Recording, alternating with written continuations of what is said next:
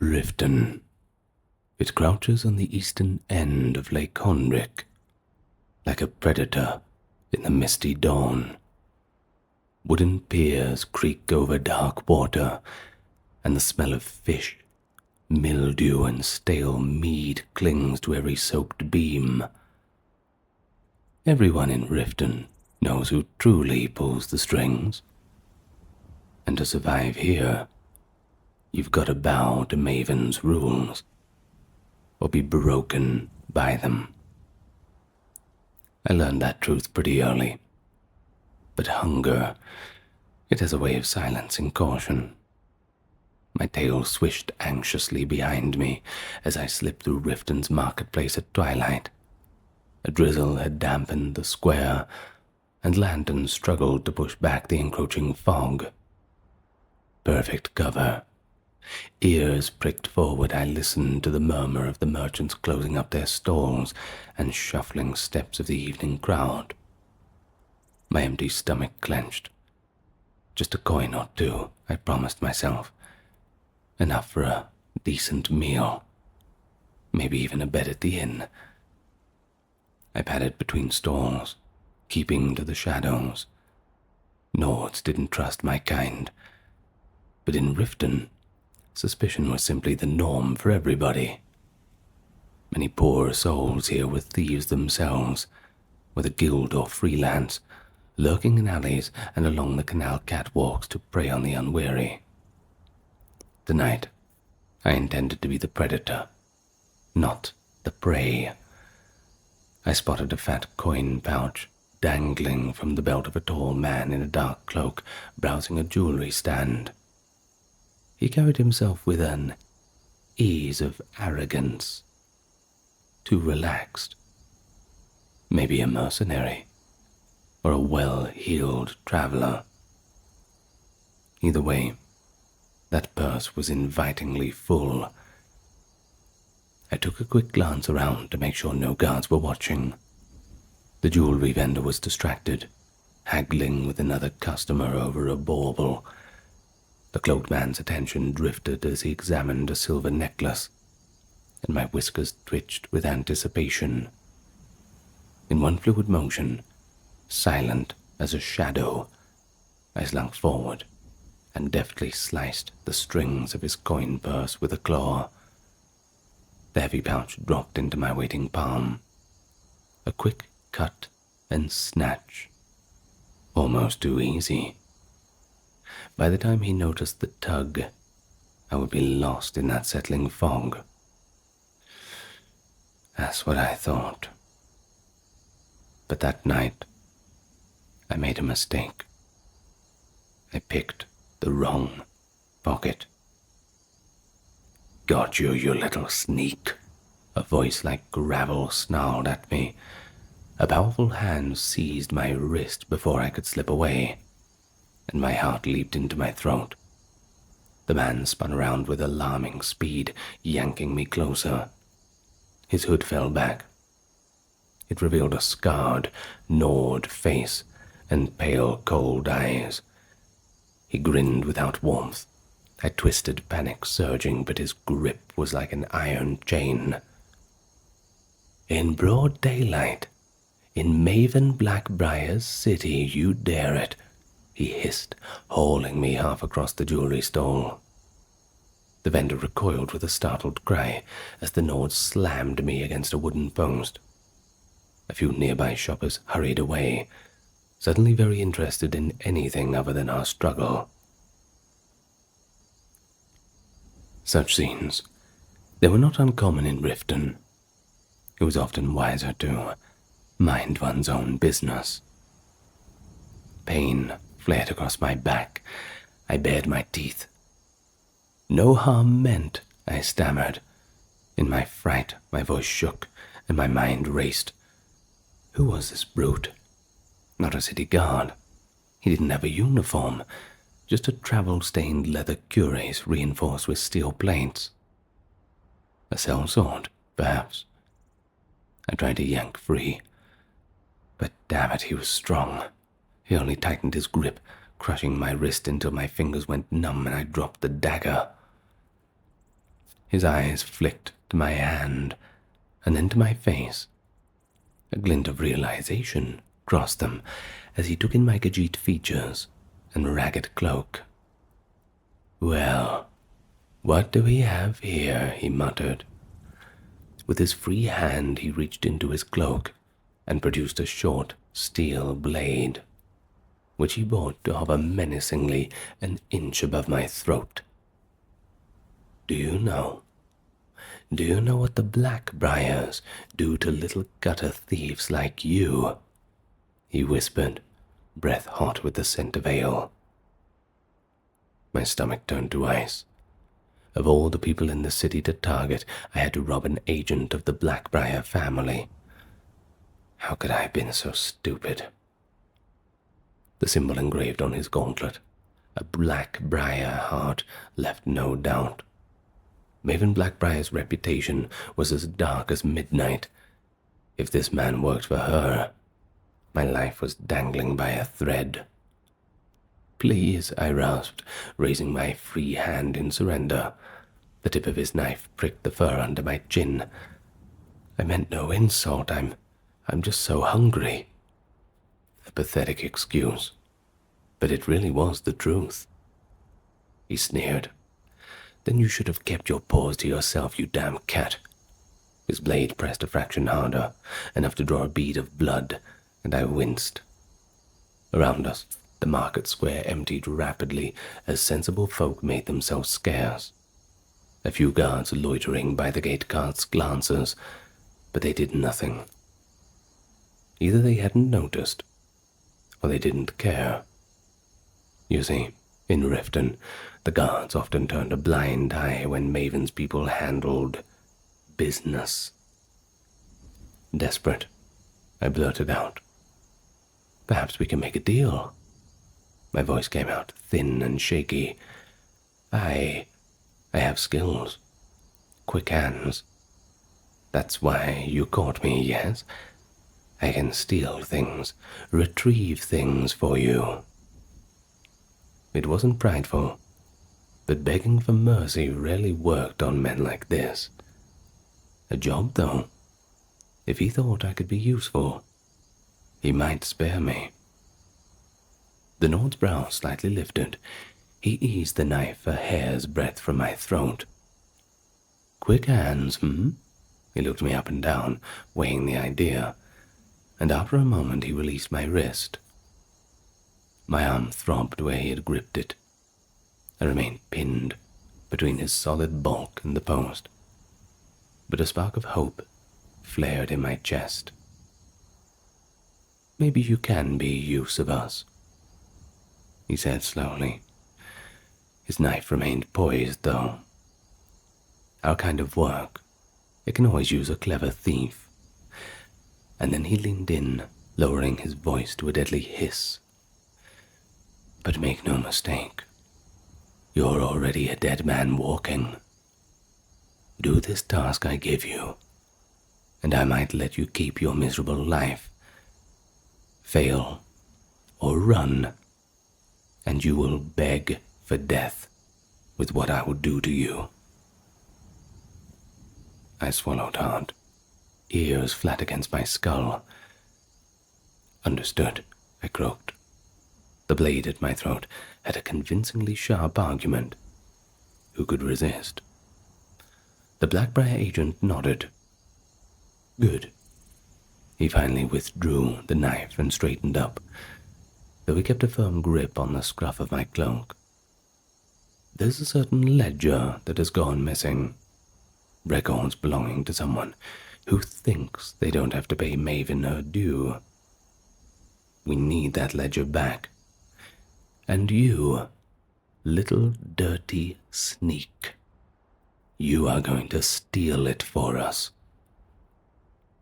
I blinked, adrenaline still pounding in my ears. A ledger? A bunch of paper bound between leather? Not what I expected. "Whose ledger? Where is it?" I asked carefully. He replied, "An Argonian dock worker's been running Skooma under Maven's nose. Damn addicts. He's doing it out of the warehouse on the waterfront. The fool thinks he can siphon coin from Blackbriar shipments. He keeps a ledger of his deals, routes, clients, payments. We want it, and we want it tonight. My stomach twisted. Skooma smuggling. The Argonian in question must either be very bold or very ignorant of Riften's pecking order. Probably both. I ventured a reply. And if I do this, we're even? The Nord bared his teeth in something like a smile. Do it, and you'll get to walk away alive. Simple as that. There may even be some coin in it for you. Consider it payment for services. After all, cats have to eat too. Go buy yourself a jug of milk. He released my cloak and stepped back, though his icy gaze never left me. Listen, if you even think about double-crossing us, he tapped the flat of his knife against my cheek. I'll turn you into a pelt. Do you understand? I understand, I said quickly, ears burning with fear and humiliation. So much for an easy score. One moment of bad luck, and now I was indentured to the Blackbriars, forced to do a job likely more dangerous than the one that got me into this mess in the first place. The agent cast a look around. A few curious eyes still lingered nearby. To them, it appeared we were simply having a spirited conversation. He raised his voice, and for the benefit, said, "The Blackbriars don't tolerate thieves in our city. Next time, remember that." With a final shove that sent me stumbling to my knees, he snatched up his reclaimed coin purse and stalked off into the foggy evening, as if nothing had happened. I stayed crouched on the cobbles, rubbing my bruised throat and trying to collect myself. The market square was nearly empty now. A stray dog trotted past, nosing at the scraps left by vendors.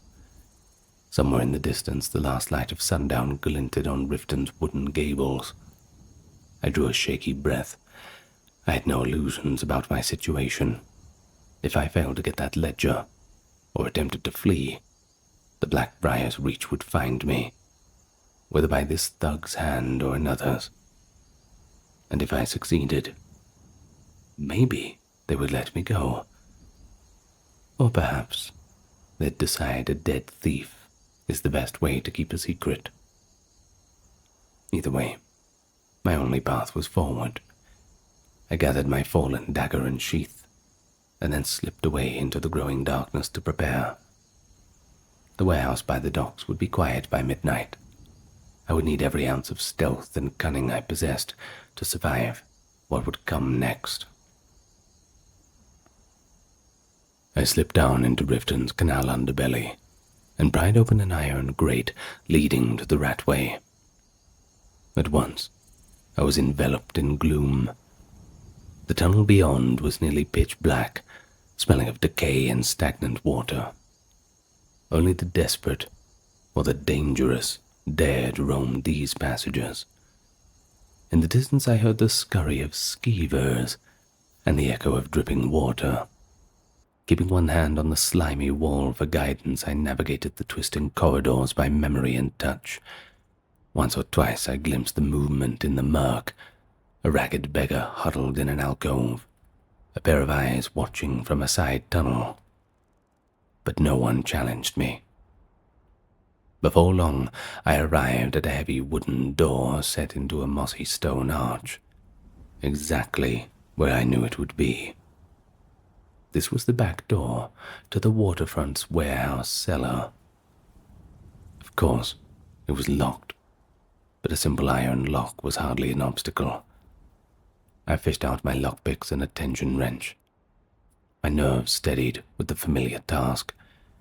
After a few moments of delicate pressure, A soft click echoed in the silence. So satisfying. I eased the door open and slipped through into the smuggler's den. Dim lantern light flickered in the storage cellar, illuminating crates and barrels stacked haphazardly. I crept into the shadows behind a column, listening. Above me, I could just make out muffled voices and footsteps on the warehouse floor. At least 2 or 3 people were upstairs.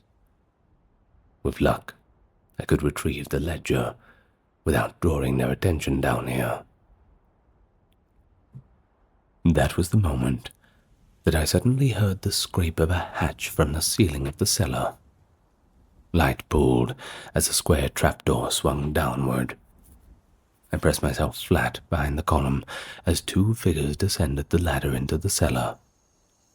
One was an Argonian, in a well-tailored leather coat, clearly the leader, and the other, a lanky Breton man with a lantern.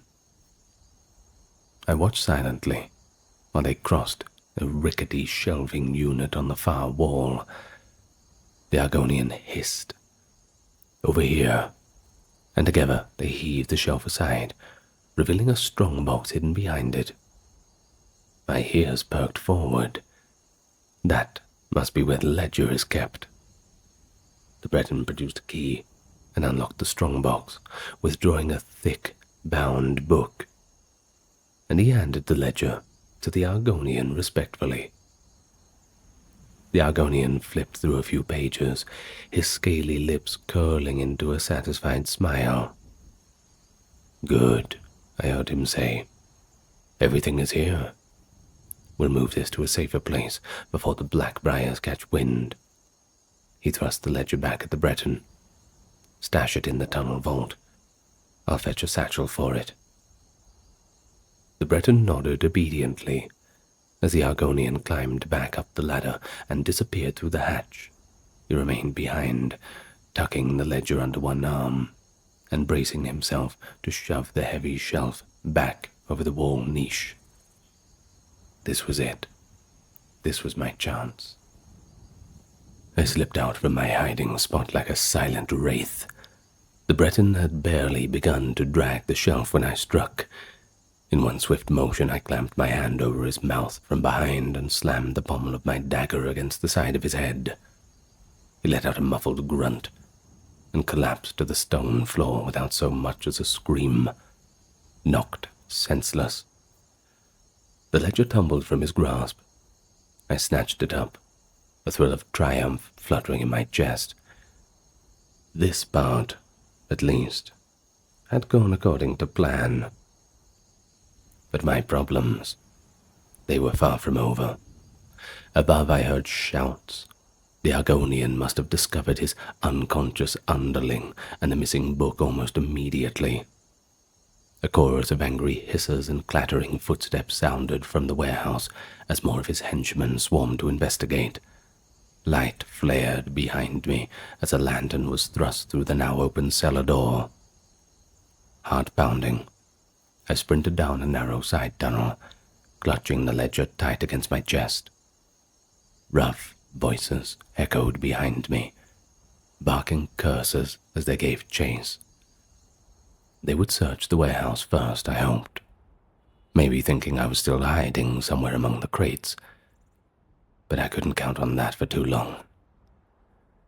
My feet flew over the damp stone path. I darted past the sleeping beggar I'd seen earlier. The old woman awoke with a start as I vaulted over her and kept running. Around a bend I went, deeper into the tangled guts of Riften's underbelly. Somewhere behind, the Argonians' crew fanned out, their lantern beams dancing on the tunnel walls as they hunted me down. Up ahead, I glimpsed a ladder leading upward, presumably toward the graveyard outside the city.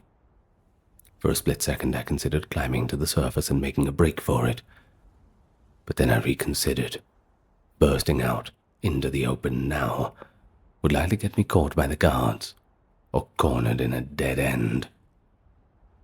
No. My best hope was to stay underground and outmaneuver my pursuers. I did not head for the surface just yet. Instead, I veered down another side passage that sloped deeper, toward an old cistern chamber beneath the city.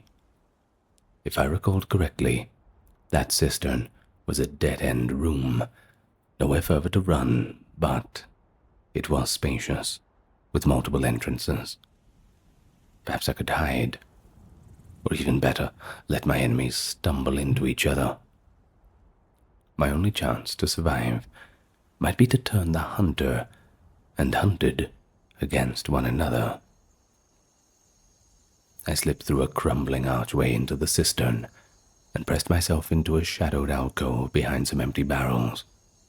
The large circular chamber was dimly lit by faint rays of moonlight filtering in through the cracks in the ceiling. A ring of sluggish, ankle-deep water filled the center, and the air was thick with the smell of rot. I drew my dagger and waited, every muscle tensed. Moments later, echoing footsteps announced the arrival of my Argonian pursuers. A lantern's glow danced on the chamber's wet stone walls as 3 figures entered from the tunnel I'd come through.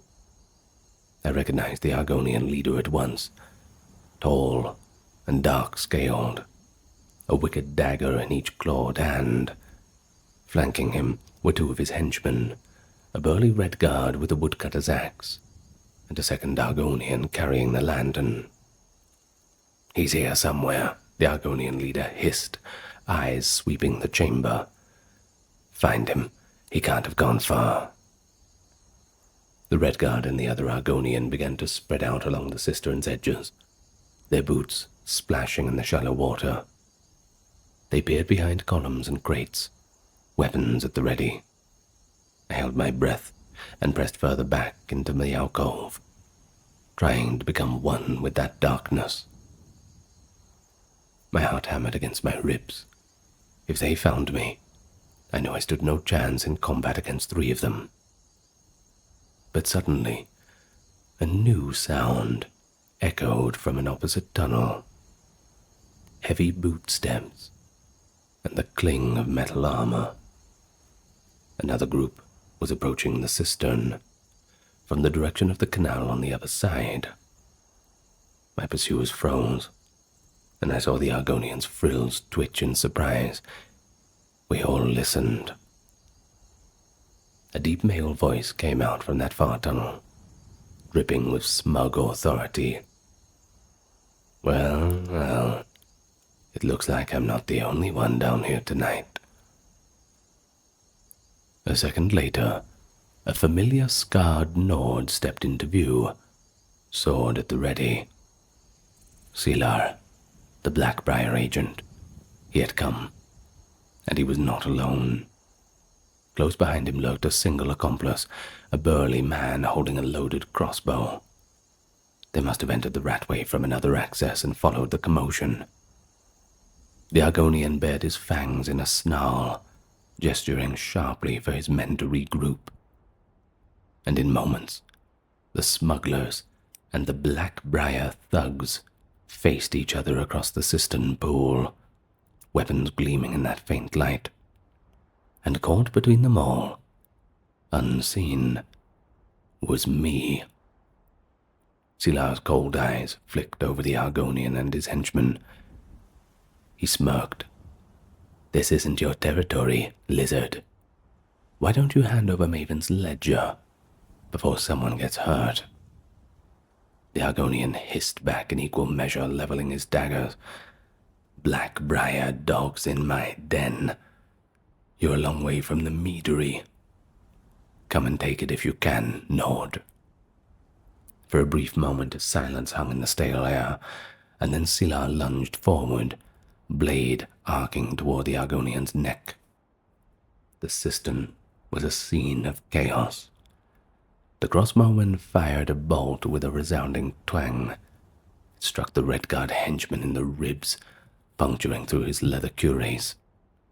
The big man gasped and toppled into the murky water without so much as a cry, the lantern light dancing crazily as he fell. At the same time, Silar's sword clashed against the Argonian's twin daggers with a shower of sparks. They strained, face to face, that old Nord brute's strength against that Argonian agility.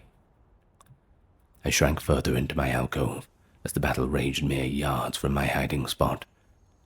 Steel rang on steel. The Argonian lieutenant with the lantern dropped it and drew a short sword, rushing to the aid of his master. Silar's crossbowman tossed aside his spent bow and met the charging Argonian with the blade of his own. The two of them crashed against a pillar, locked in a deadly dance of thrusts and parries. Silar barked a furious laugh as he forced the Argonian leader back a step. "You should have stayed in the shadows where you belong," he snarled at him, hammering blows at the Argonian's defenses.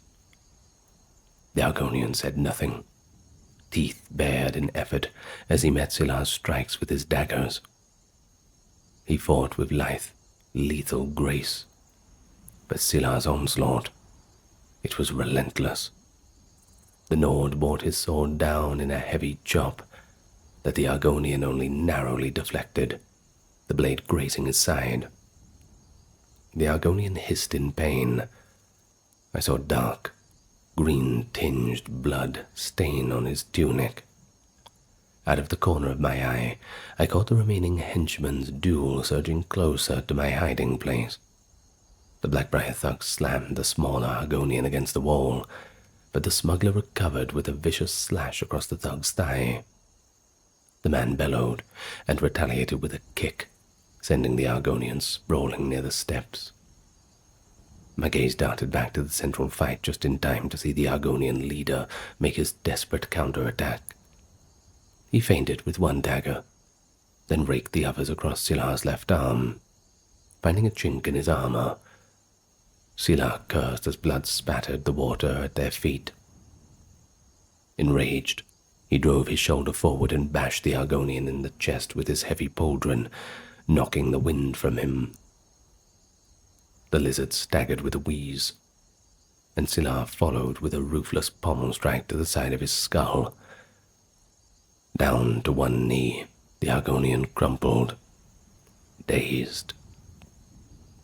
"Not so cocky now, are you?"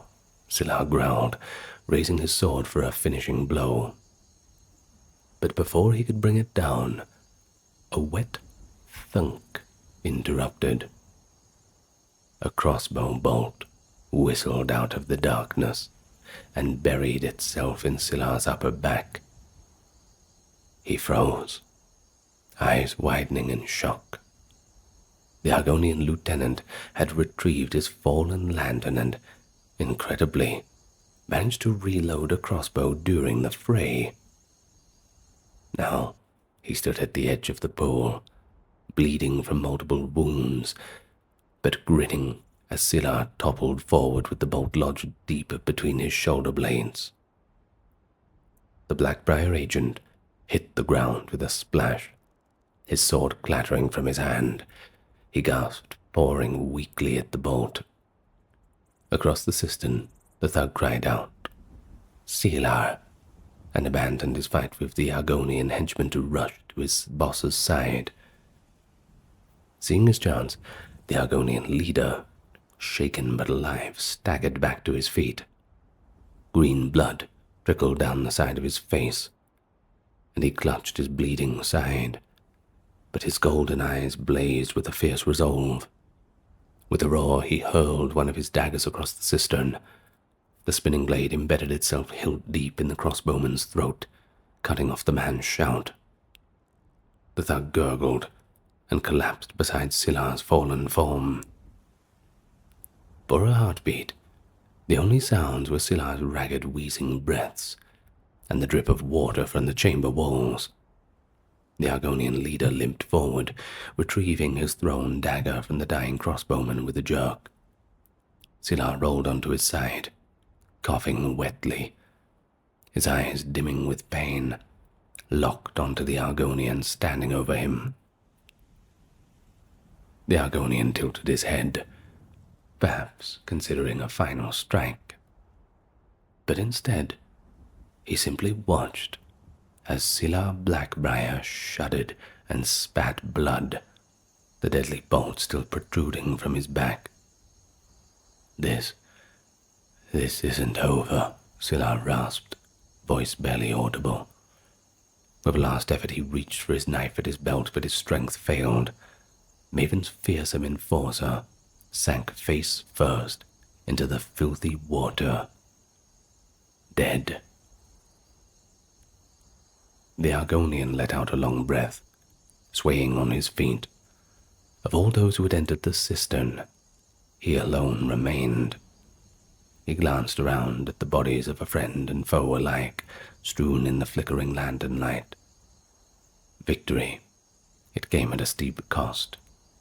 He was gravely wounded, and utterly alone. He staggered to the edge of the cistern, pressing a three-fingered hand to the gash in his side. I watched from the shadows as he coughed, trying to catch his breath. And in that moment, I actually felt a pang of pity for the Argonian. But I wasn't foolish enough to reveal myself.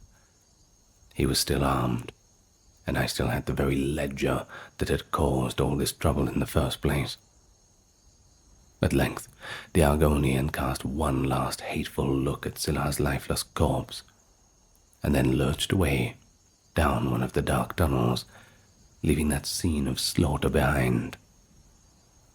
His ragged footfalls faded into the silence, and once they were gone, I was truly alone. I realized then that I was trembling. Somehow, against all odds, I was still alive, crouched, unseen amid the wreckage of two criminal forces that had destroyed one another. Clutching the stolen ledger tight to my chest, I knew I had to get out of Riften, before anyone else found me, that is, guard or otherwise. Without further delay, I slipped away down a side passage, disappearing into the labyrinth of the Ratway, before reinforcements or authorities could arrive. Dawn was cresting over Lake Honrick as I slipped out of Riften. The city was already buzzing with rumors of a bloody clash in the Ratway overnight. Whispers that the Blackbriars and some rival gang had slaughtered each other beneath the streets. Neither faction ended up with the prize they sought. And me, I walked away alive, and a good deal richer. Scylla's own coin purse, the very one that I tried to cut from his belt in the market. I managed to pick it off his corpse. It now jangled at my hip, filled with gold. But I also carried the ledger that had caused all this bloodshed, tucked safely in my satchel. Perhaps I'll send it anonymously to the Jarl, or a guard captain as a final jest, or simply keep it as insurance against the Blackbriars. Either way, my part in this deadly drama is over.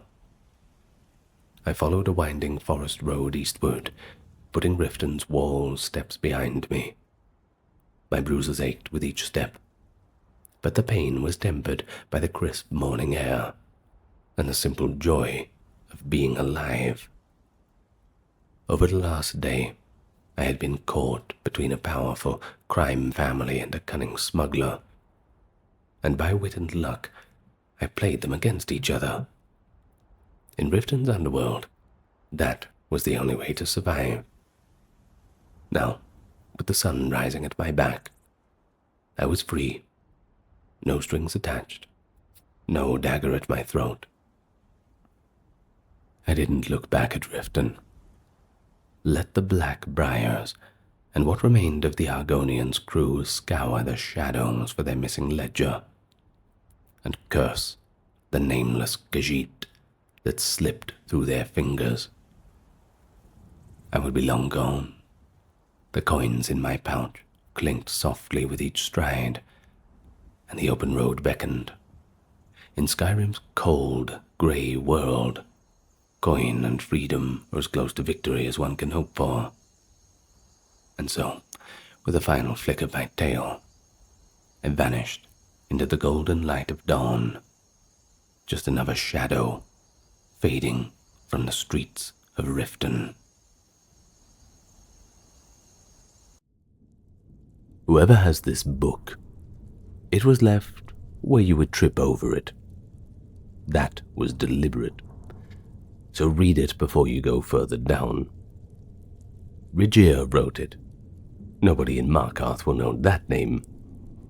That is rather the point of the name and the man.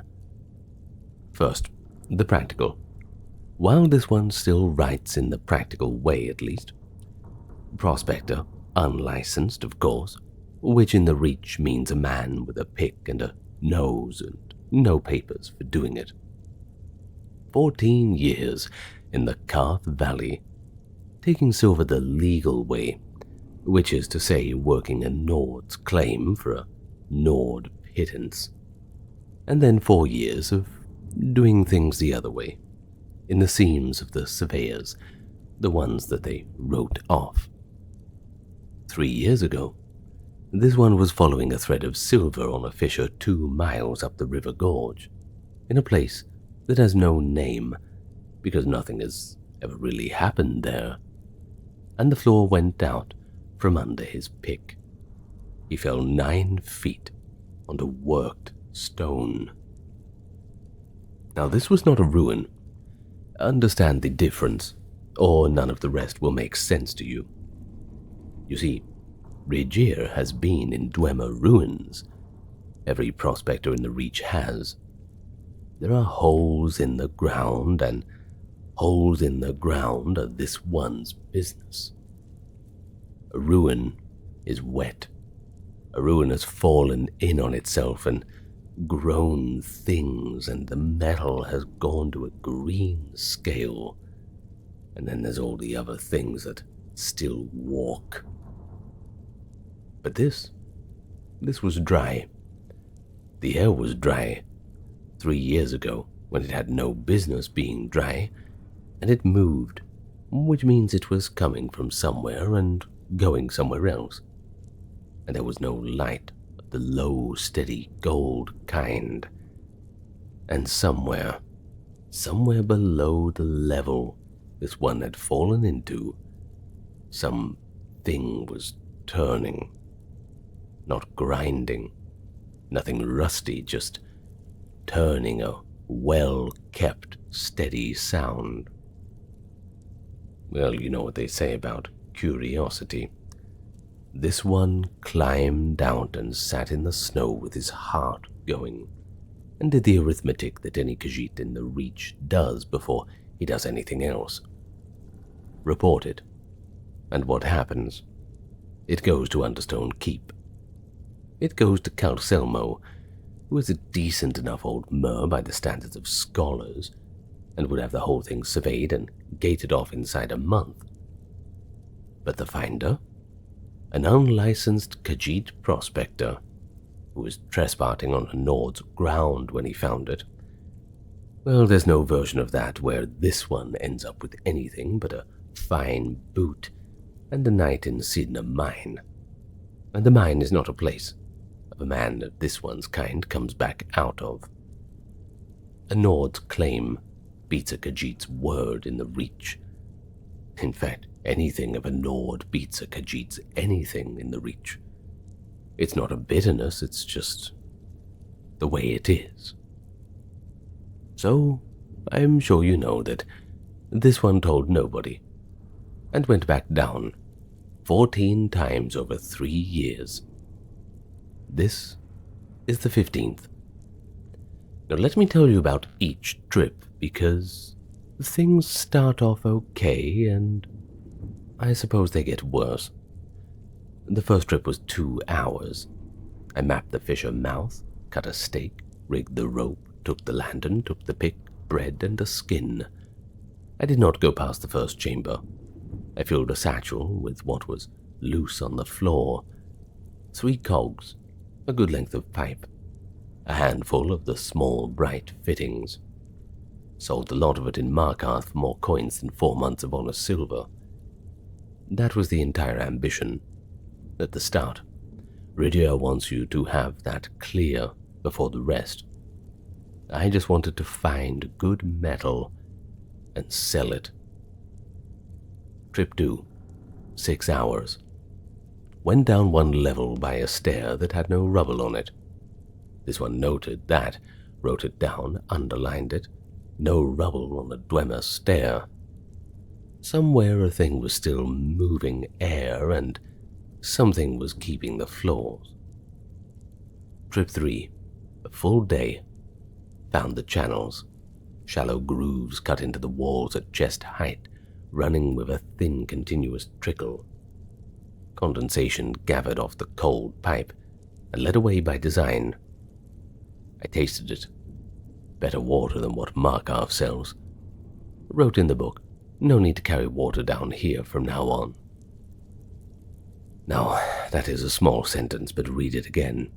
The first thing this one did to make himself able to stay longer, and he wrote it as more of a convenience. Trip 4, 2 days. The lantern stayed on the rope stake at the top, unlit. Now, this one had noticed on the previous trip that he was carrying it out of habit rather than need, and that its light actually made the scene worse. You see, the Dwemer glow is low and even, and comes out from the stone itself in the long veins, and a lantern flame sits in the middle of that like a shout in a quiet room. Leaves everything beyond its little circle blacker than it was. Take the lantern away, and the eyes adjust in about a quarter hour, and then a man can see 40 feet of corridor in gold. It's just a better way to work. It's cheaper. There's no smoke. This one is being honest in this book, which is the only reason to keep one. Here is the honest part of Trip 4. It was not about the light. When the lantern was lit, this one was a man carrying a fire through somebody else's house. When it was out, and the eyes had turned over, this one was simply in the place, seeing it the way the place is lit. That felt correct. That is the word he wrote at the time in this book, and he underlined it twice. He did not ask himself why Khajiit Prospector felt that fitting in was correct, but it somehow just felt like that anyway. Trip 5, 3 days. Found the sealed section. Cannot open it. Cannot cut it. Will not try again. The alloy blunted a good pick, and this one is not a fool with his equipment. Note, there is a sound behind the door. It is not the same as the general sound, it's slower, wider apart. Trip 6, 4 days. This one began to notice that the corridors are not laid out like a mine.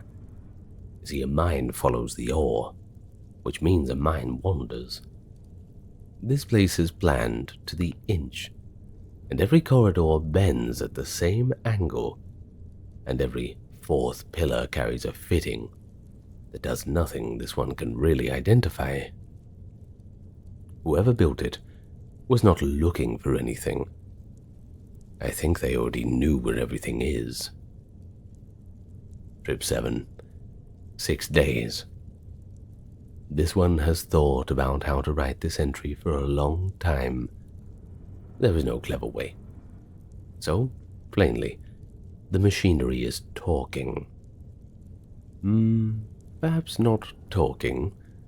Rijiir knows what that sounds like when a man says it. He has heard skooma eaters in Riften say worse and meant it. Write it more carefully. That's it. The sound down here is not one sound, it's many at different distances, at different intervals. And after 6 days of hearing nothing else, the ear begins to categorize them. The way you sort the noises of a house you have not lived in, until you can tell who has come in by the sound of the door. The intervals repeat, not evenly. That is what does it. An even repeat is a machine, and the ear discards it in a day. These come in a pattern with a length to them, and the pattern has a variation inside it. There is one long, slow beat under the whole thing from below the sealed section that the others seem to arrange themselves around. This one knew on the third day of that trip that this was wrong. He wrote it down in this book, in these words. This is how men go bad in the deep. You're hearing shapes because your ear is starving for something. Correct diagnosis. Rijiir is the practical, the still working one. And then this one sat down against a pillar and listened for another 2 days. That is the entry. He knew it was wrong, and he stayed and listened. Everything that comes after is only that same decision made larger. Trip 8. 8 days. Took the ledger of sales out of the satchel and left it at the top with the lantern. Carrying it down was pointless. This one had not sold a piece of metal in 4 months. The trips were no longer about metal. Wrote that without comment at the time. Trip 9. This one stopped counting in days on trip 9. The reason is simple. It's not sinister. And this is the trouble with all of it. Every single step has an ordinary reason. The climb out is 90 feet of rope up a fissure. It takes an hour. It is dangerous when the arms are tired. And at the top there is snow, a 2-mile walk, and a lean-to with a leaking roof. And after all that, a man must climb back down again in the morning. Down here, there is water in the channels, and even warmth off the pipe runs. No wind. So, this one stopped going up between visits. Stayed for days, then a week, and then longer, coming up only when the food ran out. And the food is the whole of it in the end. That is worth writing plainly for whoever reads this. The only thing that ever brought Rijiir back up that rope was bread. Not the sun, not the people, not one single time in 3 years did this one climb that rope because he wanted to see anybody. It was always, and only, that the sack was empty. Markarth for 2 days, buy dried food, buy nothing else, speak to nobody but the seller, and back to the fissure. Once, in the 2nd year, a woman in the market asked this one whether he was well because of how he looked. Rijiir couldn't think of what to say to her. So, this one walked off, and thought about that failure for the whole of the walking back. With a bit of impatience, not shame by the way, he'd wasted a quarter of an hour of daylight on it. This one should record what the surface had begun to be like by then, since that is half of why a man stops going up. And no book about a decent descent is honest without it. The sky is the wrong shape, that's the plainest way to put it. A man who has spent 3 weeks in corridors of a known width comes out onto a snowfield under an open sky, and there's nothing at any distance in any direction. There's nothing to count or keep at interval, and the wind comes at you without warning and stops for no reason. Markarth is worse. Markarth is all noise with no order in it, men shouting across each other at different distances about nothing. Doors, carts, the Nords in the smelter yard. None of it repeats. None of it means anything, and all of it demands to be attended to. A little selfish, this one thinks. This one used to live in such a land. On trip 9, he stood in the market with his food sack in his hand and thought quite calmly that the city was poorly made. So then he walked back to the fissure faster than he needed to. Trip 10. Long. learned the lower gallery in the dark. This one can now go from the fissure to the 4th level and never touch a wall, counting the pillar fittings by the sound of the air moving past them. It is not remarkable any miner learns his own workings. It's pretty normal. But this one caught himself doing it with his eyes shut and enjoying the accuracy. And there is something in that which is not a miner's pleasure. 1111. This is the one that matters. Whoever is reading this, if you skip, read this. Well, there is a chapter on the 5th level, east side past the 2 collapsed archers. This one had been in it before.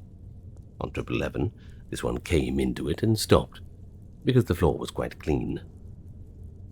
Not clean the way a dry, sealed place is. You see, there's always dust. Dust comes off the men who walk in it, if it comes off nothing else.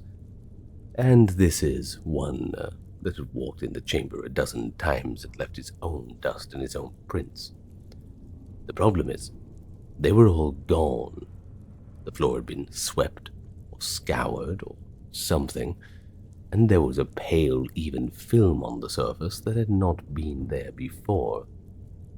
The fittings on the far wall, 4 of them, had been dressed with a grease that this one does not know and cannot purchase. One pipe joint had been replaced. Rijiir knows what a replaced joint looks like. Rijiir has replaced joints himself, and the new metal was not corroded, did not match the old. Recently, that is the word this one wrote and could not stop writing. Recently, cleanly, competently. Not by him. Now, I'm sure you will agree that a sane man does one of 2 things. He goes up that rope and reports the whole business to Understone Keep, another fine boot up the arse and sin a mine and all, because there is somebody living in an intact Dwemer facility under the reach that is not a prospector's problem, I suppose. Or he takes up his pick and his 3 years, and he climbs out of it and never comes back, which costs him nothing, and he's still alive at the end of it. And in 10 years, it's a story that he tells badly in a tavern, and no one believes him. Rijiir sat down in that chamber, against the dressed wall, stayed for a night and a day. There it is, the whole of this book in one line. If you have no patience for the rest, just remember that. It's not that something is down here.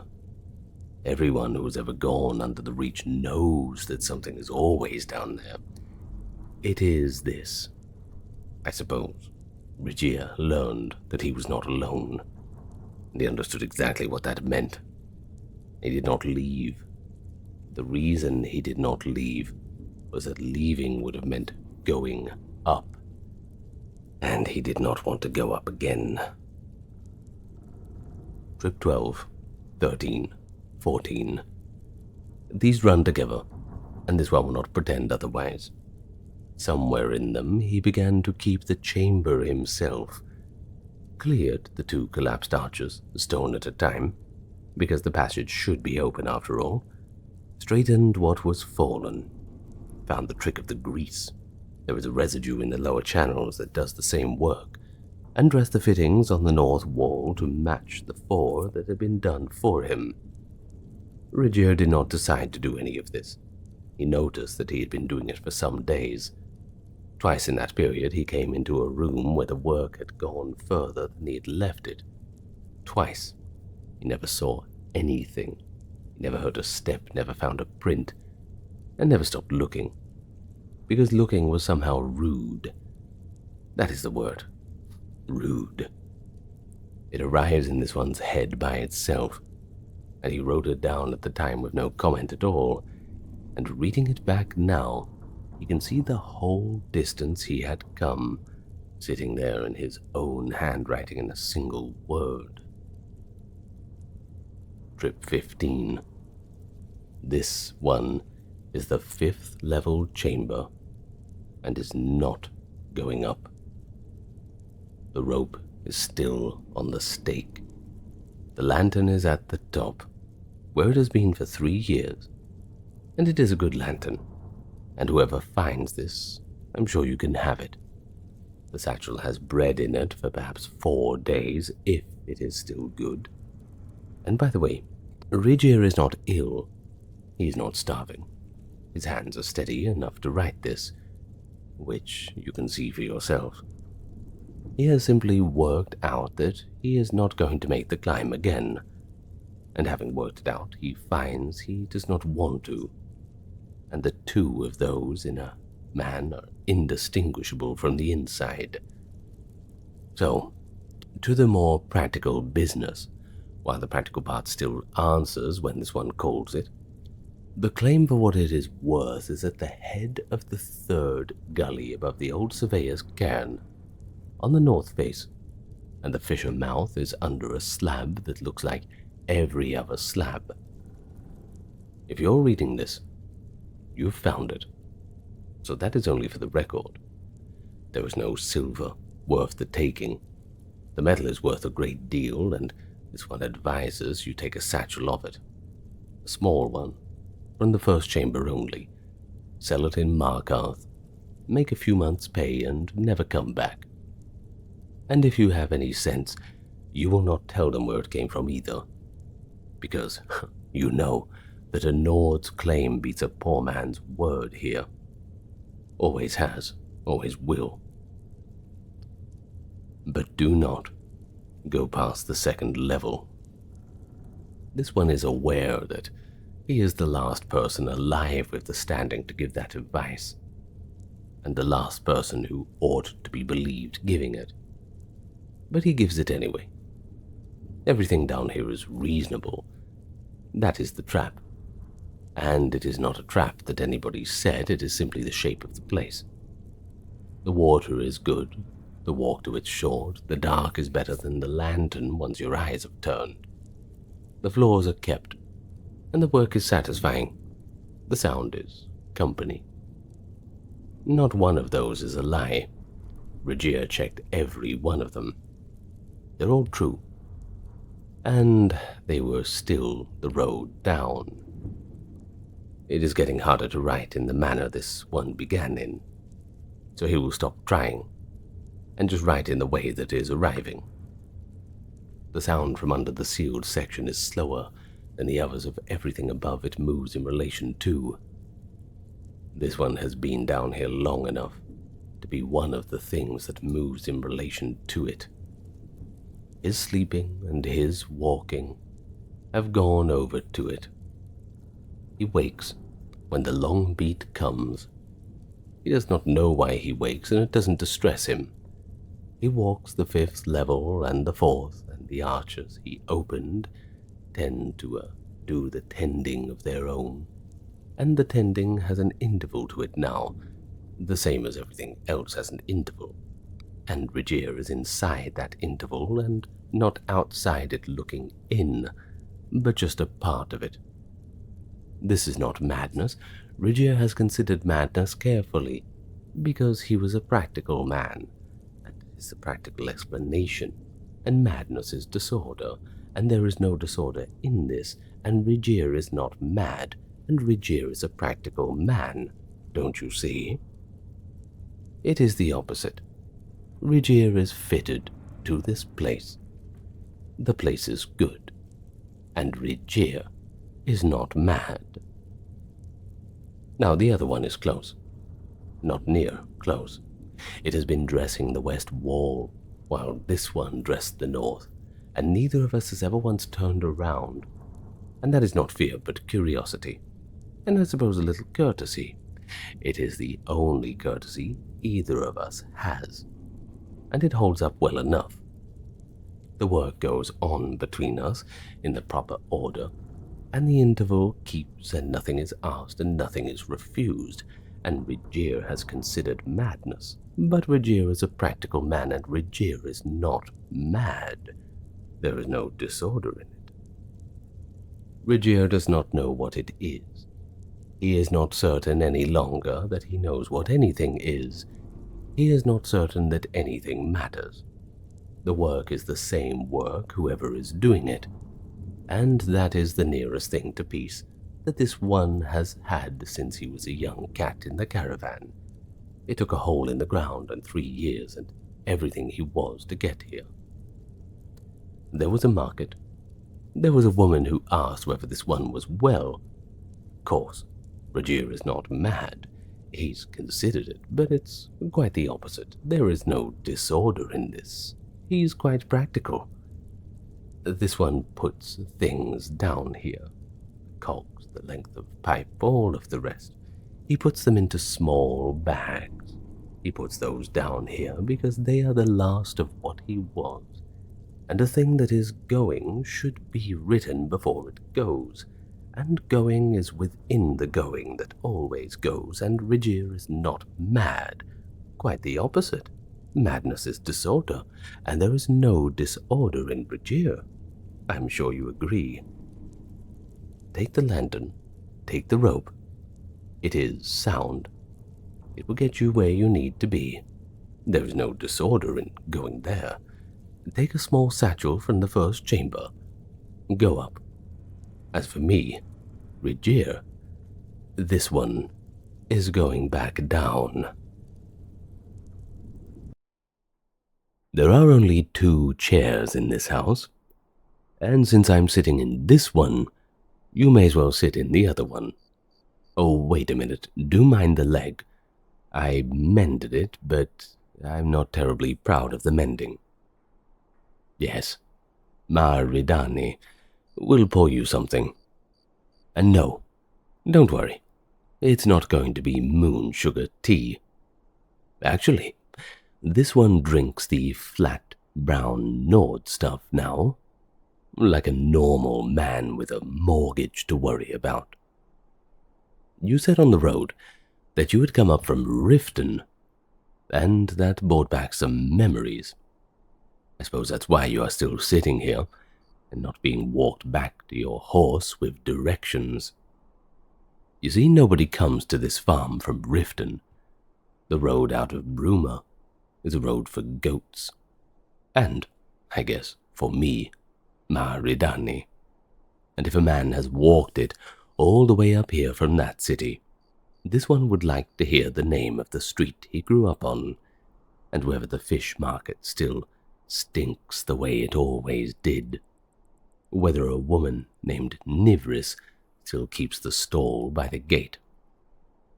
Don't worry, don't answer everything yet. I think we got time for that later.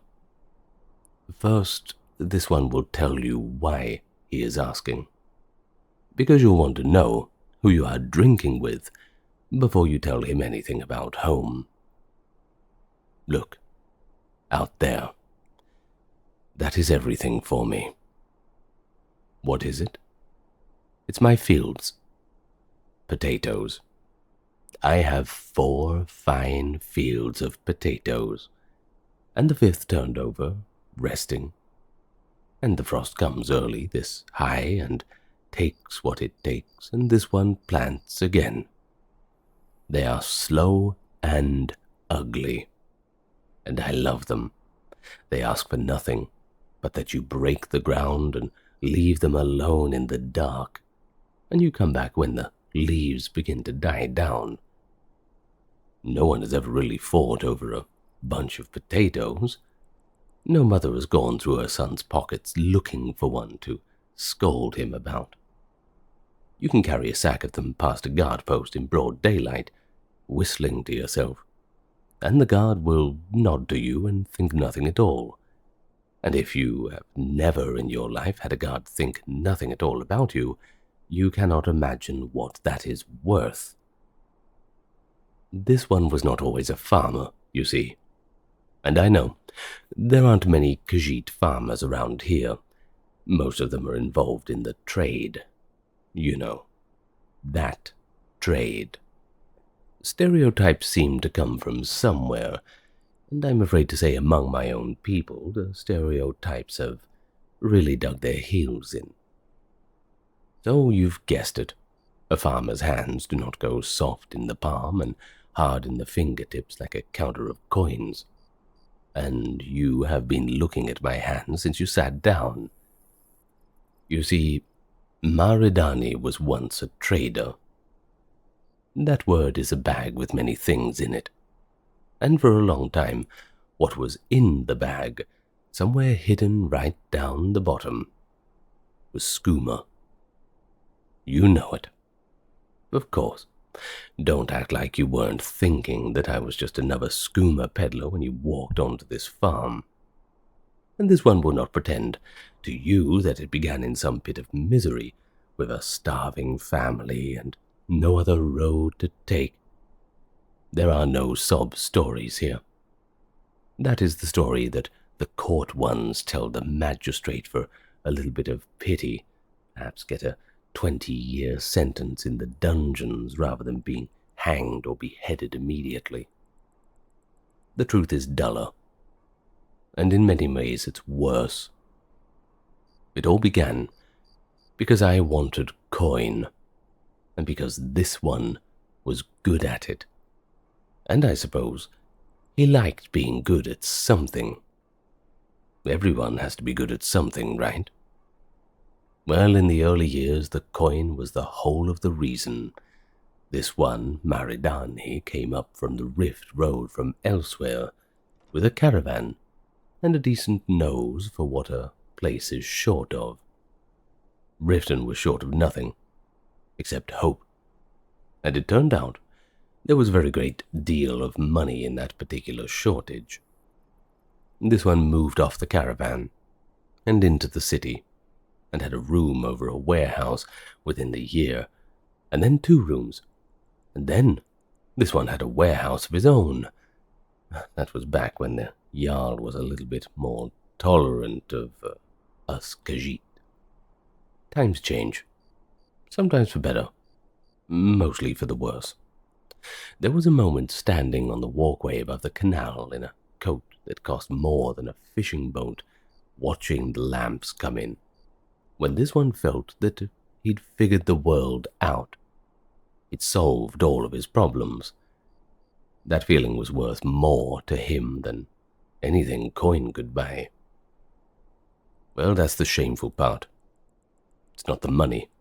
It's the feeling. You can't throw a bag of feelings down a well. And this one told himself the things that they all tell themselves. He told them well, because a good trader is first of all a good talker, and the first man he talks around is always himself.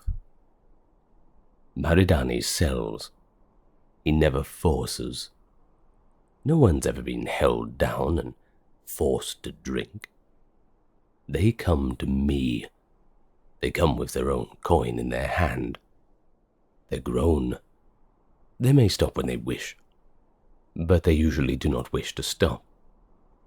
If not this one, there will be another, and the other will cut it with worse things and charge more, care less, be gone in the morning. Truly, they're quite lucky if their dealer is Maridani.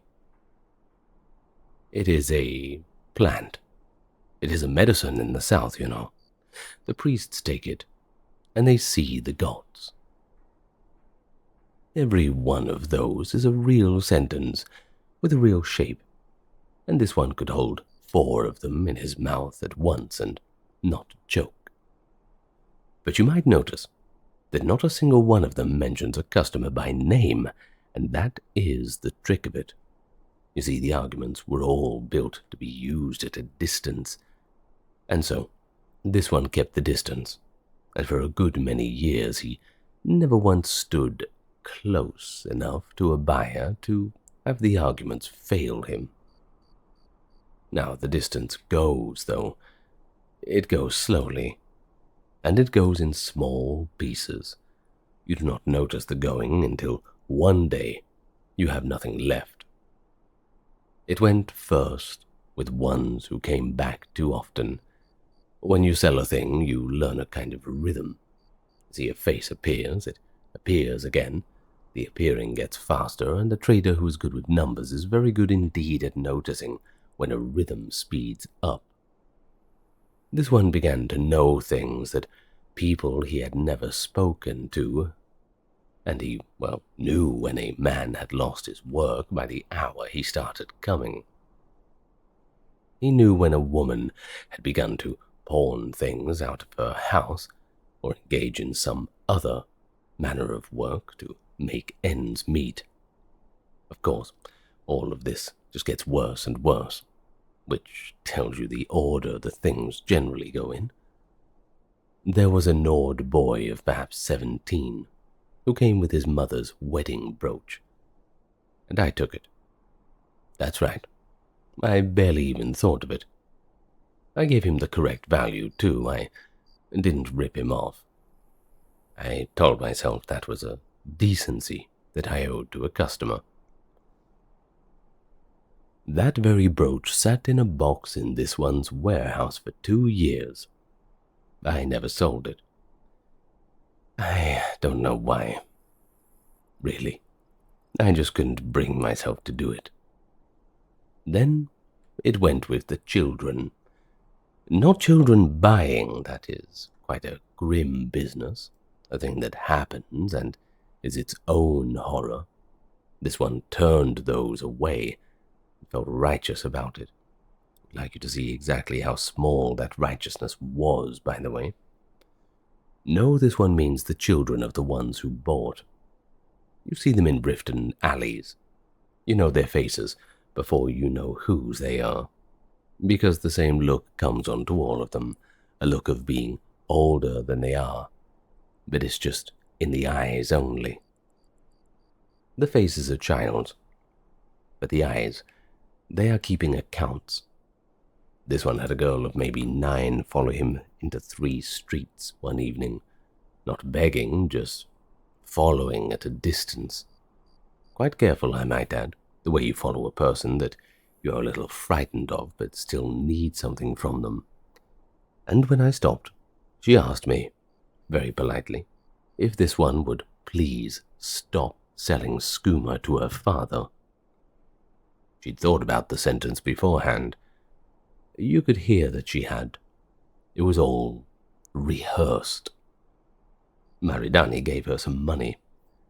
Of course I did. What else is a coward for? But she wouldn't take it. She just wanted one thing. That was for me to wean her father off the drink. Well, I remember that night. It was the first night that this one lost sleep, thinking very dark thoughts. Now you must understand that through all of this, Maridani was rich and respected in the way that a particular city respects men, and protected too. There is that which is quite important for those with substantial amounts of coin. There were people above him whose names you do not say aloud, even out here in a potato field. And then they took their share, and in return, no guard ever put a hand on this one's shoulder. When you cannot be punished, and you have arguments prepared, the money keeps coming in, you can go a very long way without ever once being made to look at what you are doing. The city helped.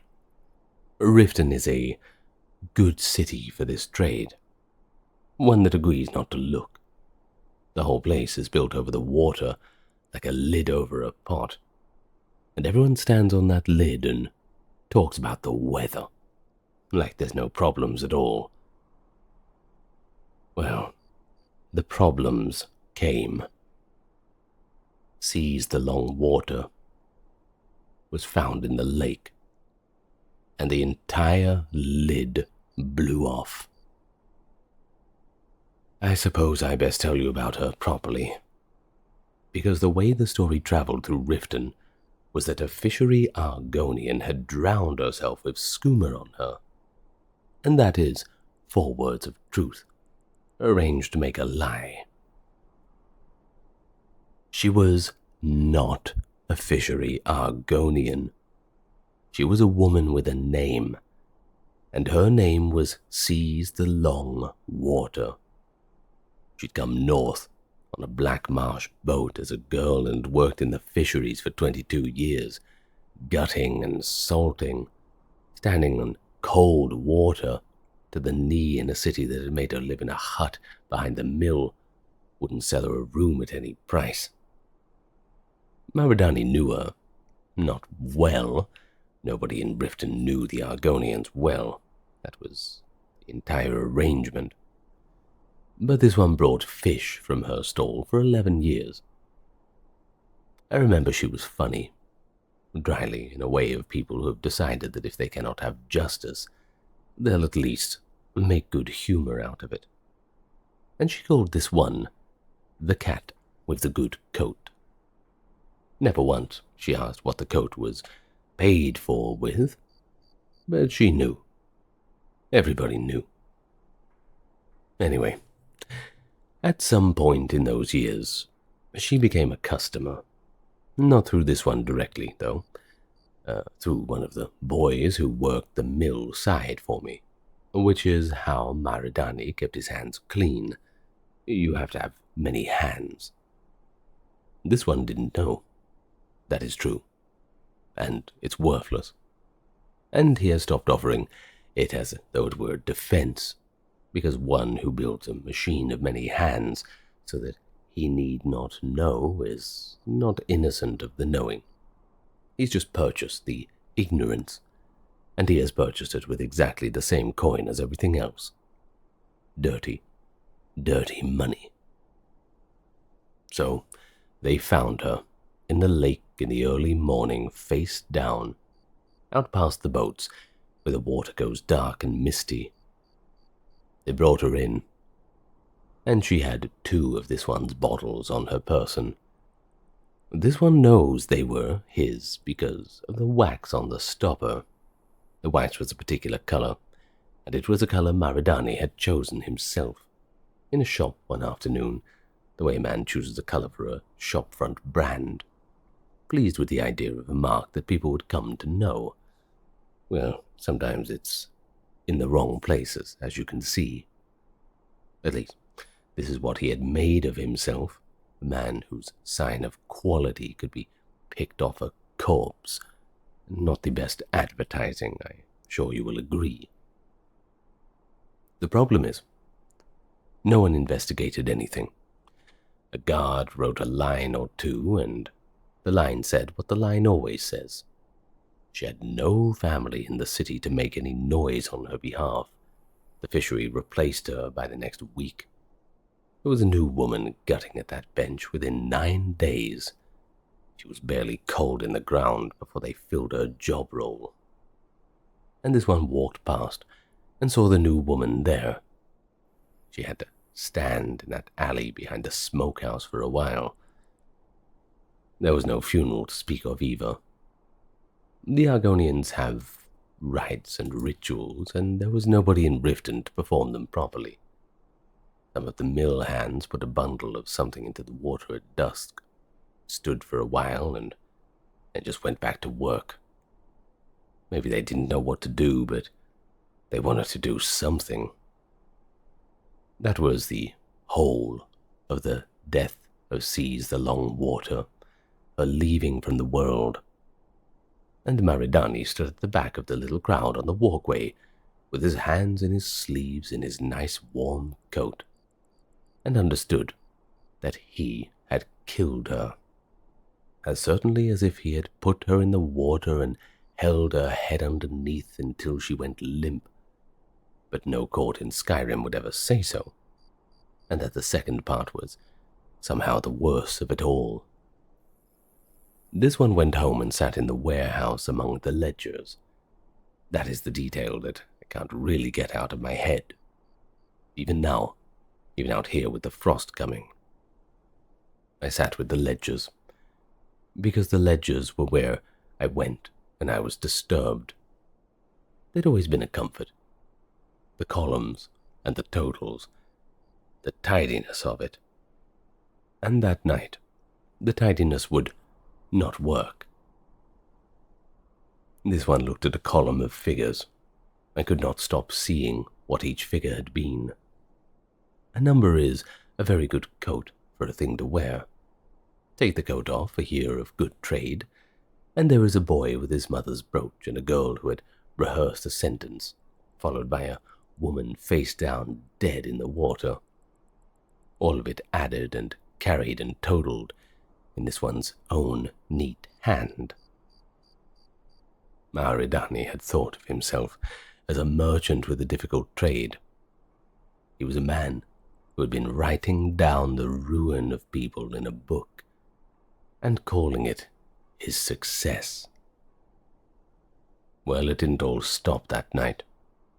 This one will be honest with you, or there is no point in any of it. It took just 9 more days.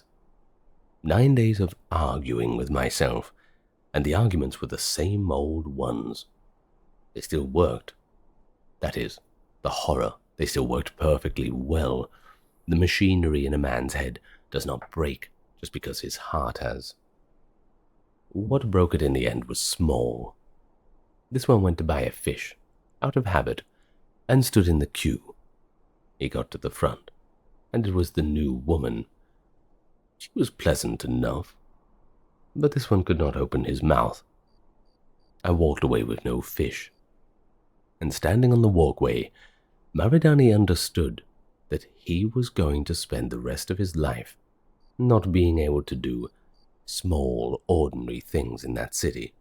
That the whole map of Riften had become a map of places that he could not stand. And a man can't argue with that for too long. You can win an argument with conscience for years, but you can't make yourself able to do the small things. If I can't even buy a fish, well, that's a strange thing for a cat to not be able to do. As for getting out, that wasn't brave. In case you were building some sort of heroic shape in your head, some reformed dealer, do not think like that. In fact, there are no heroes in this trade, even when they get out of it. It was expensive, it was slow, and I was frightened. I didn't go to the guard. Going to the guard would have got me killed, and it would have changed nothing. The trade in that city is older than this one is, and it will outlive him. It wouldn't miss me for a fortnight. What Maridani did was quieter. He stopped taking new custom. He sold the roots on. Yes, sold. To another man, who is doing now exactly what this one used to do. And you may put that in the scale on the other side, and this one will not argue about all the weight of it. He paid people to forget his name. He gave a great deal of money away, quickly, badly, in the manner of a man trying to get rid of something, rather than trying to do good with it, which is not the same, and I know it. And then I took a wagon south over the Gerals in the wrong season, which is how you leave the rift if you want no one to be quite sure where you left. The snow covers your tracks quickly. That being said, there's not many good seasons in Skyrim. So why here? I know it's a little bit odd. There's no repenting in it. This one came here because the soil is thin and cold, grows a stubborn root and nothing else. Because a Khajiit up here is a curiosity rather than a rumor, and because it is high enough that you can see 3 days of weather coming, low enough that the frost lets you have a crop. And also, honestly, because it was as far away as the money went once I'd finished throwing away the bulk of it. Grand gestures are cheaper than they look. This one had made several. The work is hard, and it's stupid, and this one loves it with an intensity would embarrass me if I described it fully. There's nothing that happens within a potato field in the first week of the harvest. When you have gone down the rows and the sacks are filling, and your back is ruined, and you look into the heap of ugly brown lumps and know precisely what they are worth, which is not much. and you know precisely who is harmed by them, which is nobody. That's right. No one is harmed by potatoes. A man can stand in the cold with his hands split open and hold that thought. It's worth more than an entire warehouse full of coin, and the coat, and the walkway with the lamps coming on. This one sells at the Bruma market on the 9th day of the month. He is known there as the cat who grows the good reds, and haggles poorly, gives things away too cheap. That is on purpose, by the way. That is the whole of my reputation now, and I'm glad to have it. This one is not going to tell you that it's kind of some redemption story and I've made it all right. It cannot be made right. There's no arrangement of potatoes that adds up to the woman in the lake. And this one is not going to tell you he thinks about her every day, because that is what a man says, and it is a lie. Some days go by with the ground and the weather and the market, and I don't think of Riften at all. All I think about is the potatoes. Well, that's good, I think. I keep 2 things from that life. The brooch, which I could not sell, and I cannot give back, because the boy is either dead or would not want it from these hands. And her name. Sometimes I say it out loud, at the end of a row, when there's no one else in the fields. I suppose it's not like a prayer. I don't have any gods worth troubling with the matter. I just think no one else in the world is left to say it. Maybe I'm the last one. A name that no one says is the second death. I've done her the first one. I won't do the second. So, that is why this one asked about the fish market. Not for the market. This one wanted to know whether that city is still standing on its lid, or whether the wax on the bottles is still the same color he chose. Whether anyone up there ever says her name. And you don't need to answer it, truly. Neither do you have to make up some story to make me feel better, as many people are in the habit of doing, I'm sure. You've come a long way. You look tired. You've not touched your drink. Perhaps I can make you some potatoes as well. Stay the night. The loft is dry. The stew is just heating up. And in the morning, if you want to be useful, you can take a fork and start at the north end of the 3rd field.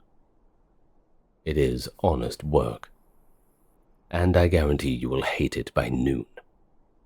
And when you go back down the mountain, tell them, if it comes up, that there is a Khajiit above Bruma, who used to be somebody in Riften, but in Cyrodiil is no one, and that he is not sorry in the way that fixes anything, but that he is sorry. He grows potatoes now, and that if you want to know whether a man can put down a thing that made him rich, the answer is yes.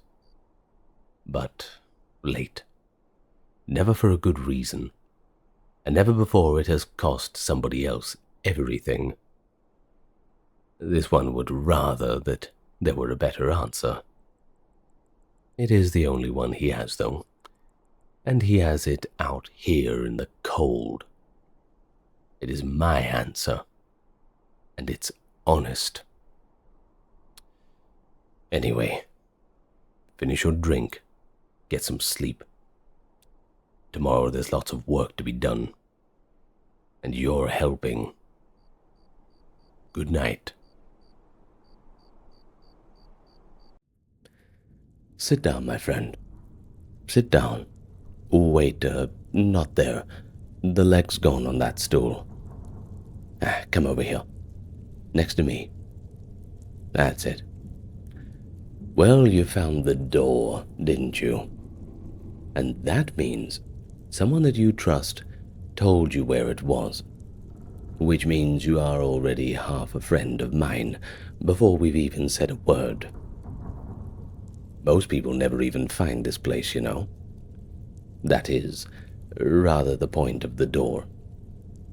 Welcome to the warmest room in Riften, where the mead is honest, even if no one drinking is, and where I will pour you something and tell you anything, because talk is the one thing in this house that I give away for free, whether you like it or not. Now, they call me Verus down here. It's not the name my mother gave me, but my mother is not a customer, and thankfully so. In any case, down here a man is whatever name keeps him useful. Upstairs, it's a fish warehouse that has not seen a profitable barrel of slaughter fish in 9 years. And that is on purpose, because a failing business asks no questions of the men who keep it afloat, and the city asks no questions of a failing fish warehouse. There's more than one, I'm afraid. Now, you came down the stair behind the salt store. Everyone does. There's no other way in. And, well, this is the part the new ones never think about until later. There is no other way out.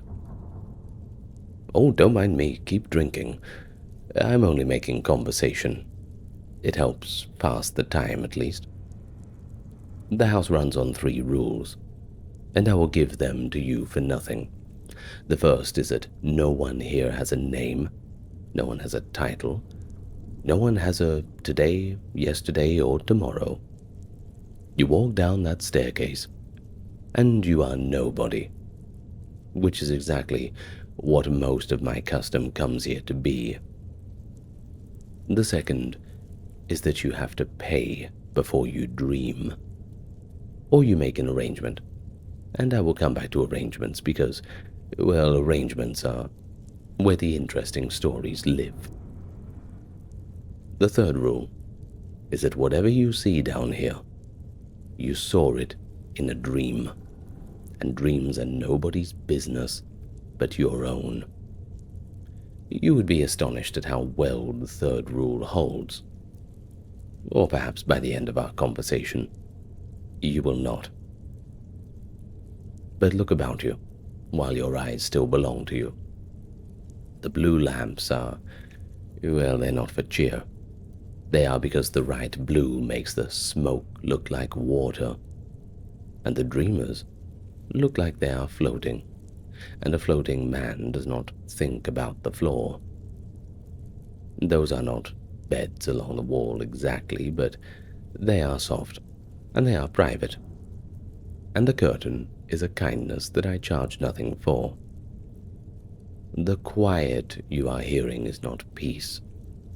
It is rather a dozen people, each alone in the dream of their own, which is the nearest thing to peace that this city sells. So I keep things warm. I keep it dark. I keep the doors shut. And most of all, I keep my mouth closed about everything. Well, you did not come for the rules. You came because you've heard the stories, the way everyone eventually hears the stories. You want to know if they're true. Well, they are truer than you hope. There is a thing that happens to a person in that chair with the skooma in their hand. Well, all the titles and nobility slides off them like a wet cloak. I've watched it happen to beggars. I've watched it happen to the opposite end of society. And I will tell you a secret worth more than the drink in front of you. There is no difference in the slide. A jarl dreaming and a dockhand dreaming, they wear the same face. This is the only truly equal room in Skyrim, and I am its humble keeper. We all have to make a living, you know. Now, the next thing. You want names. Of course you do. Everybody wants names. The wanting of names is the second oldest hunger, and I trade in it almost as briskly as I trade in the first. But I will not give you names. The third rule, remember. And besides, a keeper who names his guests soon finds himself without any guests to name. But what I can give you is shapes, hints, and you may dress that up with your imagination in whatever way you like. It doesn't bother me, but they are your own assumptions. There is a lady, very grand, whose husband owns more land than he's ever walked across or ever could. He comes here veiled in a borrowed servant's cloak twice in a moon, and weeps when the skooma takes her. And she tells me she has not wept above her own ground since she was a girl. There is a steward of a great house who balances his master's books by day and unbalances himself at night, and who has, at least I would guess, been quietly robbing that house for years to pay me. Though, well, I've never asked. Remember the second rule. A priest of one of the kindlier gods comes in his robes. Would you believe it? And he doesn't even take them off, and tells me the dream is only 1 hour of silence that the divine stops feeling like being ignored.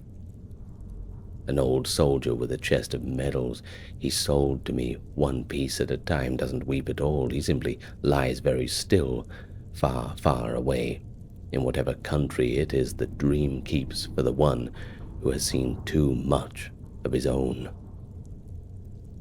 I don't judge any of them. Neither should you, I suppose, but maybe you will. A man who judged his custom would starve in my trade. And besides, I have peeled enough fine cloaks off enough fine shoulders to know the truth that the temple will not print. The high are only the low who have not yet slipped out of their cloaks. Oh, and the jarls. Ah, that got your attention. I saw your eyebrow raise up. Well, as for the jarls, my friend, well, I'll only say this. Make of it what you will. More than one hold in this land is governed, on certain grey mornings, by a head that spent the night before in a chair very like the one you are sitting in. I have had a jarl of a cold northern hold sit where you sit and tell me, with tears running into his gnawed beard, that the dragons could have the lot of it, that he'd given up. They were welcome to it, and the hell with all of Skyrim as far as he was concerned. I have poured for the kin of men who hang skooma eaters in their own market squares, and I watched them dream, and I poured them the drink again, and said nothing, because the loudest enemies of a thing are so very often its quietest customers. It's funny how that works. Hypocrisy is the most reliable trade there is. I would build a house on it. I'd bet my life on it. I suppose it's paid off. You are sitting in the proceeds of that gamble. Here's another one for you. There was a housecarl once, sworn shield to a jarl that you'd probably know. Once again, third rule, don't ask. Well, this housecarl came not to dream but to fetch his lord before the dawn court, and who stood by that wall every week with his jaw set in disgust at the lot of us, until one slow night, waiting, bored, he said he supposed he might, well, try it just the once, just one time, to understand what it was he was guarding the realm against. Well, let's just say he understood after that night. He has his own account now, and his own seat, and his lord fetches himself home these days. Quite poorly, may I add. The wall doesn't care how a man arrives at it. It only waits for him to lean into it. Now, next question. Besides the names, the faces, all the rest, most people are curious to know where it comes from. The sugar that makes the dreams. It's a sensible thing to be curious about. A man should know what he draws into his body. It comes up out of the south, out of elsewhere, where the moons hang low and fat, and the cane grows sweet enough to rot your teeth and your wits. The Khajiit bring it, but not the ones you see in the market with the trinkets in their wide, honest eyes. Or perhaps exactly those ones. I mean, who can say with the Khajiit? That's their business, not mine. They are not the villains that the temple paints. The Khajiit, they are merchants in a thing that the world has made illegal and irresistible at the same stroke, a kind of cruel fate of the gods, which is the most profitable corner a merchant can stand in. And they price accordingly. And I pay, because the alternative is no sugar and no house, no tales to tell you tonight. And what fun would that be, don't you think? Raw moon sugar, packed in salt against the damp, walked past your honest Riften guards in barrels marked as fish, because a guard who is paid enough to look at a barrel is paid enough not to look inside it. Then a quiet man I keep in a back room cooks it down. I'm not going to tell you how to do that either. It is the one secret in this house worth keeping. Into that bright, lovely stuff in the bottles. Sugar in, skooma out. The cleverness is all in the cooking. But the cleverness is not mine, and that is all you're getting. So don't ask. I've warned you once, and I will not warn you again. I suppose you will wonder why we never get raided. A blue-lit cellar full of dreaming jarls under a dead warehouse, in a city with a temple and a guard and a yard of its own. Surely, someone has to come and break the door down. Well, no. The reason is the same reason for everything that does or does not happen in Riften, and the name begins with a letter that I do not pronounce in my own house. Well, we pay.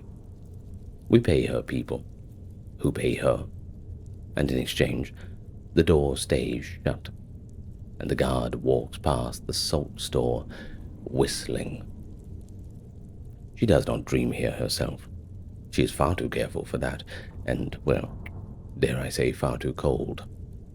But she takes her cut of the dreaming of everyone who does, and that, friend, is the whole difference between a criminal and a power.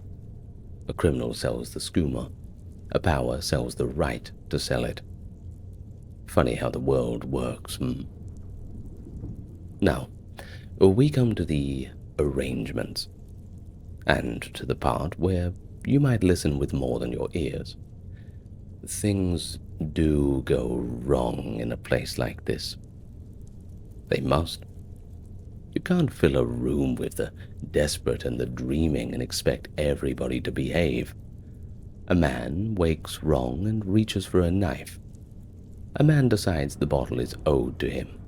A man learns one of those shapes I described and gets the bright idea of selling it back to the shape for silence. Well, a woman once tried to burn the place down around all our ears. For those, there is Brock, who stands by the stair and says nothing. Check him out.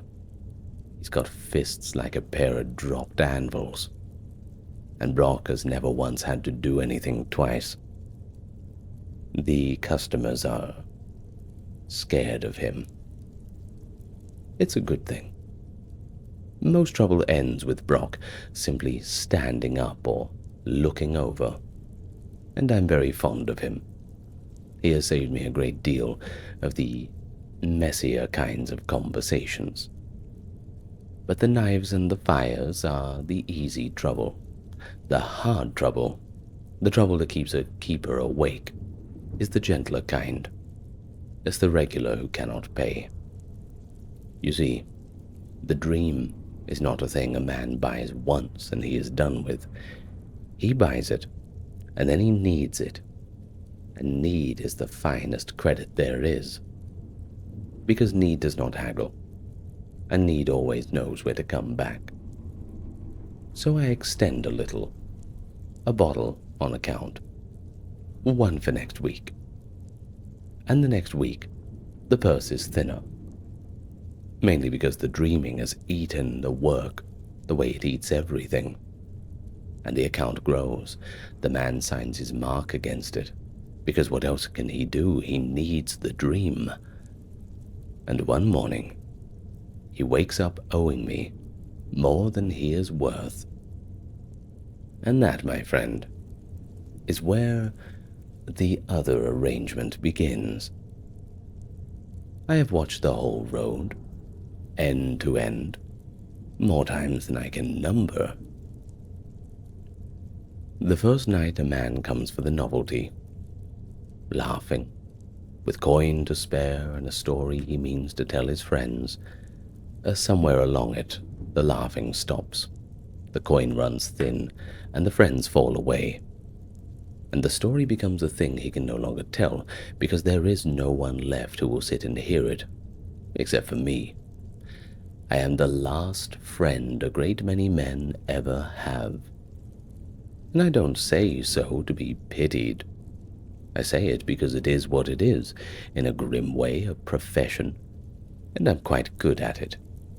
And being good at a thing is the only dignity that some of us are ever allowed.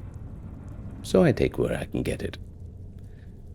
Now, there is a coven east of the city. Oh, don't worry about Brock looking at you too. He's just reminding you to be quiet about all this. It's okay, Brock. Thank you. Well, back to that coven. You will have heard the word and pictured the wrong thing. It's not the grand pale lords of the old tales. Only a clutch of cold things in the hills, who have the same difficulty I do, but from the other side of it.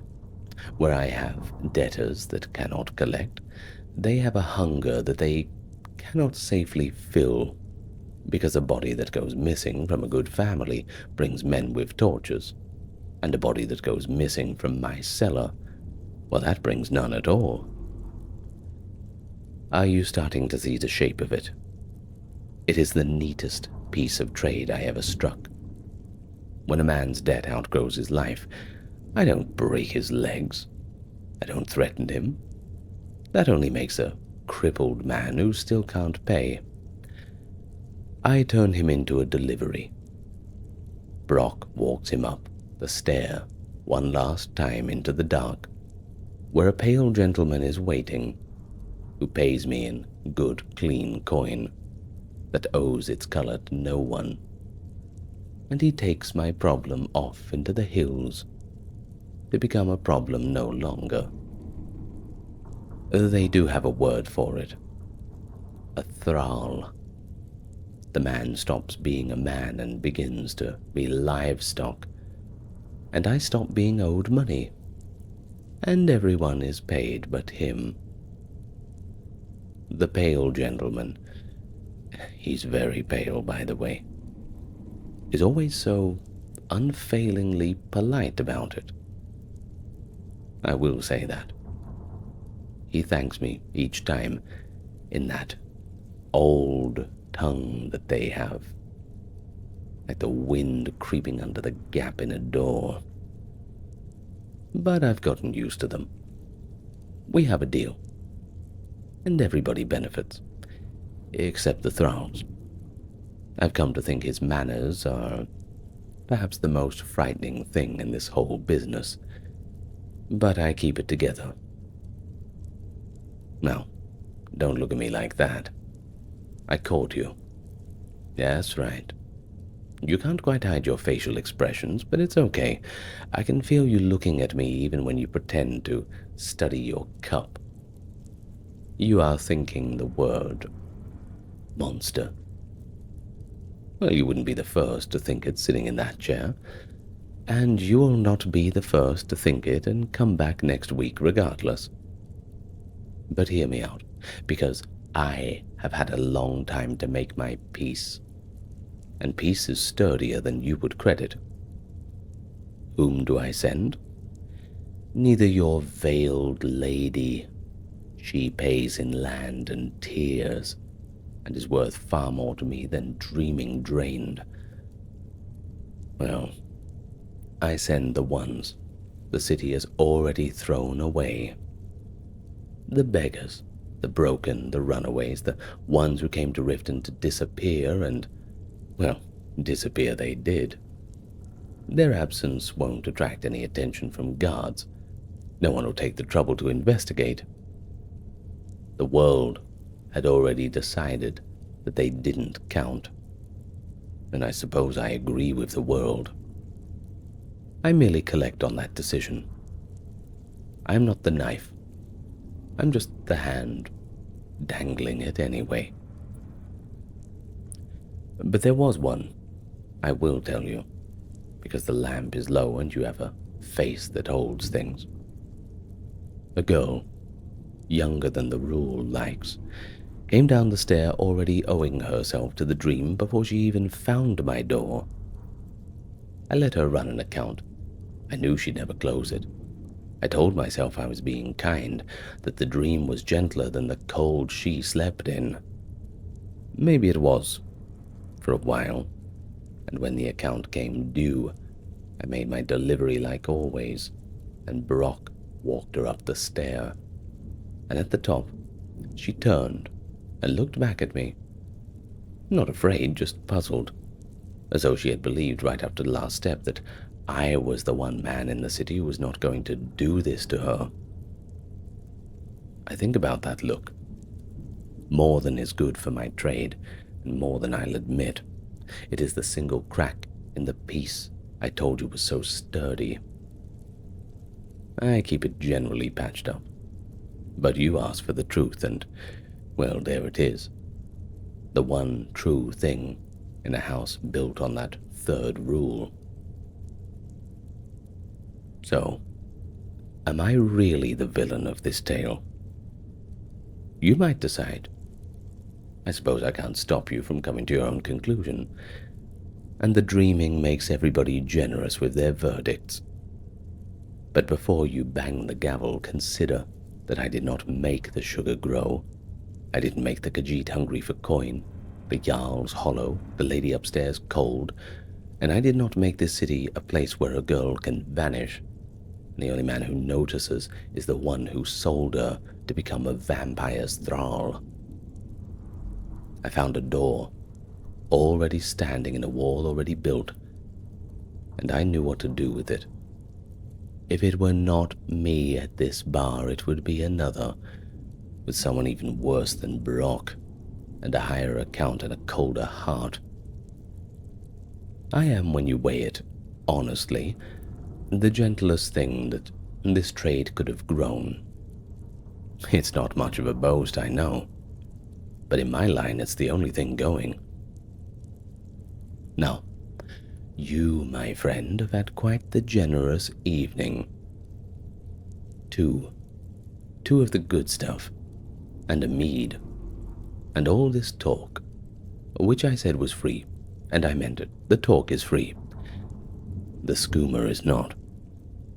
And I find looking at you that I cannot quite place which of my shapes you are going to be. You didn't come dressed like you had too much coin, rather like one who would be missed by a few people maybe. Down here, that's not the safe thing to look like. Well, before Brock gets up, and he is going to get up, it is nearly that hour, let us be friends a moment longer and settle the small matter of your account, and how, whether the pale gentleman in the hills has a quiet word about you tonight, or you walk up that salt stair on your own 2 legs and tell nobody, because of that 3rd rule. It's really up to you. Take your time. We have until Brock finishes his drink. Oh, and do stop looking at the stair. The stair is the one thing in this house that is exactly what it appears to be. And remember, it's the only way in and the only way out. Make your choice. The Nords have a kind of catchphrase. The door does not open for cats. Perhaps it is the more gentle of their words toward the Khajiit, and this one has heard it in many doorways, paid for it in many ways. My coin, my patience, my dignity, surrendered piece by piece.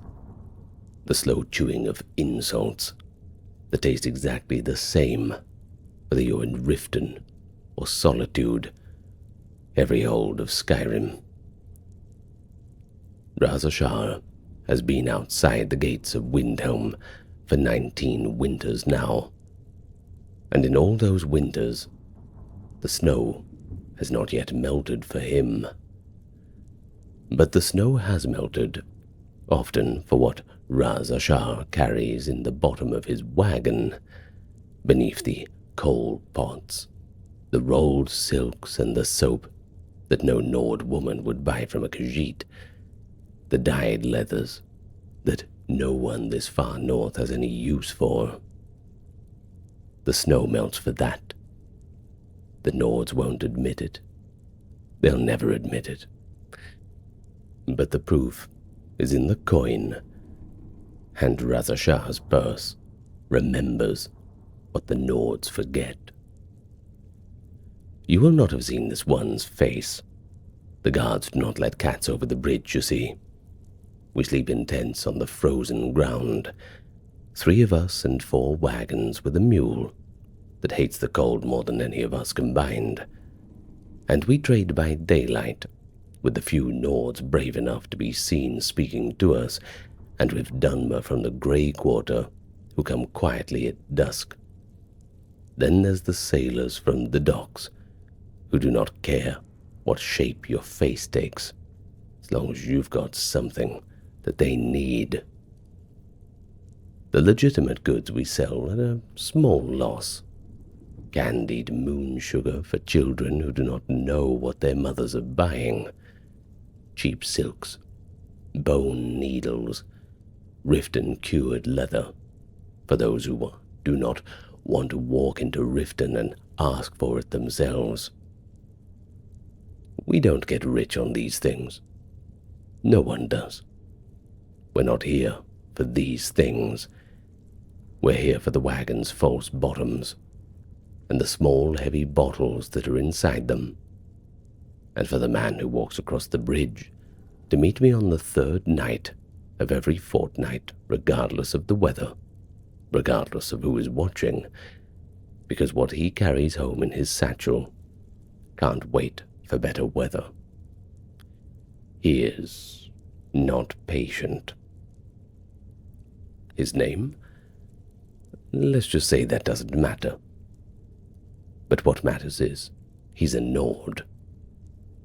He has the high cheekbones and the pale long hands of an old Eastmarch family that has lost most of its money to the war, now quietly living above its means in long stone houses on the eastern wall.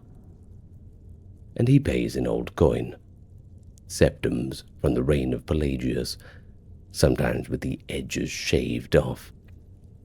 He does not haggle. He used to, when he was younger and his father still lived, and the household had not yet learned of what it was paying for, or, well, what it was paying with. Now he doesn't haggle. Now he just counts the coins onto a clean cloth on the lid of the barrel, and he watches the bottles disappear into his satchel, turning and walking back across the bridge with the careful gait of a man holding too many things together at once. He always looks nervous, but this one does not pity him. This one has stopped pitying any of them. The men who come for the small, heavy bottles don't deserve any pity, no more than the bottles do themselves. It is the Jarl. That's right. That's who pays for everything. You understand, right? The man on the bridge is only the cup the wine is poured through. The Jarl is paying, and the Jarl's stewards pay, and the Jarl's stewards' favored friends pay.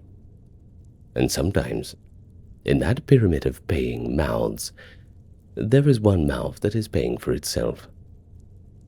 And it is the mouth of the Bear of Eastmarch. Quite right, that one. The man who shouts in the long hall about the purity of Skyrim and the foreign rot in its belly. Always so ironic. The man whose proclamations have driven my cousin's family from a stall they kept in Whiterun for 16 years.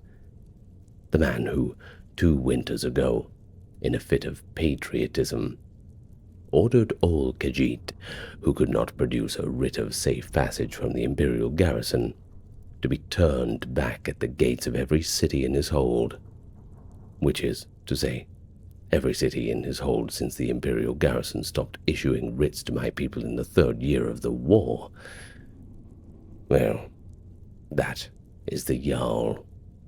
That is the Bear of Eastmarch. He's been a customer for 11 years. Well, Raza Shah did not know at first. One doesn't really know these things right away. The bottle goes into one satchel, and then into the other, and then a third, and somewhere along the way, it crosses thresholds the Khajiit will never cross. And the Khajiit hears nothing back, except the steady click of coins on the lid of the barrel. But the coins, they have voices, if you know how to listen.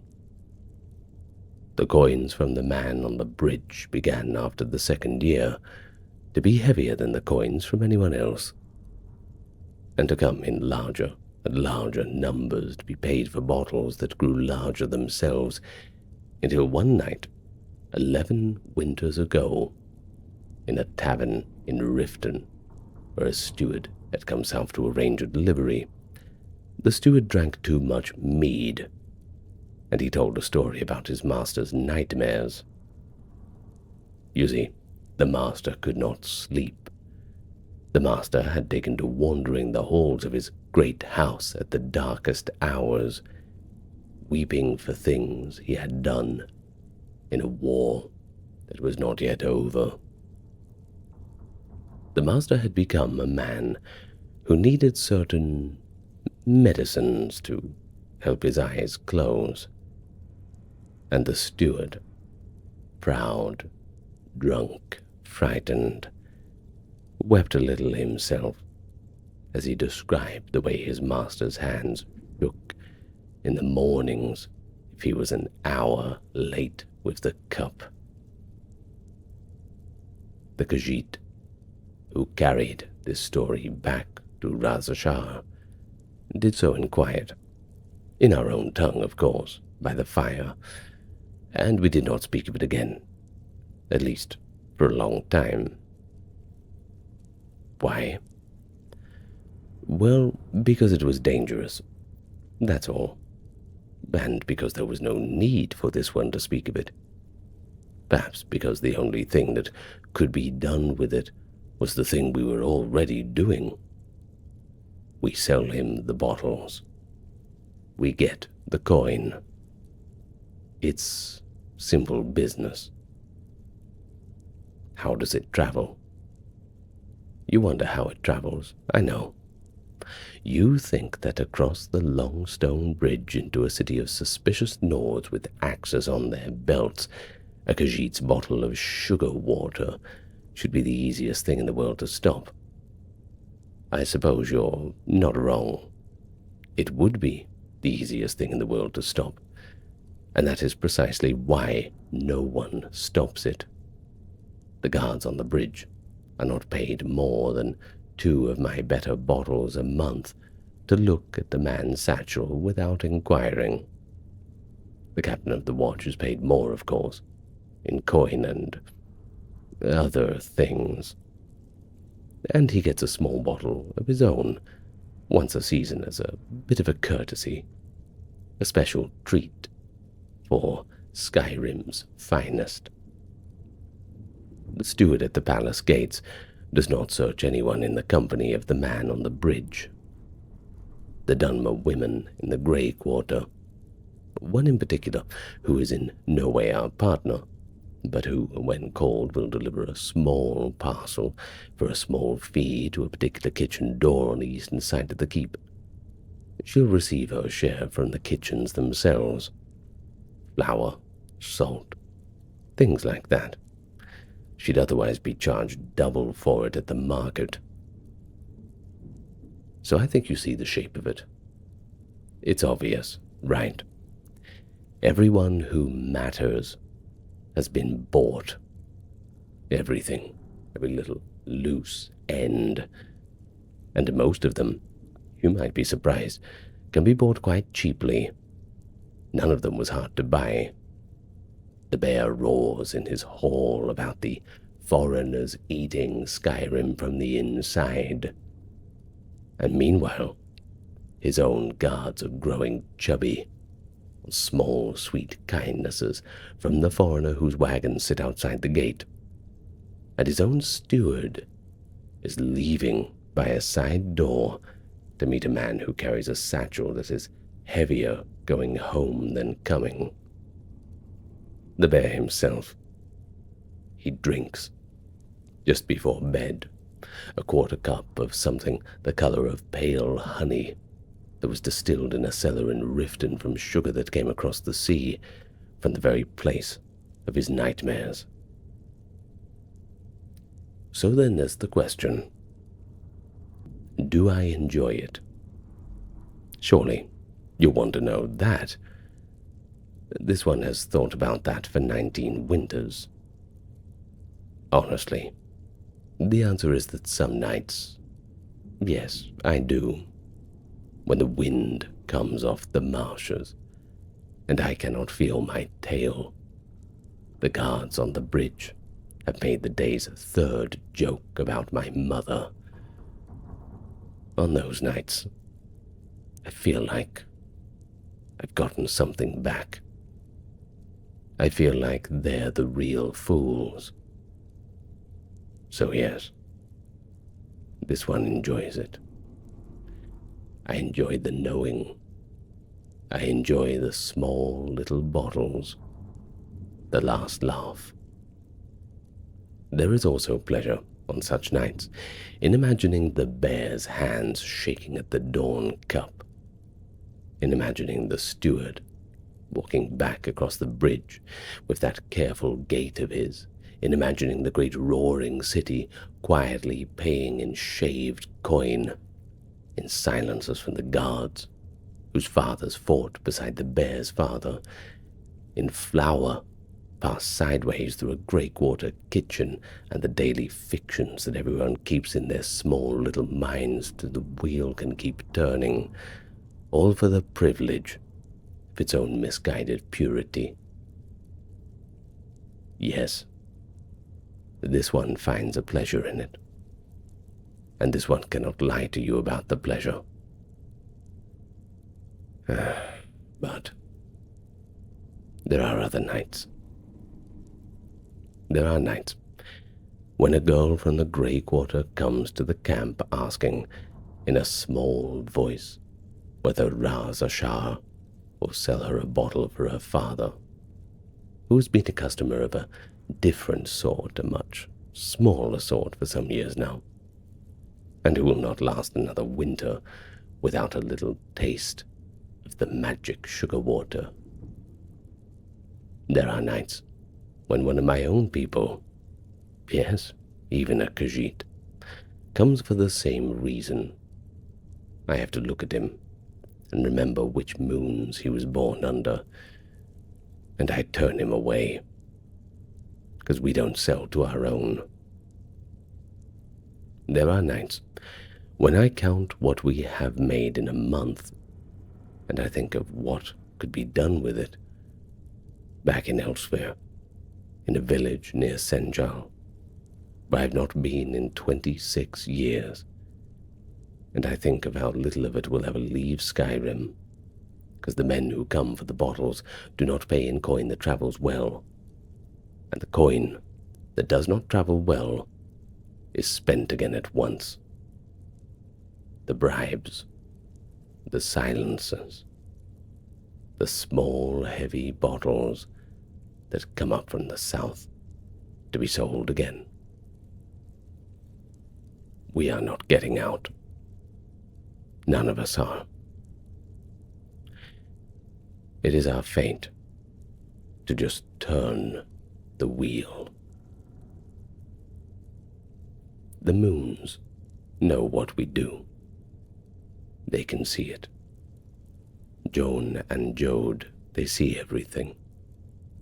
The Nords forget this when they speak of us as godless. Riddle Thar has not spoken to Raz Ashar in many years, but Raz Ashar does not blame Riddle Thar for this silence. There are things one does not deserve to be spoken to about. There are things that one does, knowing the cost, and one keeps on doing because the cost of stopping is a different and worse one. Stuck. All of us. This one has been asked twice in his life by other Khajiit whether the trade was worth it, and both times this one has answered the same.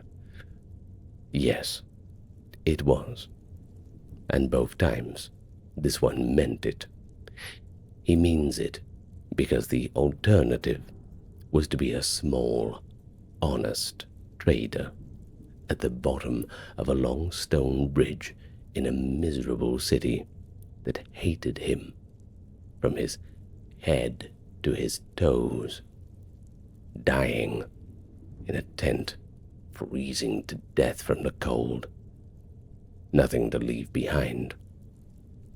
They won't even give you a proper burial. He means it now, though less easily than he meant it then. He means it in a way a man means yes, when the question has gone on too long and the questioner has stopped really wanting to know the answer. But what about the bear? Well, the bear will fall. When, we don't know. But the strong man always does. He might fall by a sword, or by the slow opening of his own heart on a winter morning when the steward is an hour too late with his fix. Either way, it doesn't matter, because whether he falls or not, our trade will go on. There will always be a new customer. There will be another Jarl, and the Jarl will have nightmares of his own. And there will be a man on the bridge with a satchel and a clean cloth for the coins.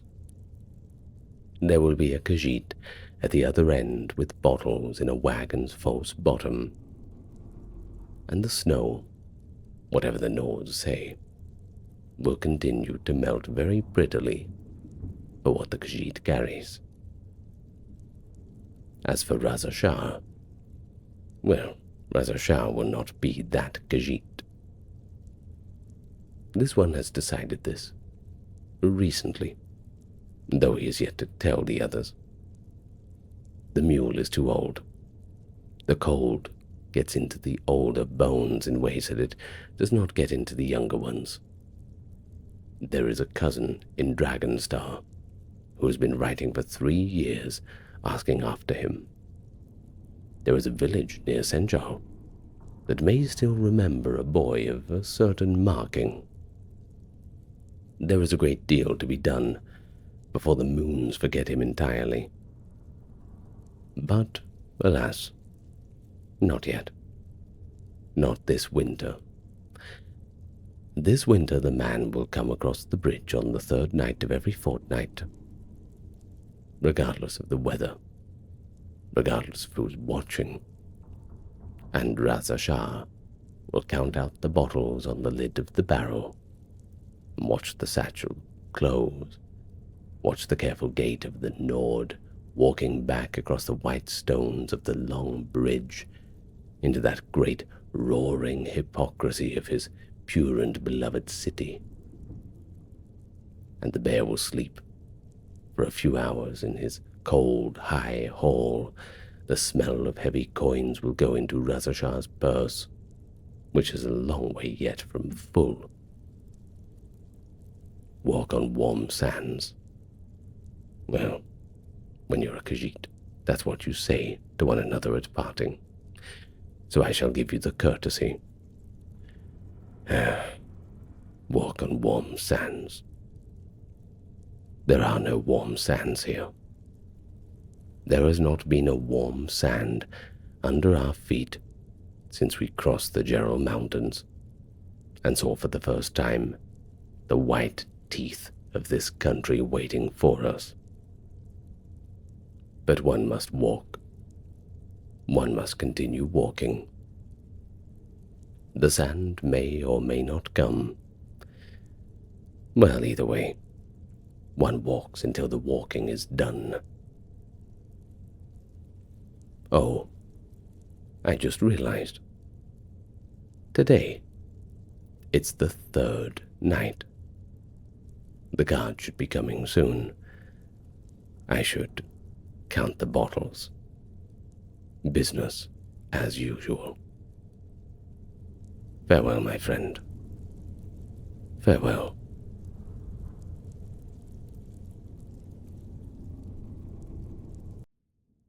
It was a long, long time ago. I still remember, though, those words that the Riften guard had told me when I first came here. You could say the Ratway is the city under the city. Dark, dangerous, no place for decent folk. I didn't listen at the time. I suppose things like this have a habit of being learned the hard way. Oh, don't worry. I saw you, eyeing my burned whiskers and all these scars. It's normal. Everyone looks. You may as well sit down. Warm your paws by the fire. I may as well tell you what happened. Mind you, it's not a pretty tale. But as the night is cold and the moons are out, this one should hear how this Khajiit earned his fear of dark tunnels.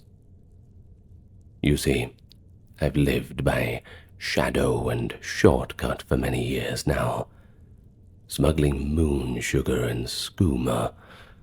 It's a bit of a stereotype, certainly not a noble trade, but neither's begging outside the city gates. And for most of us, it beats doing that. We do what we can to survive in a land that looks at Khajiit with narrow eyes. If we're already guilty, we may as well just commit the crime. Still, crawling on my belly under Riften for a bit of coin and powder was never the future I imagined for myself. On nights like that one, I questioned every choice that led me into the dark. It was only a week ago, under Riften's crooked streets, that I ventured into a mildewed tunnel. I was on business. I suppose this one could say that. The city above was alive with tavern music and haggling merchants, but down below it was all dripping silence and rot, and that never changes down here. Our kind have a saying, by the way. Darkness is an old friend. Yet that night the dark felt more like an enemy. My nose twitched at the stink of old sewage and the bitter tang of wet stone. Each step I took on the slick cobbles echoed, as if the tunnel were warning something of my approach. And the guards?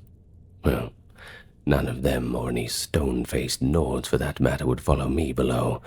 In the guts of Riften, a Khajiit is just another shadow among the rats.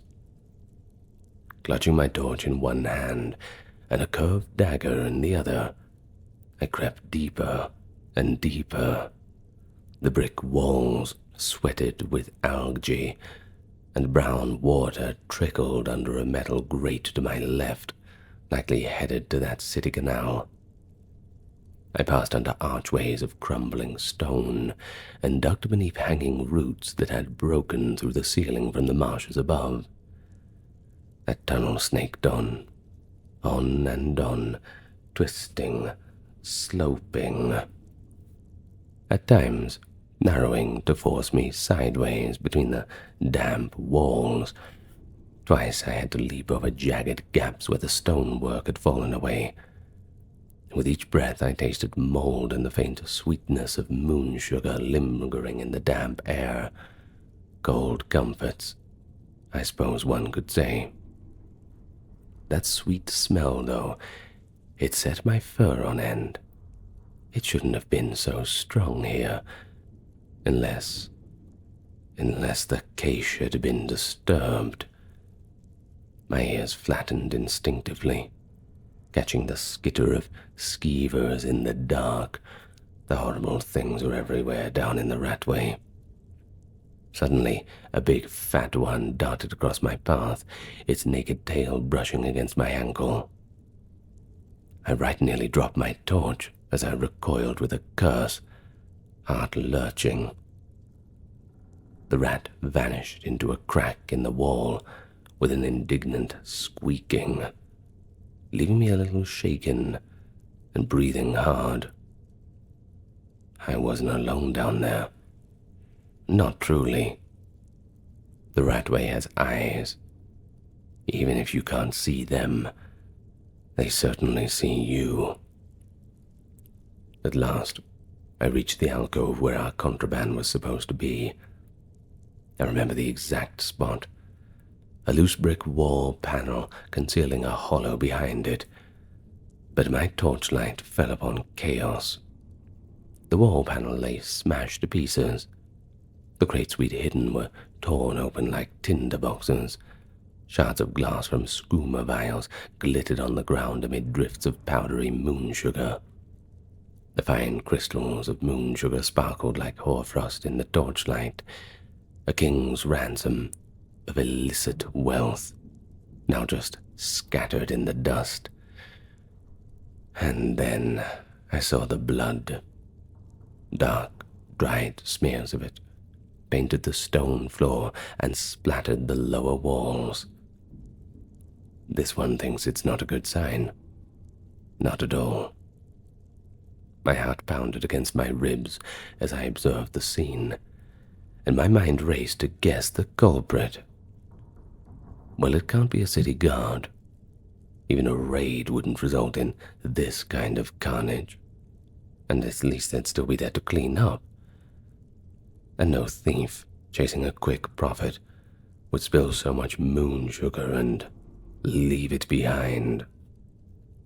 The air reeked of sweet skooma and coppery blood, an awful mix that turned my stomach. Claw marks gouged the walls and floor deep and ragged, as if something with talons had lashed out in fury. Only something immensely strong and could carve stone like that. A bear, perhaps. But what kind of bear wanders around in a sewer beneath the city? My mind whispered an answer that I did not want to accept. A troll.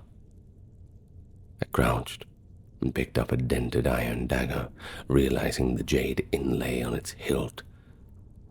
It was Jaskar's favorite blade. My old friend. Seeing it bent and smeared with blood, I felt my tail bristle. Whatever had happened here, my friends had not left peacefully. I fought back the dread and steeled myself. No bodies, only silence and signs of a brutal struggle. A low growl of worry escaped my throat. I had half the mind to turn to flee. Only a fool lingers when such violence has been done. But if Jaskar and Shira were alive, well, they might need my help. I could still hear Jaskar's parting joke a week past. Keep the mead warm for our return, yes. And Shira swatting his arm with a laugh. I refused to let those be the last words I heard from them. If not, their killer could still lurk nearby. I forced myself to breathe slowly and stay alert. Watch over me. I prayed to the twin moons above, though their light could not reach this deep. Stepping gingerly around the shattered stash, I noticed something else. There was a hole in the tunnel floor at the back of the alcove. It looked almost as if the ground had collapsed into an older cavern beneath the sewer. The edges were fresh, breakages of dirt and stone still crumbling. A foul draught wafted up from that black pit, carrying the stench of decay and something musky, bestial. I held my torch out over the hole and leaned in, peering down into the dark. From the darkness below came a wet, guttural snort. My ears perked, and I froze, peering harder. 2 yellow pinpoints of light swayed in the void, and then a third. My breath caught. 3 eyes. In an instant, a pale, hulking shape lunged up from the hole with terrifying speed. I stumbled back with a yowl as a massive hand, knotted with muscle and tipped with claws, clamped onto the ledge. The creature hauled itself into the tunnel, unfolding to a height nearly twice my own. The stench of rot and wet fur hit me as it heaved itself up. My torchlight fell upon its mottled grey-white flesh and tattered tufts of fur on its shoulders. Divines, it was a troll, gaunt and ghostly pale from a life in darkness, and it looked hungry. I recalled a childhood tale of trolls devouring unwary travelers, cracking bones and feasting on marrow. At that moment, I feared those tales would become my own fate. The troll's 3 small eyes blinked against the light and let out an ear-splitting roar. Its breath was foul as it thundered its outage, spraying spittle. The sound slammed into me like a wave, and I felt stone vibrate beneath my boots. But before I could raise my dagger, it swung its long arm at me. I ducked, barely, and its claws whooshed above my head, raking deep grooves in the brick wall. If it can do that to the brick, imagine. A burst of ancient mortar rained down, I darted to the side, heart hammering, trying to keep out of its reach in the cramped space. With trembling paws, I brandished my torch at the beast, hoping the flame would keep it at bay. The troll snarled, hesitating as the firelight washed over its pallid face. I saw all three of its eyes now, beady black pits reflecting the flicker of the torch. For a heartbeat, it actually shrank back, weary. I'd heard whispers in taverns that trolls fear fire, and now I finally saw the truth of it. But then, it snorted and lunged through its fear, swiping a tree trunk arm toward me again. I slashed desperately at its forearm with my dagger as it came within reach. The steel cut into its tough hide, but the troll barely seemed to notice. I was forced to throw myself backward. Pain exploded across my back and stars danced in my vision. In that instance, I was sure that this black pit would be my grave. My shoulders hit the tunnel wall with a thud that knocked the breath from my lungs. The torch flew from my hand, clattering to the ground. And at that moment, time seemed to slow. The torch bounced once, twice, and then rolled directly into a puddle of spilled skooma seeping from a shattered vial. There was a whoosh, and suddenly a blossom of blue flame roared to life on the stone. The liquid ignited in an uncanny azure blaze that lit up the tunnel in a ghostly radiance. Both the troll and I recoiled in surprise. A feral screech tore from the beast's throat as it staggered back in the sudden flame, throwing up an arm as if it were blinded. The fire danced between us in an uneven pool, burning fiercely where the skooma had soaked into debris and wood. I felt the heat of it on my face and caught a whiff of the strange sweet smell of moon sugar burning. What a waste. It was a desperate, wild stroke of luck, but I wasn't about to waste that. I slid along the curving wall, putting the wavering blue flames between me and the beast. My mind raced. The beast was still shrieking at the fire, but I knew that advantage would not last for long. Already the blue blaze was guttering low and the puddle of skooma burned off. I had to act quick. My eyes darted around the debris and ruin. There, a wooden support beam stood where the tunnel ceiling arched lowest, maybe 10 paces behind me. It was old and half-rotted, installed when these sewers were first dug. If that beam came down, the entire ceiling might collapse. It could bury this monster for good, if I could lure it there. I snatched up a half-spilled sack of moon sugar from the wreckage at my feet. The fine crystalline powder glittered in my shaking hands.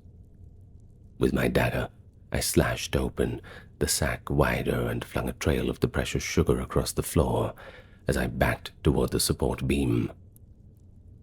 A costly fuse, I thought grimly, watching the white powder scatter in a line. The liquids used to refine skooma from moon sugar are highly flammable, and I prayed the raw sugar would burn hot enough to do the trick. Behind the dwindling blue flames, the troll had ceased its screaming and fixed its hungry eyes upon me again. It saw its prey trying to flee, and that primitive, predatory urge overrode its fear. "Come on then," I snarled, baring my own teeth in defiance. My voice rang down the tunnel.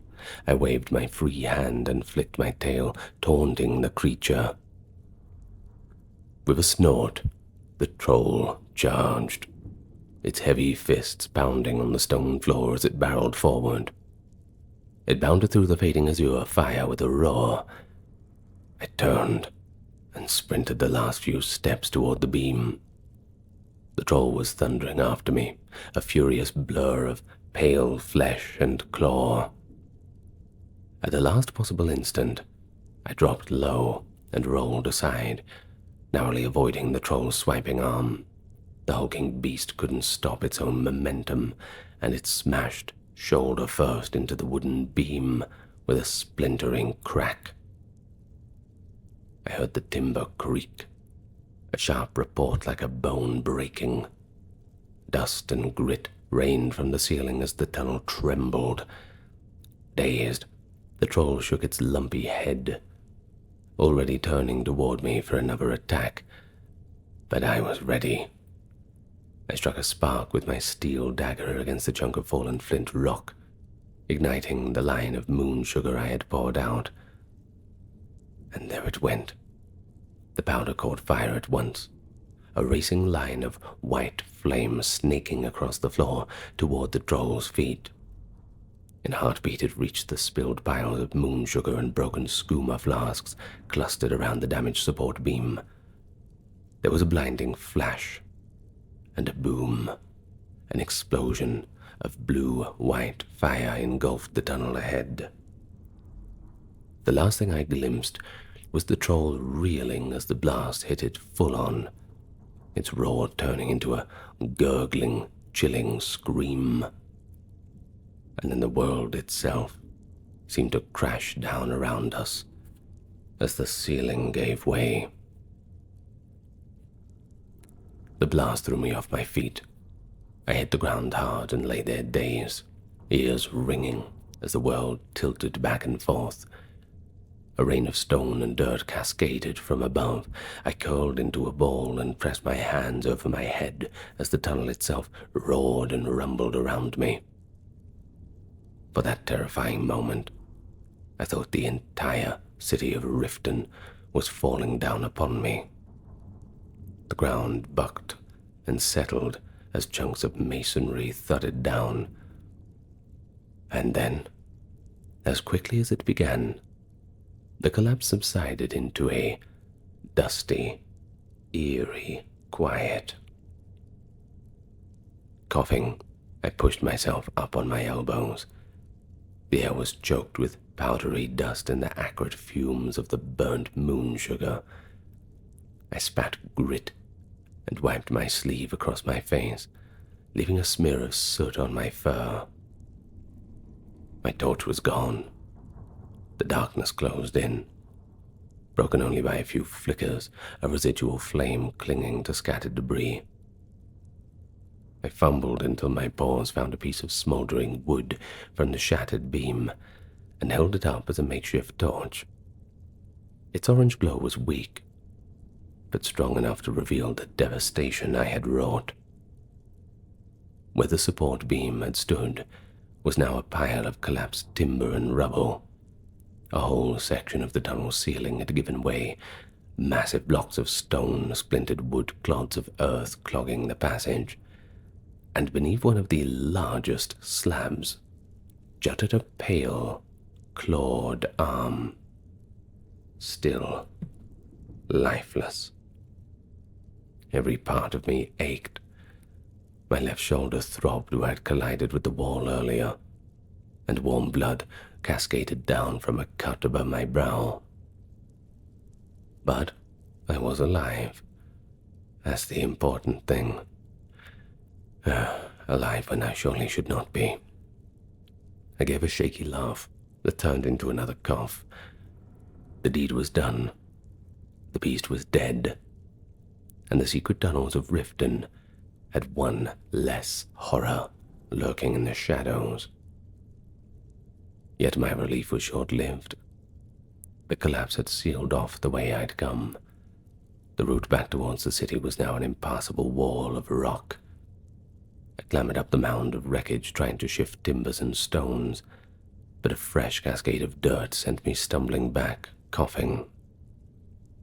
I was trapped on the far side of the cave-in, in a section of tunnel I didn't recognize.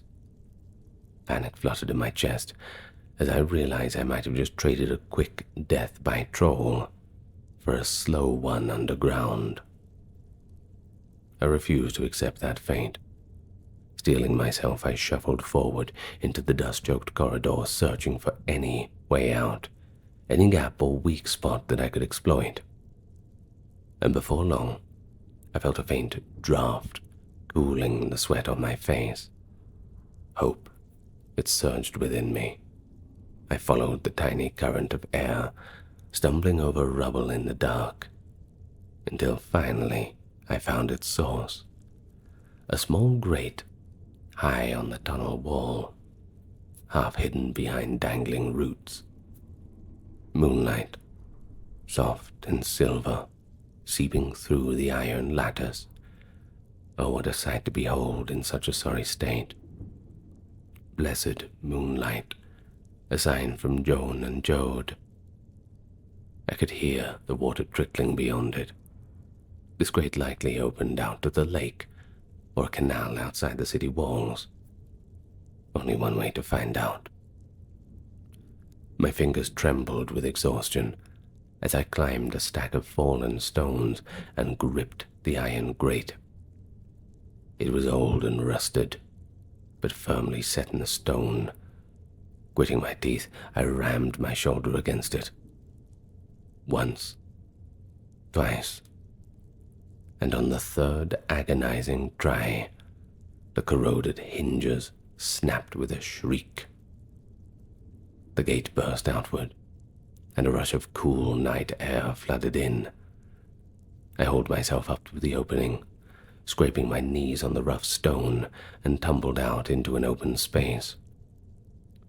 I landed on a muddy patch of ground beside the dark water. I was outside, just beyond Riften's walls by the looks of it. Above, the sky was clear and sprinkled with stars. Both moons hung low and bright, their reflections shimmering on a lake surface nearby. I lay there on my back for a long moment, taking in gulps of fresh, clean air. You always take it for granted until it's gone. Each breath stung my lungs after the dust and smoke of the tunnels, but I relished that burn. Somewhere, beyond the walls, I heard the distant bark of a dog and the faint clamor of a drunk spilling out of a tavern. Life carrying on, blissfully unaware of the nightmare below them, the nightmare I just crawled out of. This one was free.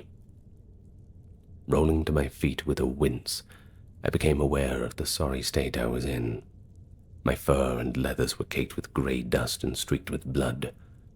I peered back at the sewer outlet I'd crawled out from. Faint smoke was seeping out into the night, carrying with it the bitter smell of charred moon sugar. This was all that remained of my stash. My fortune, my precious skooma. All gone. I thought of Jaskar's easy laugh and Shira's bright eyes, now gone too. A heaviness settled in my chest. It's still there, you know. No coin will ever be able to lift it. And so I gave a weary flick of my tail and turned away, limping at the bank toward the distant lights of the city. In my mouth, the taste of smoke and loss was bitter. Behind me, beneath Riften, blue embers burned in the dark, devouring what remained of any profit. Maybe the divines, or the moons, or whatever powers be, had finally taken their due. But I live to tell the tale. Unfortunately, the tale is all I have left. So now you know.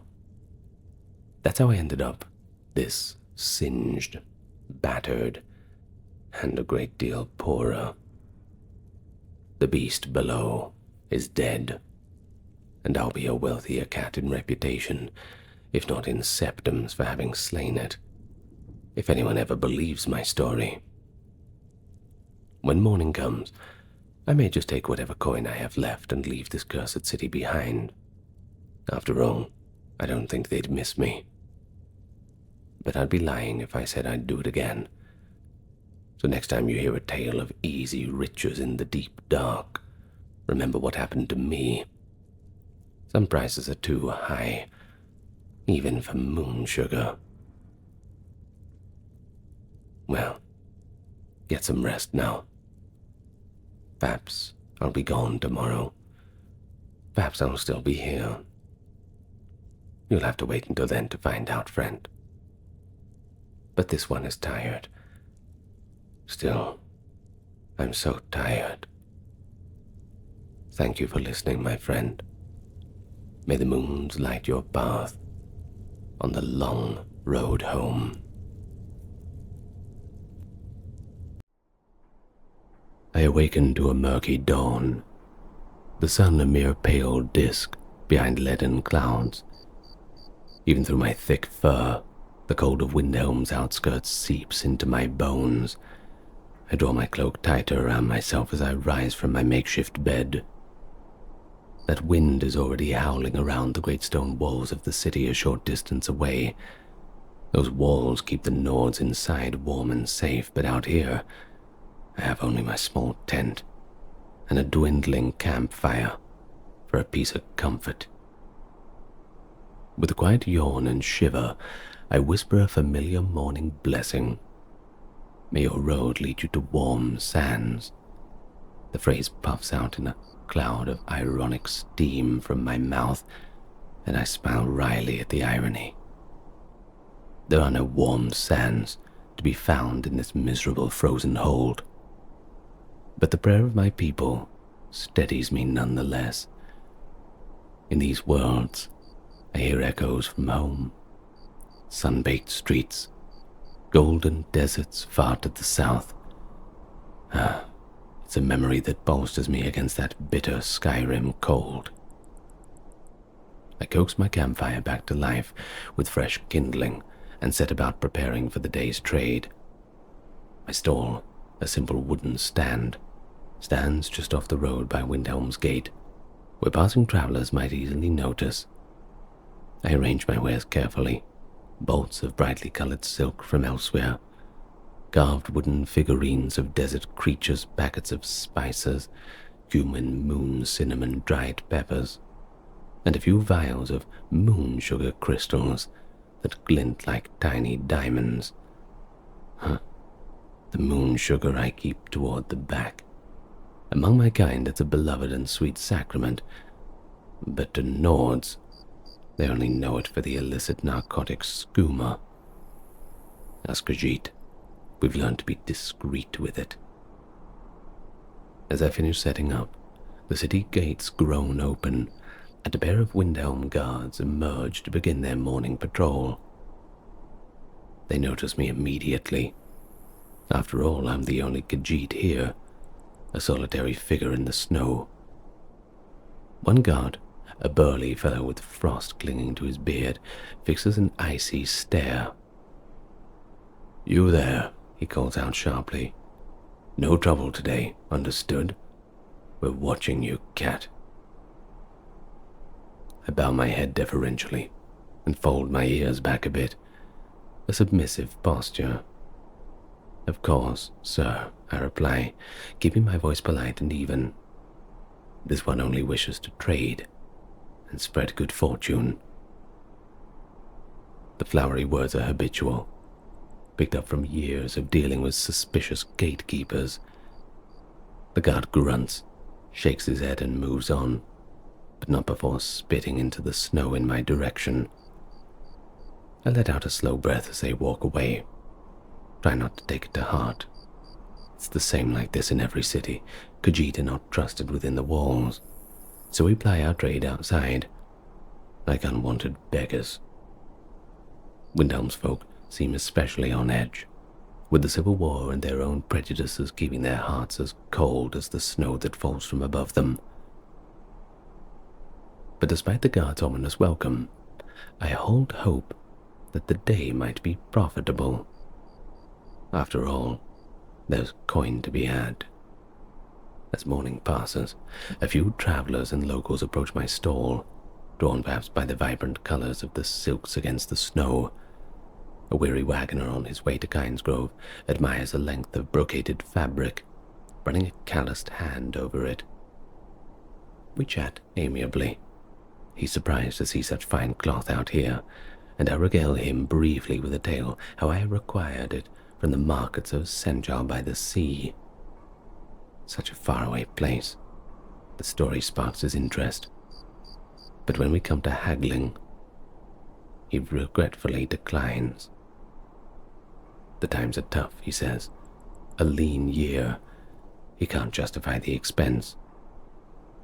There's nothing I can do. I nod in understanding and wish him safe travels. Not every looker becomes a buyer. It's just the way it is. Later, a bundled-up Nord woman sniffs at my spices and purchases a pinch of moon cinnamon after a fierce bargaining. A Breton mercenary buys a carved Sench tiger figurine to hang from his belt. Chuckling, I assure him it will bring courage in battle. He tosses me a coin and winks, likely humoring the lonely Khajiit peddler more than believing the charm. Still, a sale is a sale. I tuck each hard-earned septum away in my lockbox, the coins few enough to give a little clink as I walk it through. The morning wanes, and the grey clouds gather thicker overhead. By early afternoon, snow begins to fall in heavy flakes. The already meager trickle of customers dries up completely as travelers hurry to find shelter and city folk remain behind the walls. I pull my cloak tight and watch Windhelm's closed gate, realizing that no one else would be braving the weather to come buy exotic wares today. With a sigh, I begin packing up. My silks I wrap in oiled cloth to protect them from the damp and place them back in the chest. The figurines and spices I stow securely, and the wind picks up as I work, blowing curtains of white across the road. In truth, I have little reason to keep at this any longer today. The past week here has been much the same, long hours of cold and suspicion with only a handful of small transactions. My 2 caravan companions already decided it wasn't worth it and departed for friendlier towns, leaving me all alone to see if fortunes might change. I'm pretty stubborn, so I'd stayed. I didn't want to give up that soon. Perhaps I hoped I could prove something to myself, to the Nords, that perseverance would melt their mistrust. But as I secure the last of my goods and cover my stall against the falling snow, a heavy loneliness settles on me. Dusk arrives, early under stormy skies. I retreat to my tent, lighting a small lantern against the growing dark and nursing my campfire to last throughout the night. Through the tent flap, I see the orange glow of torches atop Windhelm's walls, and the faint light of hearths from its windows.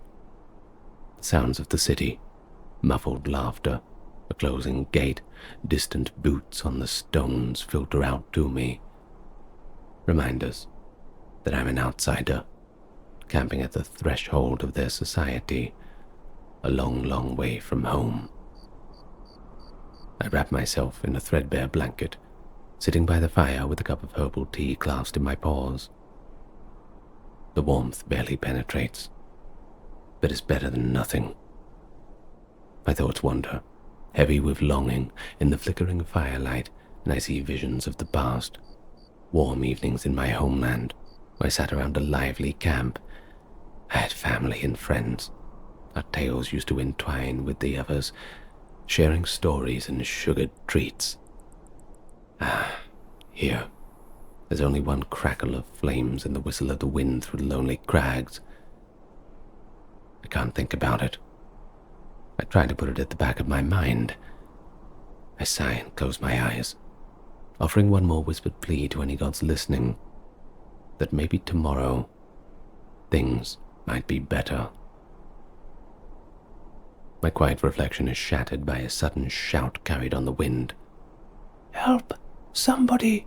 Please!" The voice is distant, but it's desperate.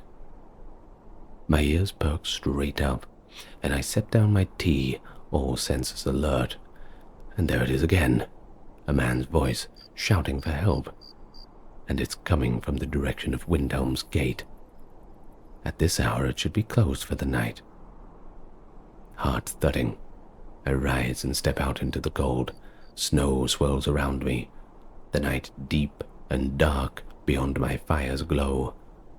Squinting, I make out a figure moving near the gates, stumbling, then breaking into a run toward my camp. It's only my instinct that I reach for my small dagger that I keep at my belt, uncertain of this newcomer's intentions. But as the man draws nearer, the flickering light reveals a face contorted not in anger, but fear. "Please, help!" the Nordman gasps as he half runs, half slides into my camp's radius of light. He's bareheaded despite the cold, snow clinging to his short-cropped, rust-colored hair. His eyes are wild with fear, and I recognize him vaguely. One of the townsfolk I've seen hauling lumber through the gates sometimes. We've never spoken. "What is wrong?" I ask, stepping forward. My earlier weariness drops as I see he's trembling, and not just from the cold. "It's my daughter," he manages between panting breaths. "She's terribly ill. I don't know where else to go." He looks at me, realizing perhaps that I'm his only option out here. Words spill out of him in a frantic rush. High fever, bad cough, blood in her sputum. My mind catches on the last detail. Coughing blood. That's never a good sign. "The alchemist in town had already closed up shop," he continued hoarsely. "I banged on his door, but he wouldn't answer at this hour. Someone told me the Khajiit outside might have some healing herbs. Please, you've got to help her. She's only 8 years old." For a second, I simply stare, heart twisting. Of all the reasons I expected a Nord to come running into a Khajiit camp for help, this was certainly not one of them. Desperation has driven him past prejudice, and beyond that, I feel a spark of indignation that Windhelm's gates and laws kept me out tonight, when a child inside needs aid that I could have given. But such thoughts need to be pushed aside. That little girl is all that matters now. "Calm yourself, Nord. I will do what I can," I say firmly, meeting his frantic gaze. "Come, get out of the cold here while we talk." I usher him toward my tent, lifting the flap for him. He hesitates a mere heartbeat, perhaps startled by the incense-tingled smell of my dwelling, or the strangeness of trusting a Khajiit. But then he ducks inside, driven by hope and fear. I follow and secure the flap against the wind. Inside the tent, the man's breath comes in ragged puffs. I stoke the brazier to throw more light. My humble abode is cluttered with chests and sacks of goods, but I clear a spot for him to kneel by the warmth. "Tell me her symptoms from the start," I request, already moving to my larger chest where I keep the medicine supplies. He wrings his hands, voice trembling as he explains. His daughter fell ill with a cough a week ago, and despite their care, it's only worsened. By this afternoon, she was weak and feverish. Tonight, the fever had spiked dangerously. She'd become delirious, couldn't keep down food or water, and the cough brought up blood. Listening, I grab a mortar and pestle and start sifting through my herbs by feel and memory. Fever, coughing, blood. Sounds like pneumonia. A regular healing potion is often too blunt a tool for such illness. What she needs is something to break the fever and clear her lungs. I mutter some ingredients aloud, half to myself. Willow bark for fever? Good. Maybe not strong enough alone. Tundra cotton? No, better for bandages, minor aches. And then my claws settle on a small pouch tucked in the corner. Ah, I purr softly. Red cold breed leaves. That might just do it. I recall purchasing these rare leaves in a village in the Reach. They're known to quell even a dangerously high fever. I also pull out a bundle of dried, mossy herb. And some clickweed for the cough, I say, recalling the herb's strong effect in clearing lung congestion. Meanwhile, the man watches me with pleading eyes.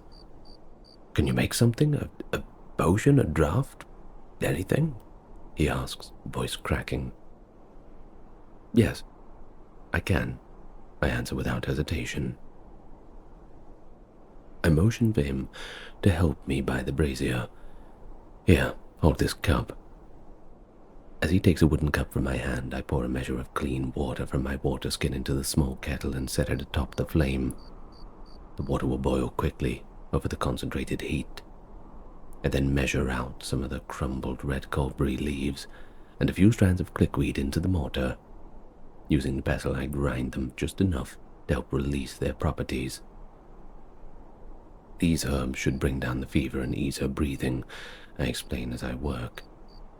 My voice is steady, projecting confidence I mostly feel. I've treated illnesses in the caravans before, though never such a dire lung fever in one so young. Still, I know these ingredients well. We'll steep them into a strong tea. She must drink it all. It will taste bitter, but it's vital. The Nord, Rolf by name, nods, clutching his cup as if it were his lifeline. I'll make sure she drinks every drop of it, he promises fervently. When the water begins to boil, I remove the kettle and carefully pour the water into the cup over the crushed herbs. Sharp herbal scent, peppermint and earth fills the tent. Almost immediately, the red-tinged water darkens as the concoction infuses. I stir with a wooden spoon, then hold the cup to Hrolf's lips gently. Blow on it to cool it just enough, but not too much. It must be taken warm.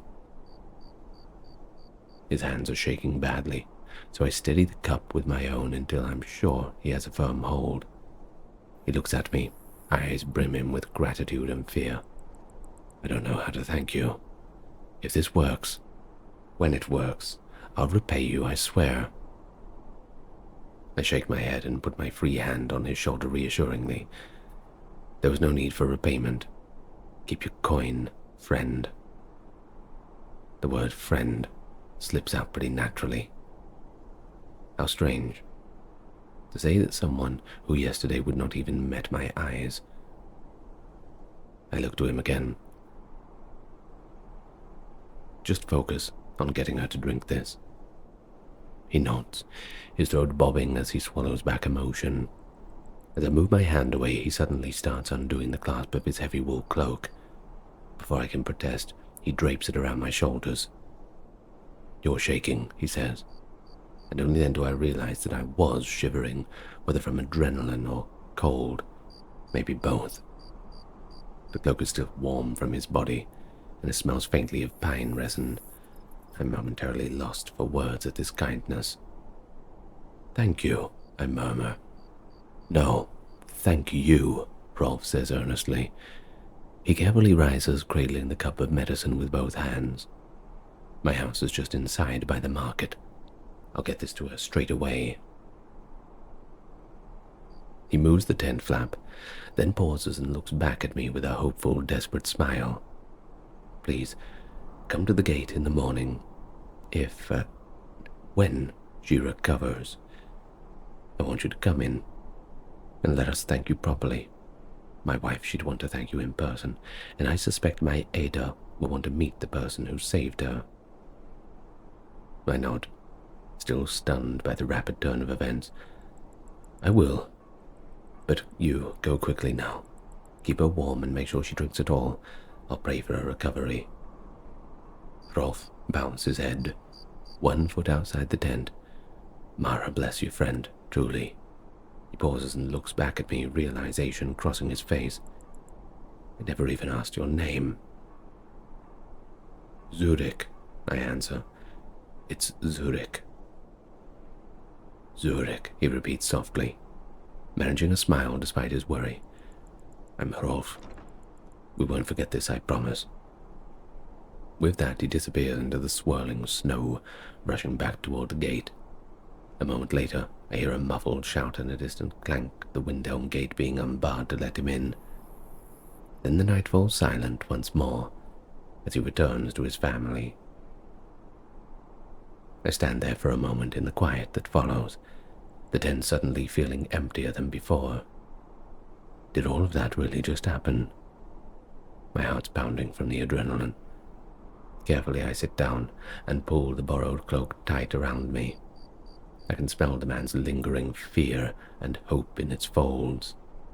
Turning to the brazier, I add a little more charcoal to keep it burning and whisper a quiet prayer to Mara. She's not my usual deity, but tonight she's on common ground. The Nords hold her dear. I murmur, "Please watch over that child. Let the medicine do its work." Outside, the wind has calmed. The silence of the night presses in, broken only by the distant howl of a snow fox on the faraway hills. I know I won't get much sleep. I'll be listening in my dreams for any news from beyond those walls. Still, I allow myself a lie down by the brazier, the fur-lined cloak wrapped snugly around me.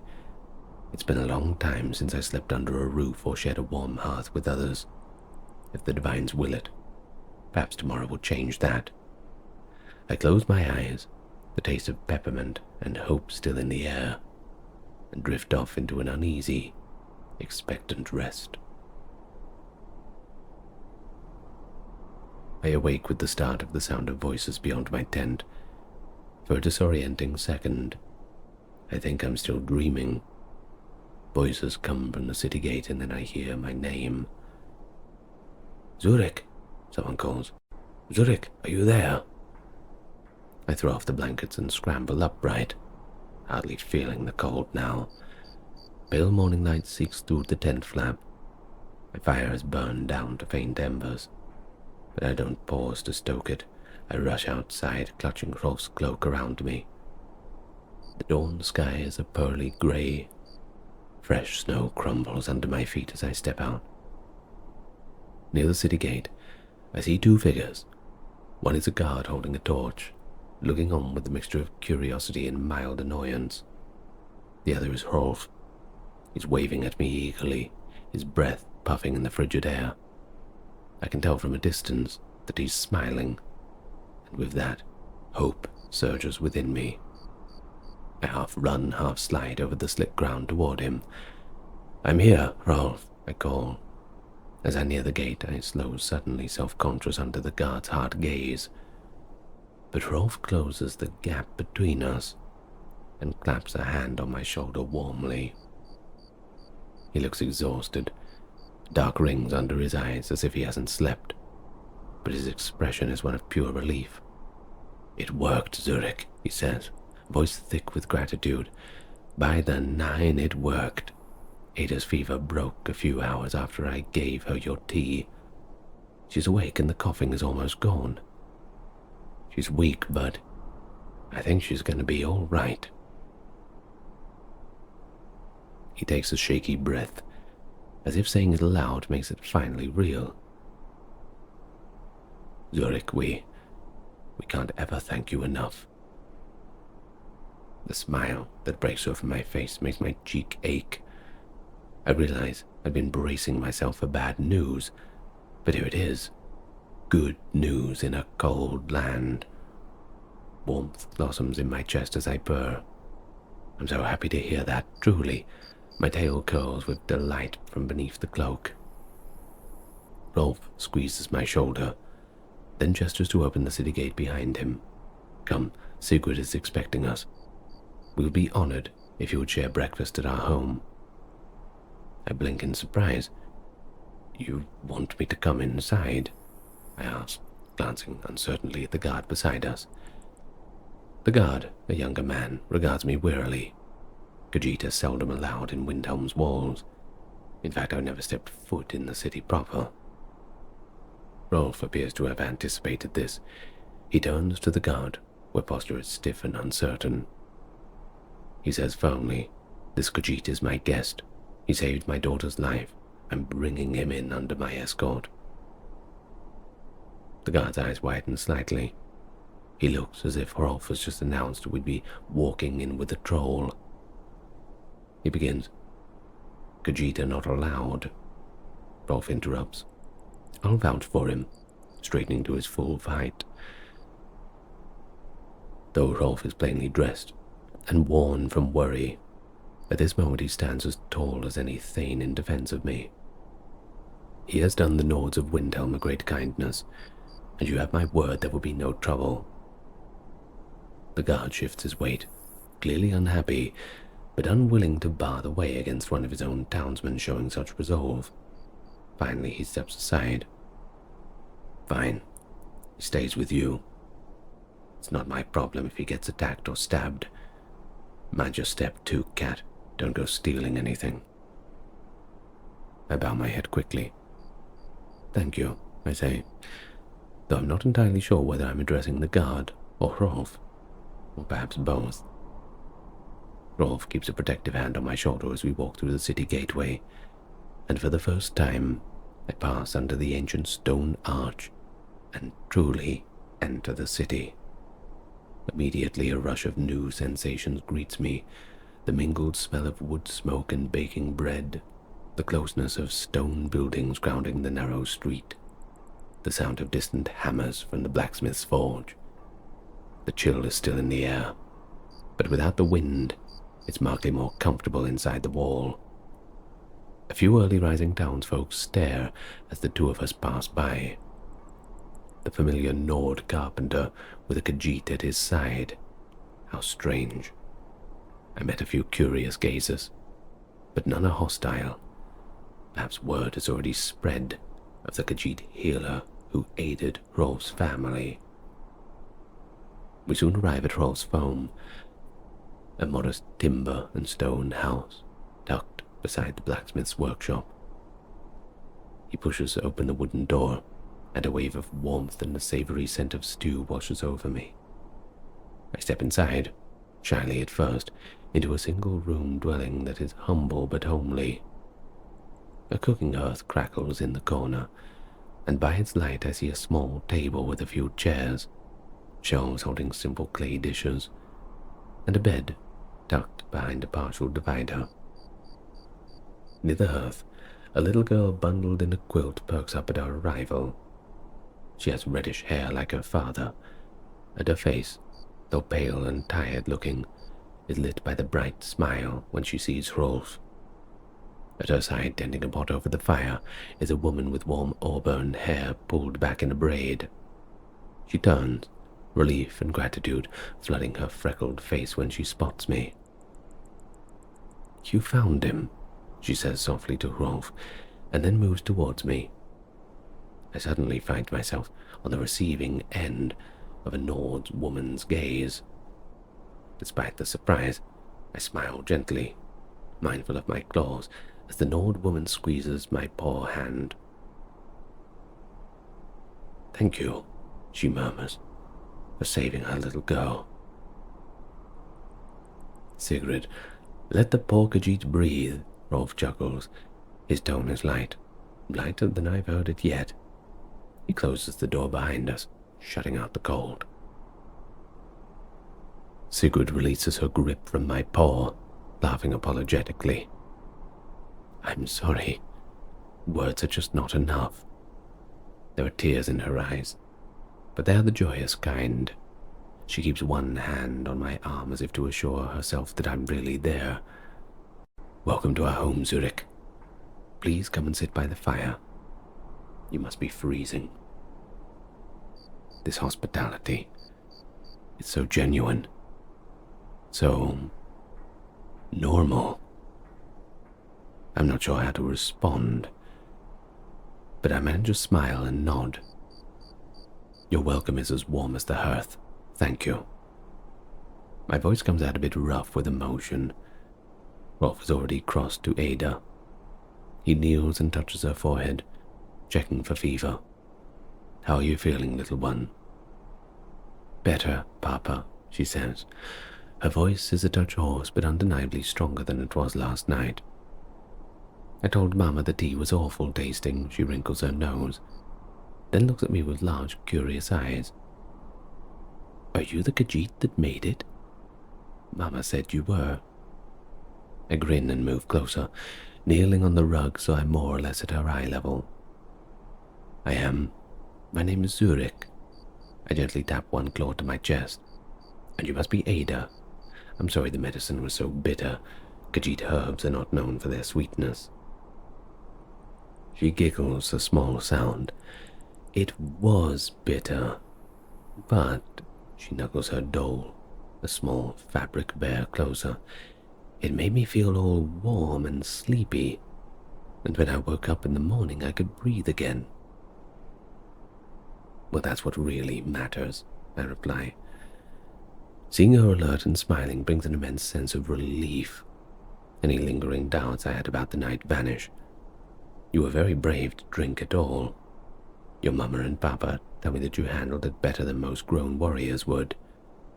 Ada gives another little laugh, clearly pleased with the praise. Rolf ruffles up her hair and gets to his feet. All right, we'll let you rest up while we set the table.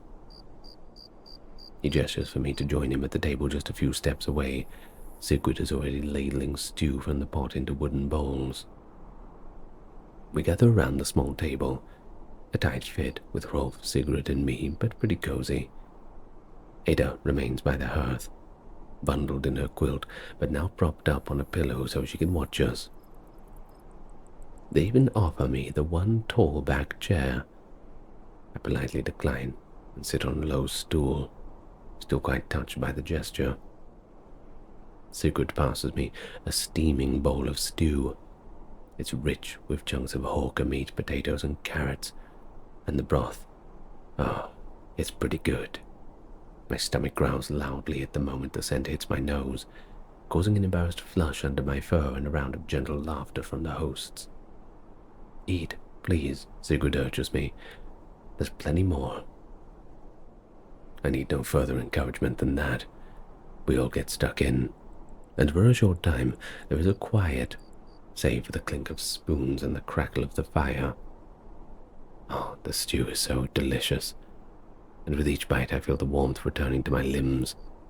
Sigurd also slices up a round of dark bread, spreading each piece with butter. I can't help a rumbling purr as I taste it. Soft, fresh, and I think there was even a hint of honey in that butter. Rolf tears off a chunk of bread and points to it with a grin. I suspect you've been living off dried meat and whatever you can cook over that little fire of yours. A proper meal makes all the difference, doesn't it? Remember me never to take fresh bread for granted again, I reply with a whisker twitch of humor. This is marvelous. Sigurd smiles broadly. I'm so glad you like it. We Nords aren't known for exotic cuisine, I fear, but we can do stew and bread well enough. After a while, our initial hunger is sated, and we settle into more easy conversation. Rolf and Sigurd are eager to hear about my travels and how I came across the herbs that healed Ada. I tell them a bit about my life, how I travel with the Khajiit caravans from one hold to the next trading goods. I mention an old herbalist in High Rock who taught me about the red coldberry leaves and a healer in Elsewhere who showed me the value of desert plants. They listen. They're genuinely interested. It's clear they haven't had many chances to speak with someone like me, and I'm equally fascinated to hear about their lives in Windhelm. Rolf speaks of the long winters and the hard work at the lumber mill, and Sigurd of the city's bustling market and her small vegetable stall. It's not an easy life here, Sigurd said, her brow creasing slightly, especially in these times, between the war and the cold, and she trails off, exchanging a glance with Rolf. Between some folks not trusting anybody who isn't a Nord, Rolf finishes frankly. He looks at me apologetically. Windhelm has never been very welcoming to outsiders. The Dunmer tolerate it because they have no choice. But the Khajiit, well, you know firsthand how people treat your caravan. I nod slowly. There's no point in denying that out of politeness. Many here eye me, as though I might rob them blind at any moment, I say softly. Truthfully, I came close to giving up on Windhelm altogether. If not for Ada's sake, I would likely have moved on today. Sigrid reaches across the table and places her hand over mine. I'm ashamed to admit, I paid attention to those ugly rumors too. When Rolf said he was fetching a Khajiit for help, part of me was afraid. She bites her lip, afraid you might extort us for a dreadful price, or it was just hopeless and we were wasting precious time. It all seems so foolish now. You showed us more mercy and generosity than some of our own kind would. The alchemist, he didn't even open the door. I turned my palm upward and squeezed her hand gently. You were a mother frightened for her child. There's no shame in fearing the unknown when so much is at stake. My voice lowers, earnest and a little aching. In my travels, I have found ignorance and prejudice in many places. That is true. But I've also found people that are just people, each capable of kindness or cruelty. We all carry stories that others might not see at first glance. Rolf nods at that, eyes distant for a moment. Well, our story now includes a selfless Khajiit who gave freely to save our little girl's life. He gives a warm smile to me, and I intend to make sure that our neighbors hear that one. Maybe it'll thaw a few frozen hearts out here. A bashful purr hums in my throat at their praise. I only did what was right. In truth, I should feel thankful to all of you. Thankful to us. Sigrid looked at me, confused. I tried to find the words. You see, these last few days outside the gate, I've been very lonely. Last night when Rolf came to me, I finally had a purpose beyond selling trinkets. And this morning, being welcomed into your home, sharing your table. I pause, tail swishing slowly behind me. Well, you've given me a gift as well. A feeling of, well, belonging maybe. It means more than you know. Sigrid's eyes shine as she pats my hand once more before withdrawing, sensing emotion. Then I suppose we're all richer for what has happened, she said. Rolf raised his cup of hot tea. To Zurich, he says, who turned a night of fear into a morning of hope. Sigrid echoes and lifts her cup to Zurich. Even Hedda, from her spot by the fire, lifts a little wooden mug of water and beams. My ears tilt back in embarrassment, but I raise my own cup and smile. And to your family, I add, who had the courage to trust a stranger. Our cups clink, and we drink. The tea is simple peppermint, soothing and warm. I savor it, knowing I will recall this moment often in the cold camps to come. Before long, Ada's eyelids are drooping. She's still recovering after all. Sigrid scoops her up gently and tucks her back into bed for a proper rest. I help clear the table, insisting, despite Sigrid's protests, she's done enough. There's the least I can do. We tidy up, and then it's time for me to be on my way. I have a camp to tend, and hopefully a day of trading ahead. Only now are some potential new customers once word spreads. Rolf, Sigrid, and even little Ada, wrapped snugly in a blanket and carried in her father's arms, accompany me back to the city gates to see me off. The morning has brightened somewhat, the earlier clouds giving way to patches of a pale blue sky. Windhelm's courtyard, coming alive. A blacksmith hammer clangs, and a few traders are setting up their market stalls. I catch more than a few astonished glances, as this Nord family walks with the Khajiit, as if we were all old friends. I suppose it's a strange sight. At the gate, I turn to them. Sigurd surprises me again by clutching my hand. "Take care of yourself out there," he says, pressing a wrapped bundle into my paw. Inside is a half loaf of the remaining bread and a wedge of cheese. I start to protest, but she fixes me with a stern look. "Don't you dare say no. It's a snack for later, that's all." I bow my head. "Thank you for everything." Rolf shifts Ada in his arms so the girl can throw her tiny arms around my neck. I purr lightly. "Thank you, Mr. Zurich," she whispers. "I feel much better now." "You are most welcome, Ada. Stay well, little one. And listen to your parents. You're lucky to have them, and they love you very much."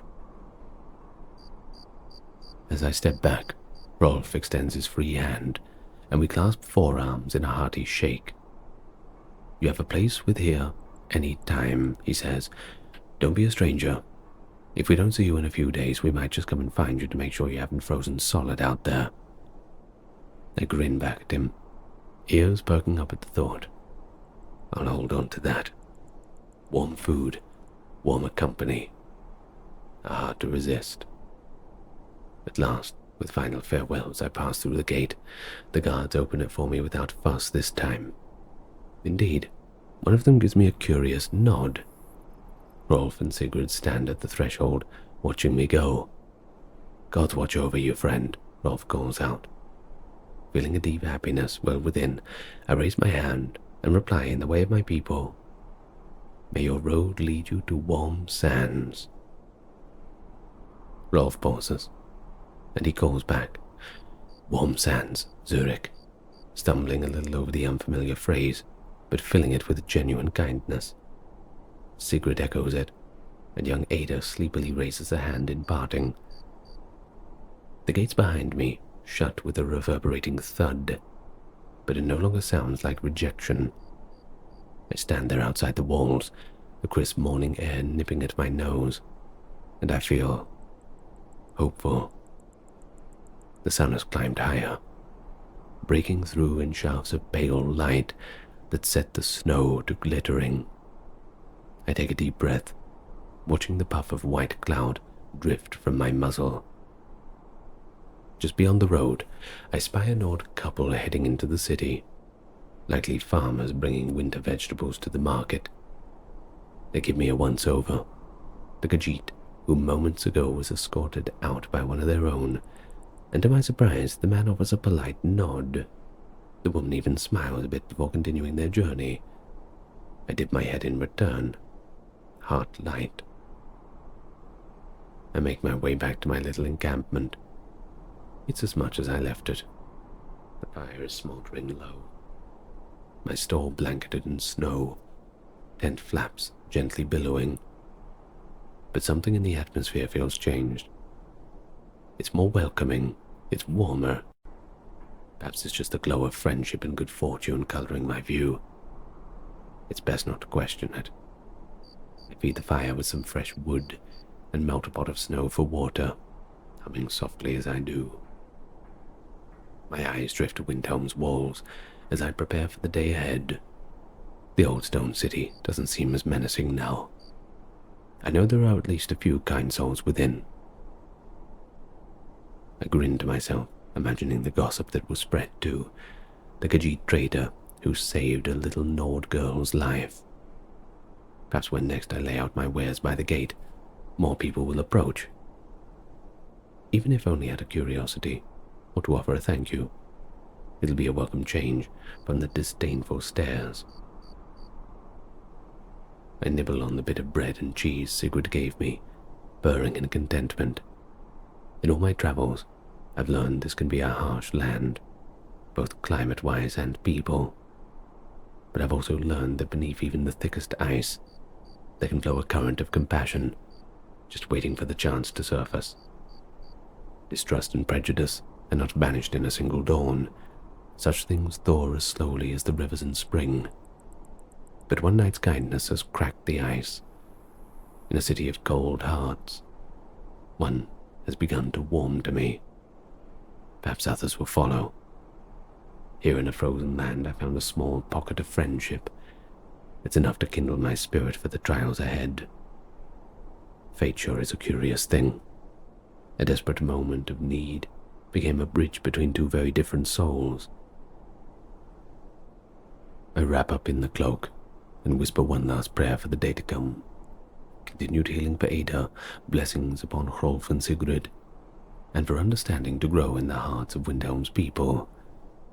And then I stand, tail swaying in determination, and open up my stall for business with a hopeful heart. The memory of a little girl's life saved, and her parents' gratitude, keep me warmer than any fire in the cold days ahead. Warm sands, I think to myself, and muster a small smile. Yes, even here, in my mind and heart, warm sands forever. Dusk settles over the towering trees as a small Khajiit caravan winds itself down the road towards Riften. Golden leaves clung to the birches by the roadside, and a faint mist curled up from the lake shore in the dimming light. The caravan leader, Rijiir, pulled his fur-lined cloak tight against the biting Skyrim cold. Beside him, his young guard, Karim, kept a cautious hand near the curved saber at his hip. They had traveled far from the warm sands of elsewhere, through Cyrodiil, and even over the Jural Mountains. And now, the wooden walls of Riften were finally in sight, torchlight flickering at the gate. They were footsore and eager for rest, but weary. Skyrim had not welcomed them kindly so far. It never does. Karim quickened his pace to come up alongside the leader. This one hopes the Nords of Riften will be more welcoming than those of Windhelm, he muttered, tail flicking with irritation. Memories of Windhelm's icy welcome were still fresh. Just a fortnight before, they'd been forced to camp outside the city's gates, in a blizzard no less. Forbidden entry, while the bitter locals hurled insults and sometimes rotten fruit from the walls. The Khajiit were always kept outside the fortress, treated with suspicion. Skyrim's Nords were eager to buy goods, but they did not easily trust the cats. Rijiir flicked his ears back and exhaled, a misty puff in the chill air. Do not hope too hard, Karim, he replied quietly. These Nords guard their cities like hoards of gold. I expect we'll have to trade outside the walls again. He had heard rumors on the road that Riften was a crooked place of thieves and smugglers, and its guards were no friendlier to Khajiit than those elsewhere. Behind them on the road, two more Khajiit trailed close, guiding a creaking wooden cart piled high with trade goods. One, a lithe female named Kishra, glanced between the looming city and her compatriots. At least Riften is our last stop before the high mountains, she offered gently. We can sell what remains of our wares and resupply for the journey north. Her voice was calm, always seeking the hopeful angle. Just so, Rijiir agreed, giving her a small nod. And with luck, we'll fill our coin purse here and find warmer furs for the cold ahead. He flexed his numb fingers on the cart's reins. Despite his composed demeanor, he could feel tension thrumming in his veins. Each new city in Skyrim brought the same challenges: mistrustful guards, sneers, and sometimes outright hostility. Keep your heads down and your words soft, he advised to the others under his breath. We're here to trade, nothing more. It's best that we do not give anybody an excuse to make trouble. As the caravan neared Riften's gate, the smell of wood smoke drifted from inside the walls. The silhouettes of two guards flanked the arched gateway, spears in hand. One stepped forward as they approached across the drawbridge. In the fading light, Rijiir noted the guard's Nordic features set in a scowl. The guard held up a gauntleted hand. "Halt! State your business," he demanded. His voice was hard and demanding. Rijiir came to a stop and raised his palm in a peaceful greeting. "Well met, friend," he said evenly. "We are Khajiit traders, seeking to do business outside your city. We bring spices, fabrics, and crafts to sell. May we set up camp by the road?" The guard raised an eyebrow, and his steely gaze moved across the group in their wagon. "No caravans are allowed inside Riften," he said curtly. "You will camp outside the walls." He jerked his chin toward a clearing off the side of the gate, where an old tree stump stood. Already, Rijiir could spy remnants of past campfires from other caravans there, and it was clear that this was the only spot the city permitted Khajiit to linger. Before the Khajiit could move to comply, the guard narrowed his eyes. "What's in your wagon?" he barked. "Any of that skooma? Or that moon sugar poison? We don't need your kind peddling that in our city." Rijiir forced his ears to stay upright, ignoring the insult threading through the man's words. "We carry no skooma," he replied calmly. "Only spices, cured hides, and handmade trinkets. You are welcome to inspect." He motioned to the wagon and slowly pulled back the canvas cover to show neatly stacked goods, bolts of brightly colored cloth, bundles of dried moon flowers, carved wooden figures, and many other harmless items. Kareem's tail bristled at the guard's accusatory tone, and his hand clenched at his side. Kishra shot the younger Khajiit a warning look, silently pleading for patience. The guard stepped up to the wagon regardless. "We'll see about that," he growled. Without further invitation, he began rummaging through the piled wares. He shoved aside jars of coriander and dried juniper berries, then dug his hand into a sack of linen clothing. A few carved ivory buttons scattered into the dirt. Rijiir felt a flush of anger at the humiliation, but he kept his ears low and expression neutral, reminding himself that enduring this indignity was better than causing a scene. After a thorough and disorderly search, the guard stepped back, wiping dust from his gloves, and he found nothing amiss. "Seems clean," he muttered, almost disappointed that he didn't find anything. He cast them all a suspicious glare regardless. "Listen well. You can make camp over there." He jabbed a finger toward the clearing by the stump. "Stay outside the walls and away from the road. And if you try anything, by the divines anything, you'll spend the night in irons. Do you understand, cat?" "Understood," Rijiir answered evenly. He motioned quickly to his companions to move along before Kareem's barely restrained temper could ignite. Kareem complied too, but not without casting a furious glare back at the guard once he turned away. The Khajiit guided their horse and cart off the main road to the patch of ground indicated. It was well away from the gates, just under the eaves of the trees. The area was littered with old ashes and charred rocks from previous merchant campfires. As they unhitched their weary horse, the city guards returned to their posts, though their vigilant eyes never strayed far from the new guests. Rijiir exhaled slowly. "Let's get settled and keep to ourselves," he murmured. The group swiftly began setting up a modest camp. They pitched one small canvas tent and arranged bedrolls around a spot of cleared earth. They lit only a small fire and huddled close to it as the night deepened. Rijiir sat apart for a moment, gazing up at the twin moons as they rose over the treetops. In Khajiit lore, Massa and Secunda were both guiders and guardians, so he whispered a hushed prayer to them for protection. The night was cold and silent, offering no response, but the familiar ritual calmed him slightly. Karim volunteered to watch the first hours while the others tried to rest.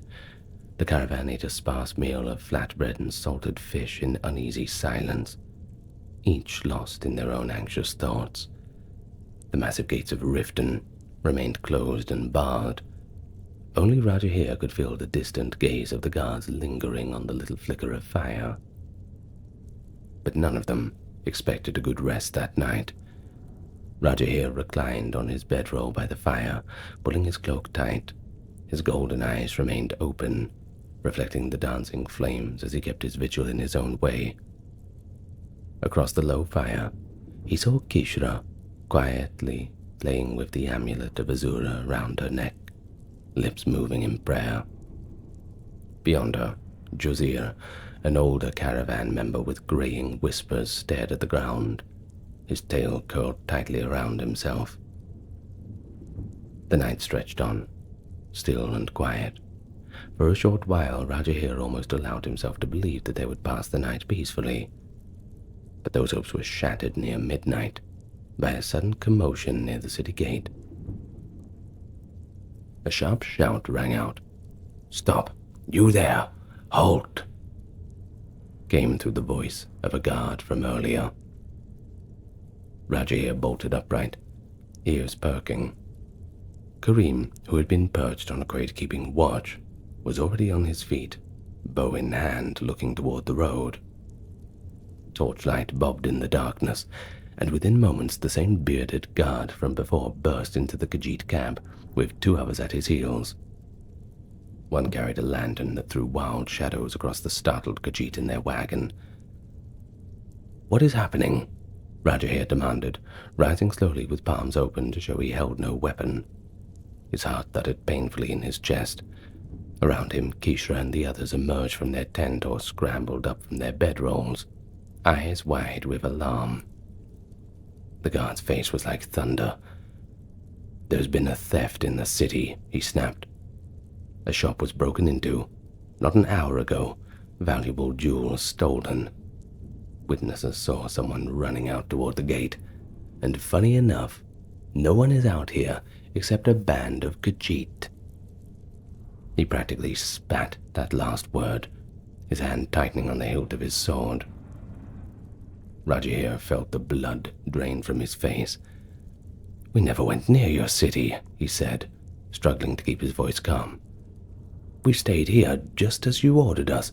None of us would save it," the guard barked. The other two guards fanned out, steel blades glinting in the firelight as they surrounded the caravan. "You damned cats expect me to believe it's pure coincidence. A burglary happened just as a Khajiit camp showed up outside the walls." He gestured sharply at their wagon and told the other guards, "Search everything." Kishra stepped forward, her hands raised in a placating gesture. "Please," she implored. "We're just honest travelers. All of us have been here by our fire. If there was a theft, it wasn't—" "Quiet!" snarled the guard, shoving past her. Another guard roughly grabbed Kishra's arm to restrain her, drawing a startled yelp of pain. At that sight, Karim lost the last of his patience, and with a furious howl, he lunged at the bearded Nord. He cursed him, swinging a clawed fist. The sudden attack took the guard by surprise. Karim's punch struck his jaw hard, making the big man stumble back a step. "Karim, no!" Rijiir shouted in alarm. But it was too late. The chaos had already erupted. The remaining guards surged forward with shouted oaths and curses. One tackled Karim around the waist, while the other rushed Rijiir with a drawn sword. Rijiir instinctively sidestepped the thrust of the blade, but a heavy boot slammed into the back of his knees, sending him sprawling to the ground. This was when he tasted blood. A gauntleted fist had clipped his cheek as he fell. Around him, the peaceful camp disintegrated into violence. Kishra was crying out as a guard twisted her arm behind her back. Josiah tried to shield the wagon with his body, only to be cracked across the skull by the haft of a spear. In the midst of the struggle, the lead guard tore into the Khajiit's wagon, overturning baskets and sacks with a crazed zeal. "Where is it? Where?" Suddenly, he gave a triumphant shout. From beneath a heap of embroidered quilts, he yanked out a small velvet pouch. He held it up, and in the lantern light's pouch, contents glimmered as they spilled into his palm, a cascade of jewels, red, green, and blue. Kareem's eyes widened in disbelief at the sight. Rijiir's stomach lurched. He'd never seen these gems before, yet they were here, looking damningly like stolen treasure. "What? We never..." Kareem tried to protest as he struggled under the weight of the guard pinning him down. The bearded gnawed, bared his teeth in a vicious grin. "Caught red-handed now, aren't you, you damn cat?" he snarled. He held up a large ruby between his thumb and forefinger. The gem sparkled innocently, while fury danced in the man's eyes. "Fine stones. Let's see. A ruby, an emerald. Yes, just like the ones reported missing." Rijiir's heart sunk like a stone. He realized at once what this was. This was a setup. A nightmare far worse than a few insults or a night in the cold. "This is a mistake," he gasped, struggling as a guard yanked his arms behind him. "Those are not ours. Somebody must have planted." "Shut up, thief!" The guard snarled and delivered a heavy backhand slap across his face. The Khajiit leader saw an explosion of stars as pain erupted in his cheek, and he tasted more blood on his tongue. In moments, the fight went out of the Khajiit. Kareem, dazed from an armored elbow to his temple, went limp in the grip of his captor. Josiah lay on his side at the wagon wheel, wheezing and clutching his stomach where he'd been brutally kicked. And poor Kishra ceased her struggles, tears lining her fur, as a guard bound her wrists cruelly tight with rope. Half a dozen more city guards arrived in response to the fray, led by a stocky officer with a cape, the guard captain. He took in the scene of Khajiit subdued on the ground and a pouch of jewels glinting in his subordinate's hand. "Bind them all. Take them in," the captain ordered coldly. Rijiir, still reeling from the blow, felt rough hands wrench his arms back and loop cords around his wrists. He did not resist. There was no use. Around him, Kishra and the others were being tied up as well. Kareem was hauled upright, swaying on his feet, blood trickling from a cut above his brow.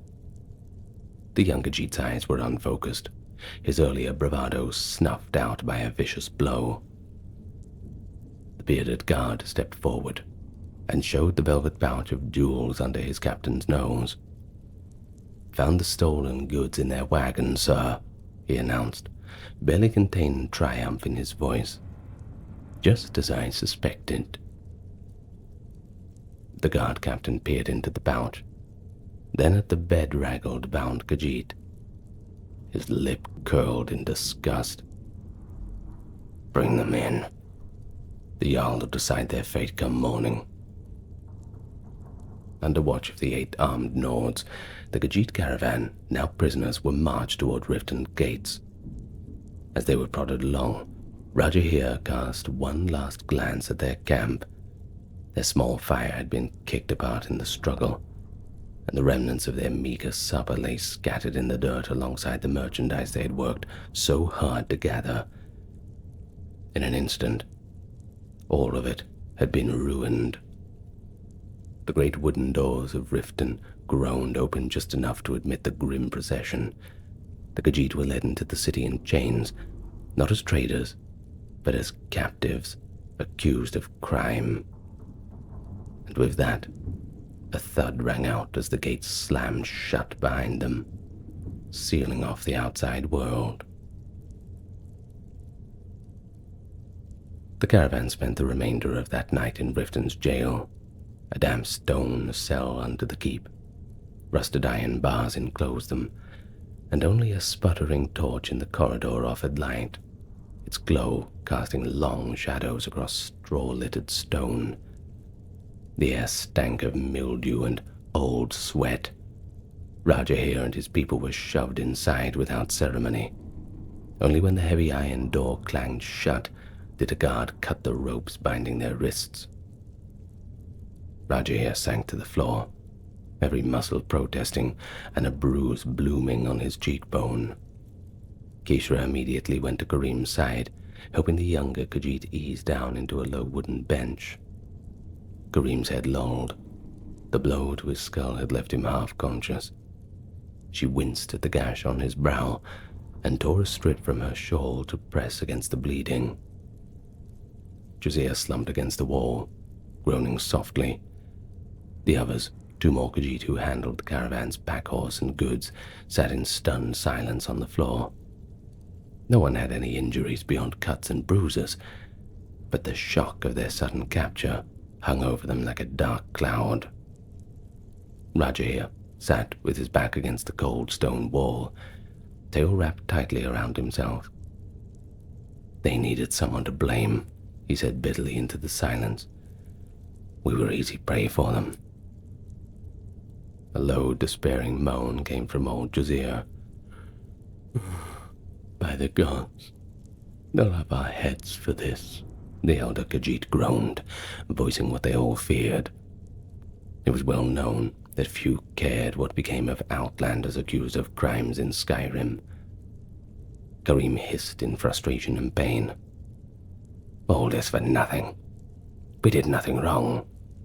Anguish and anger warred in his voice. Kishra laid a gentle hand on his shoulder, trying to calm him as he seethed. As he sat in the cold darkness, Rijiir's mind wandered to the warm sands of his homeland.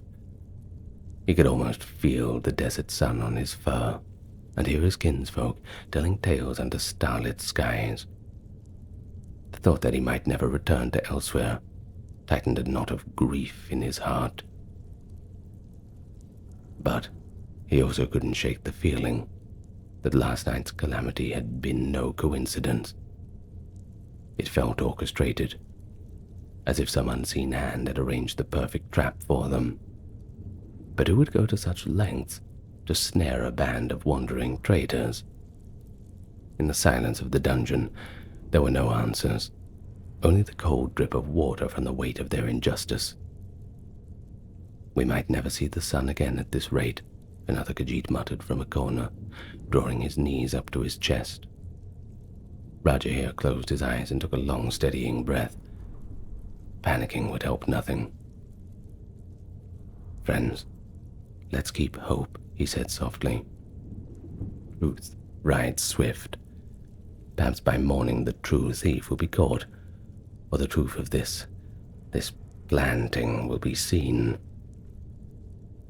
Karim, cradling his aching head in his hands, gave a hollow laugh that bordered on a sob. You're more optimistic than this one can imagine, Rijiir. Hours dragged on in the dank cell. No one came to see them. The only sounds were the occasional distant bang of a door and the scurrying of rats in the walls. Huddled together for warmth, the Khajiit slept in a fitful snatch, or simply sat in numb silence. But Rijiir remained awake, eyes fixed on the thin rectangle of a high window where the first grey light of dawn finally began to creep in. As morning arrived, the echo of approaching footsteps stirred them to attention. A ring of keys jangled, and a heavy door squealed open. But in walked an Aldermer woman, clad in elegant velvet robes. The Jarl's steward. By the look of her rank, at least, and the way the two guards flanking her stepped deferentially aside. The steward's golden eyes swept across the cell and the disheveled Khajiit within. She held a parchment in one hand. "By order of Jarl Layla Lawgiver," she said briskly. "These Khajiit are to be released immediately." Stunned silence met the pronouncement. Rijiir's ears twitched, uncertain he had heard correctly. Perhaps he was in a dream. But no, it was real. Karim blinked slowly, as if convinced that this was a cruel trick. The guard from last night, the bearded one, stood just behind the steward, jaw agape. "Released," he blurted out. "But these damn cats, they—" The Ultima steward silenced him with a glare sharp enough to cut. "The Jarl's command is not open to debate, guardsman. Do as you're told." She turned back to the prisoners and gestured curtly. "Out with you. Your innocence, or if it is lack thereof, is no longer of concern." No longer of concern? Rijiir exchanged bewildered glances with Kishra. Cautiously he got to his feet. The guard stepped forward, but instead of manhandling him, one actually extended an arm, as if to help. Rijiir ignored this gesture and stood on his own, still rubbing feeling back into his wrists. One by one, the caravan members crept out of the cell. Josiah practically had to lift Karim, who winced at the movement. They clustered in the corridor, waiting anxiously as the steward locked the cell door behind them with a decisive clack.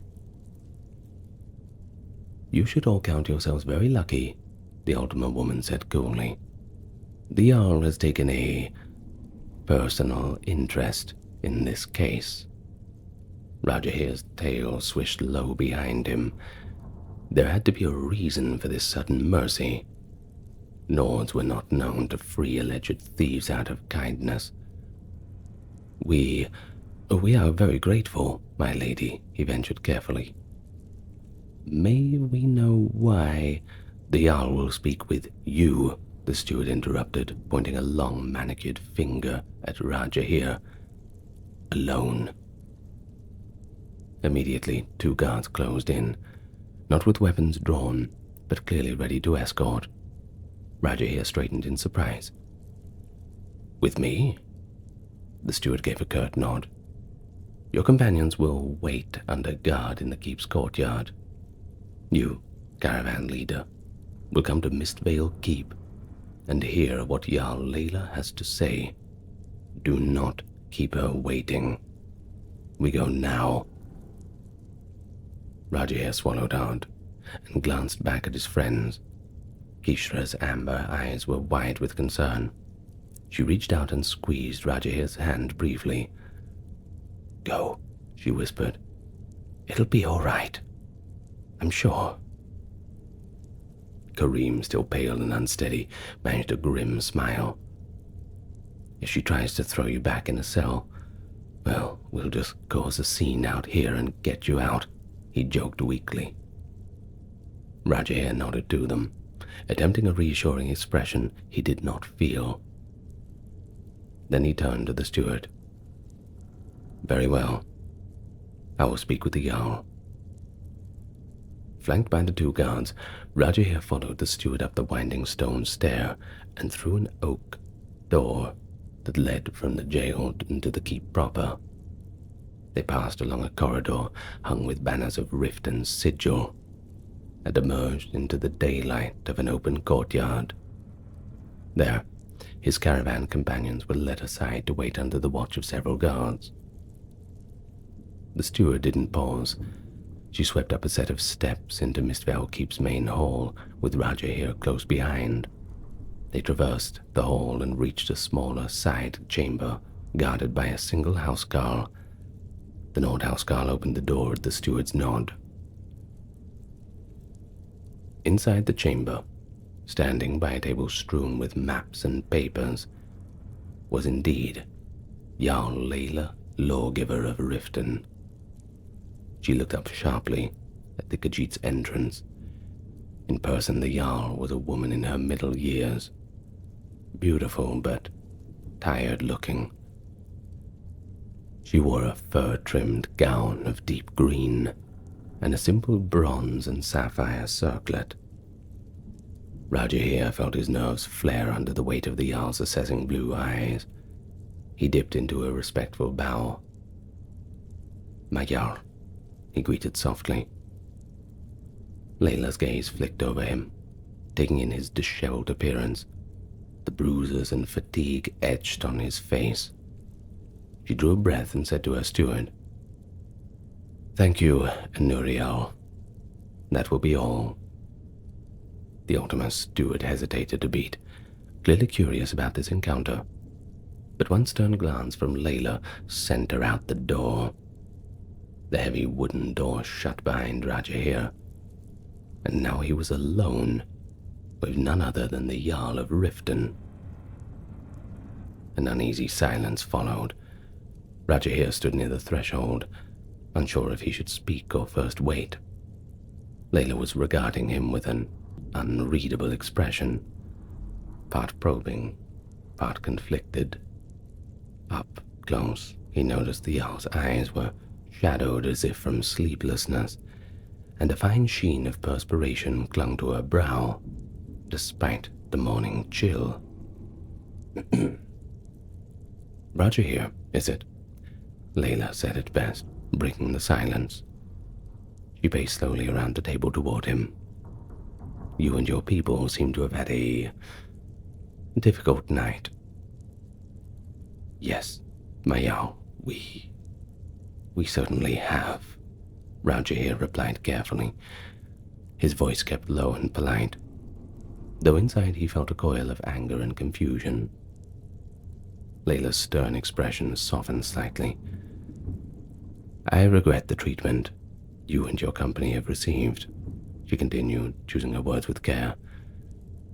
"Times are tense in my city, but that is no excuse for my guard's behavior." Rijiir managed to hold her gaze. To hear a Nord Jarl apologize for how they'd been treated was the last thing that he had expected. "We seek only an honest living, my Jarl. No trouble," he said, a note of earnestness in his tone. Layla gave a faint nod, as if acknowledging his point. She then sighed and moved to stand directly before him. Rijiir noticed her hands were clasped tightly together. "I ordered your release," she said, now in a lower, more confidential tone, "because I needed something from you, something that I cannot obtain through any of my own people." Rijiir's ears twitched in surprise. He had suspected as much. Mercy rarely comes without conditions, and he asked guardedly, "How may this Khajiit be of service?" The Jarl's eyes darted toward the closed door, then back to Rijiir, satisfied they were truly alone. She spoke, each word measured. "You've traveled widely, yes. You came from elsewhere." "That is true," Rijiir answered. He wasn't sure where this was leading yet, but his senses were keen. Layla's voice dropped to nearly a whisper. "Tell me, trader, have you dealt in moon sugar during your travels?" Her face tightened, as if nervous to even utter the words. Rijiir felt a jolt go through him. Of all the requests, he kept his expression neutral. "Moon sugar is a commonly traded item in elsewhere, my Jarl. We often carry small amounts for personal use or sale," he admitted. "However, we currently have none with us, precisely because we wanted to avoid trouble." Layla nodded impatiently. "Yes, I know your wagon was clean according to my men's reports." She began to pace again, one hand unconsciously rubbing at her forearm. "I will speak plainly, Rijiir. I secured your freedom because I require a supply of moon sugar, and I required discretion above all else. Rijiir stood very still. He thought of the planted jewels, the false accusations.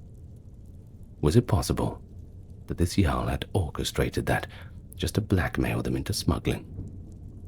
Or was she merely taking advantage of an opportunity? Either way, the outcome was the same. Moon sugar, he echoed softly. It is illegal to possess in Skyrim, as you know, my Jarl. I am aware. Layla's tone was sharp, but then it faltered. She stopped pacing and faced him. I need it, Rijiir, just for myself. Her voice cracked on the admission, and she averted her eyes, clearly showing some kind of embarrassment. In that moment, Rijiir understood the full gravity of the situation. The Jarl of Riften was addicted to moon sugar, or likely its refined form, skooma. The slight tremor in her hands, the sheen of sweat, that fatigue in her face. He recognized these signs. The mighty ruler was caught in the grip of the very substance her guards would imprison others for. For a heartbeat, he almost pitied this proud ruler, brought so low by her own craving. Yet he remained wary. The Jarl was effectively pleading for illicit help, but still holding 100% of the power in this exchange. Layla continued, her words tumbling out in a rush now. My usual sources have dried up recently. I cannot seek new ones through any official channels, or unofficial for that matter. But if the wrong people learned of my condition, it would be disastrous. Not just for me, but for Riften. She began to pace again, agitation evident. Riften. There are powerful forces here. Maven Blackbriar, for one. She practically rules this city's underbelly. If she even suspects that I have this weakness, she'll exploit it, and she'll rip the throne from my hands. Rijiir listened intently. He knew of the Blackbriar family by reputation. Everyone did. Wealthy brewers of mead, sure, but also crime lords. Maven Blackbriar's name alone made honest folk lower their voices. That someone like the Jarl feared her spoke volumes about Riften's true balance of power. Layla's eyes flashed with a mix of fear and anger. I suspect even the incident with the stolen jewels last night may have been arranged by those who want to embarrass me or keep me under thumb. Maven has half the city guard in her pocket, and she profits greatly from the illegal skooma trade. Perhaps she thought to scare me by framing and punishing a convenient outsider. Or perhaps it was simple rotten luck that she became a scapegoat. Either way, I saw an opportunity. Rijiir now saw the larger picture, or at least the outline of it.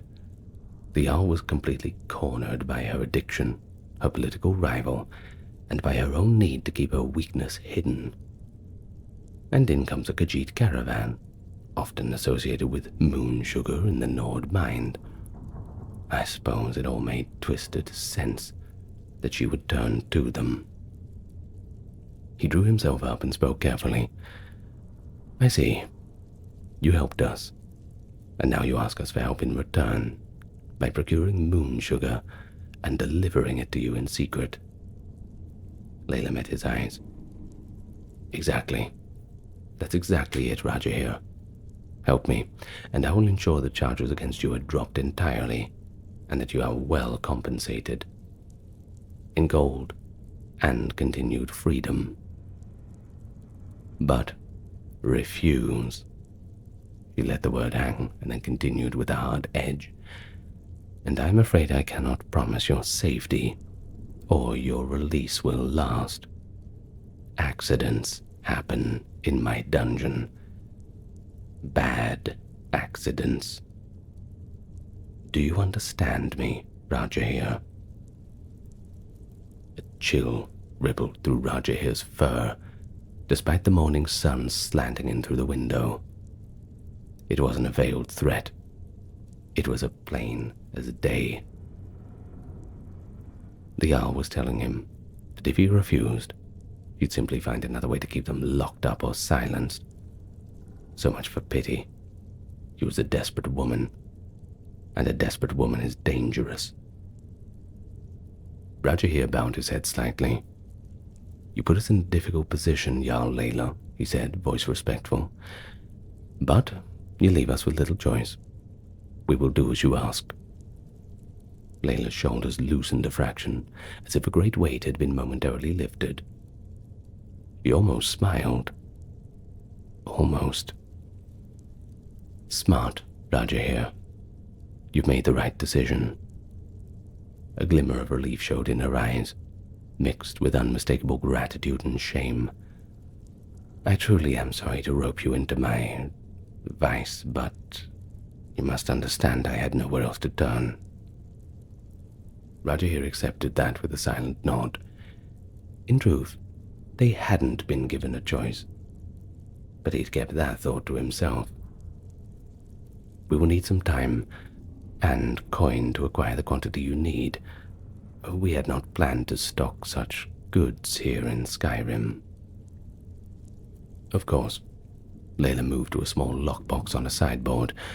Her fingers fumbled only slightly as she unlocked it with a key from around her neck. She withdrew a fat coin pouch that clinked heavily and placed it in Rijiir's hands. "There are 200 septims. That should more than cover your costs. Consider the rest as a down payment on your reward." Khajiit felt the weight of gold in his palm. This was substantial, more than they'd earned in many weeks of honest trade. He tucked the pouch into a hidden pocket inside his vest. Layla also produced a small enameled emblem depicting Riften's crest.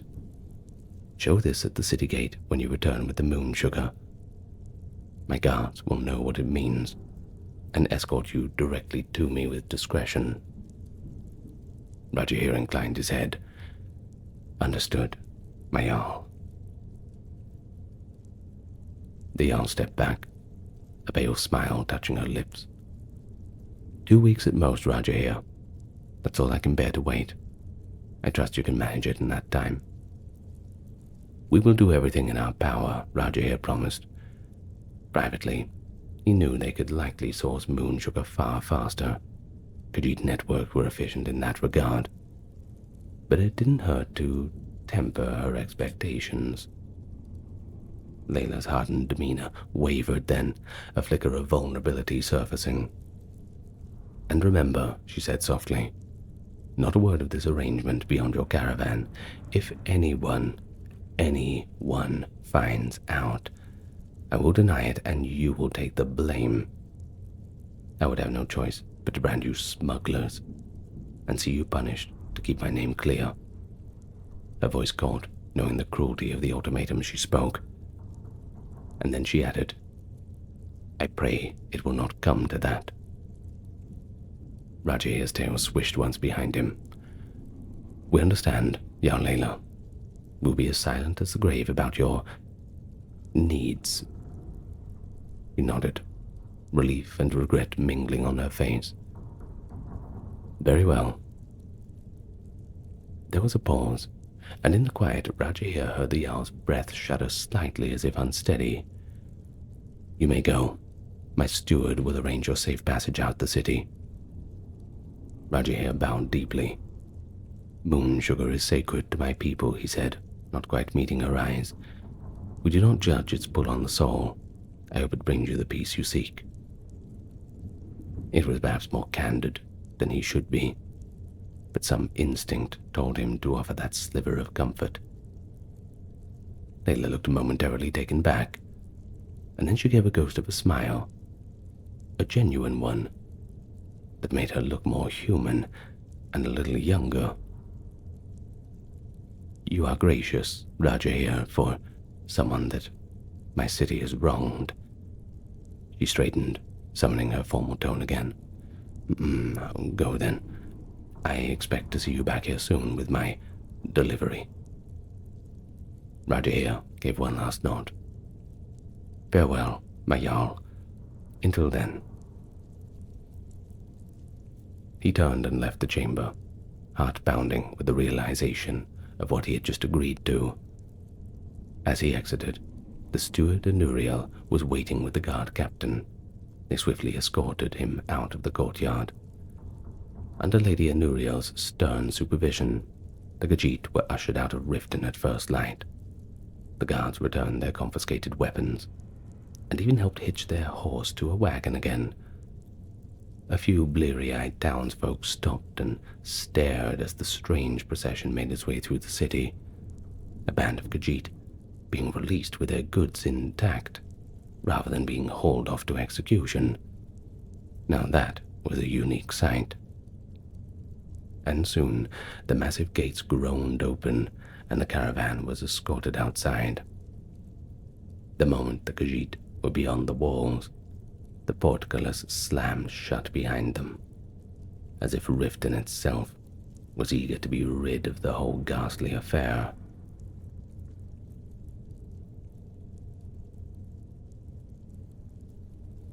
Not an hour later, the Khajiit caravan was back on the road, putting Riften behind them. Their wagon, hastily repacked with what goods remained to them, creaked along behind the weary horse. They couldn't help but notice a few of their nicer trinkets had gone missing during the ordeal, likely pocketed by those opportunistic guards. But they counted their blessings. They were still alive. Kishra walked beside Karim, gently checking the bandage on his head and dabbing a bit of herbal salve onto his bruised cheek as they went. The morning air was crisp and cold, each breath puffing white as they trudged north. For a long time, none of them spoke. Only the crunch of their footsteps and the creak of the wagon wheels over the frosty road broke the silence. The wooden walls of Riften soon vanished behind the trees, and with each step the caravan put more distance between themselves and the nightmare of the night before. Karim was the first to speak, his tone a mix of lingering anger and disbelief. "So, that's it? We're free?" he murmured, touching the side of his bandaged head gingerly. "Free, with a pouch of the Jarl's gold, and tasked to be her smugglers," he huffed, claws flexing reflectively. "We should count our blessings," Kishra said softly. She walked on Karim's other side, offering him support when he stumbled. "We could have been headed to the chopping block, you know. Instead, we're free, and we have our chance at dawn." Despite her words, her brow was furrowed with worry. Karim scowled, his tail lashing. "It still doesn't sit right. We bend over backwards to help a Nord who tossed us in jail on false charges." A bitter laugh escaped him.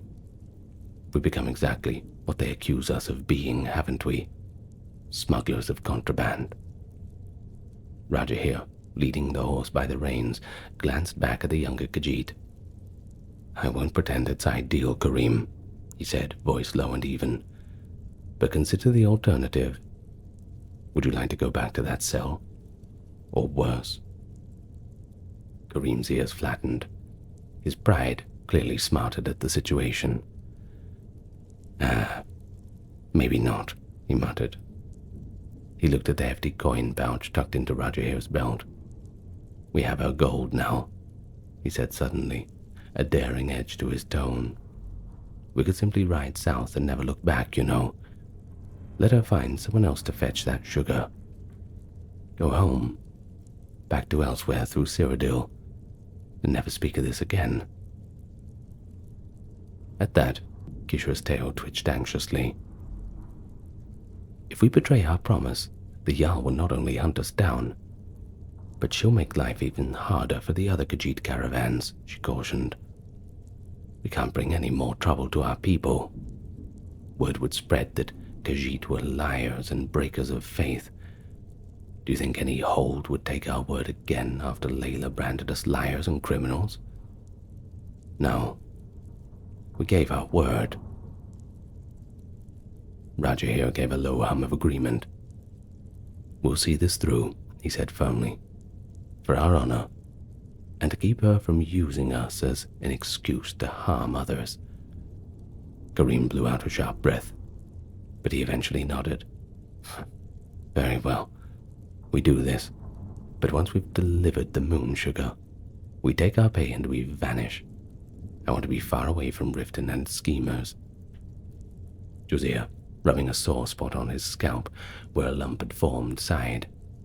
This land is poisoned by schemes, he agreed. Perhaps after this, we head back to more familiar sands for a time. The group fell quiet for a moment as the sun crept higher, thawing the rime on the path. As they spoke, a few golden leaves drifted down from the birches overhead, catching the light as they fell onto the road. We still need to actually get this moon sugar, Josiah ventured after a stretch. We left our stock back home. Kishra flicked her eyes thoughtfully. You know, there are other Khajiit caravans in Skyrim. Perhaps our friends near Whiterun can spare some of their stock, if we explain the plight. Madran or Akari's group might help us for the right price. Rijiir nodded. A wise thought. If not, we'll send word to our contacts across the border. One way or another, the Jarl will get what she wants. Kishra turned her head. I almost feel pity for the Jarl, she admitted after a pause, breaking the silence that had fallen. Facing someone like Maven Blackbriar, it's a perilous path she treads. The Khajiit woman's eyes were distant, as if envisioning the political storm awaiting Layla back in Riften. Blackbriar is a viper with many tails, Josiah muttered. Her venom reaches far. Even out here we have to stay vigilant. Rijiir looked at him. One thing is certain. Last night showed us that the games of these Nords can ensnare anyone, even those only seeking honest trade. Perhaps one day we might learn who truly orchestrated the night's cruelty, be it scheming Maven or the desperate Jarl, but for now, I suppose some mysteries will remain unsolved. Our task is ahead of us, not behind. Karim gave a grunt of agreement. He adjusted the strap of his leather armor and squared his shoulders. At least now we have a purpose and direction, better than rotting away for a crime we never committed. Kishra managed a faint smile. And we have each other. The roads are less lonely that way. She reached out to squeeze Karim's arm encouragingly. Despite it all, they'd survived together. A soft chatter of a pine squirrel on a branch overhead and the distant call of a hawk broke the silence. The sun climbed toward its zenith, bringing a pale warmth to the cold air. As the caravan crested a small hill, they could see the plains rolling out toward the north, their path to Whiterun and beyond. Rijiir looked over his shoulder once, back toward the city they'd come. Riften was far out of sight now, hidden behind hills and trees. Only a thin wisp of smoke marked the city's presence on the horizon. In that unseen city, a Jarl waited nervously for moon sugar, caught in her web of secrets and foes. Who truly had set the trap that nearly destroyed the caravan? Whether it was Layla or Maven's cronies remained an unsolved riddle. Perhaps they would never know. He turned back to the road ahead. All that mattered now was the journey before them. Perhaps one day they'd learn the truth, but for now survival and duty would be enough. They would have to be enough. And as they traveled onwards, a lone wolf's howl from distant hills echoed, an eerie reminder that the wilds held their own dangers. But the Khajiit did not falter. Together the caravan pressed on, guided by the light of day and the promise of the gold yet to be earned. The cold wind whistled through the pines, offering no answers to the questions left behind in Riften. In the end, they were left only with the road ahead, and whatever tomorrow would bring.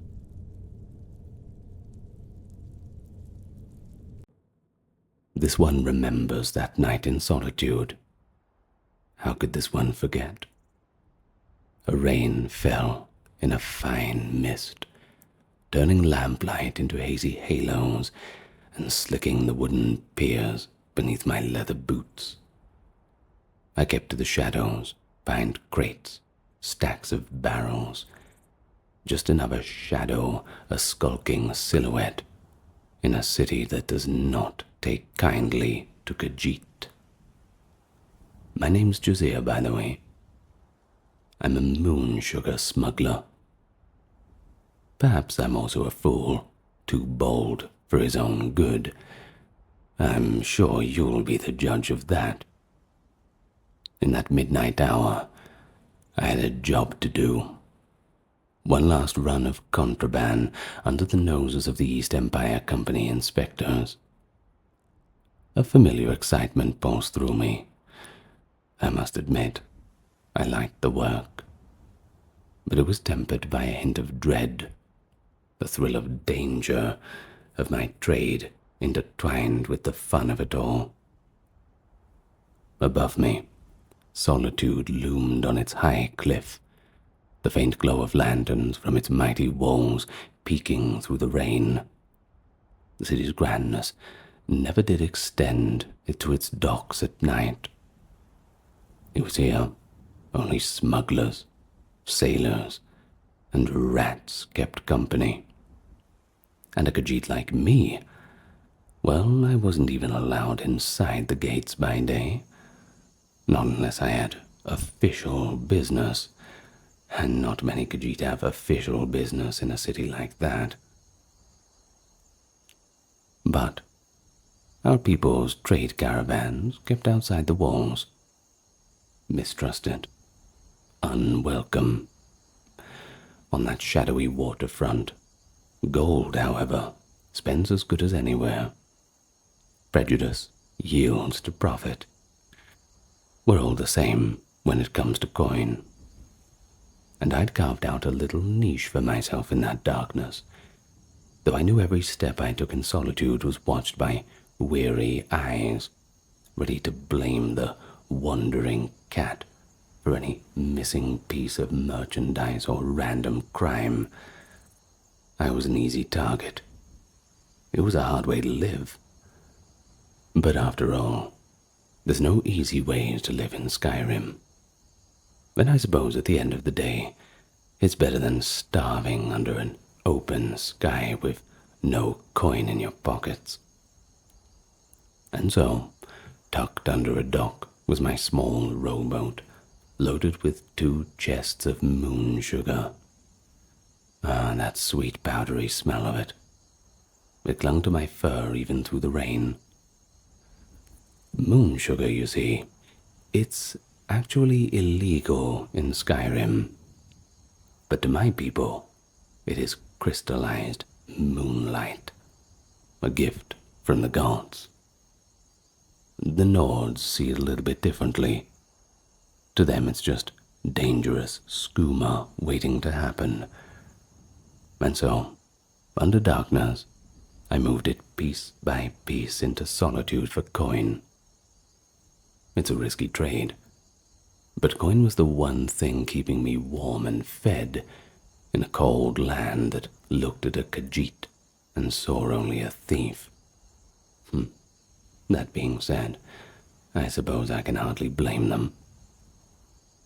Tonight's partner in crime was Captain Morrow, if you would believe it, a stout Imperial who ran a merchant ship called the Green Rose. We had an arrangement. I'd slip him contraband to hide among his legitimate cargo, and he'd slip it past any inspections. We'd split the earnings right down the middle. Over months of quiet cooperation, I allowed myself to trust him. That was a mistake that I would soon come to regret. Greed and fear, they make for quick traitors. As I crouched beneath the pier, I waited for Morrow's signal. 2 quick flashes of a lantern from his deck. That was the signal it was to bring over the goods. But the appointed time came and went, and there was no signal. Rain drummed on the planks overhead. Something wasn't right. An uneasy prickle raised the fur on the back of my neck. My tail twitched involuntarily. Every instinct urged me that I had to stay alert. A soft scrape sounded on the wet planks behind me, and instinctively I drew a dagger out, ears flattening. A low voice hissed, "Easy, friend." And from the darkness emerged an Argonian. I knew him well from the docks. His name was Swims. Swims in mist. I let out a breath I'd been holding. Swims often traded in whispers and secrets around Solitude's harbor. If anyone knew what was afoot tonight, it'd have to be him. Relief and weariness. It flooded me all at once. "Swims, what are you doing here?" I whispered, sheathing my blade. My nerves were taut as bowstrings. Swims in mist eased a little bit closer, rainwater glistening on his green-black scales. He offered his classic toothy grin. "I might ask you the same, Rijiir," he replied softly. "But of course, there's no need. I already know. Moving moon sugar tonight, yes?" My tail flicked impatiently. "This one does not like being snuck up on," I murmured. "If you've come to buy, you're late." Swims gave a quiet chuckle. "Not buying, my friend.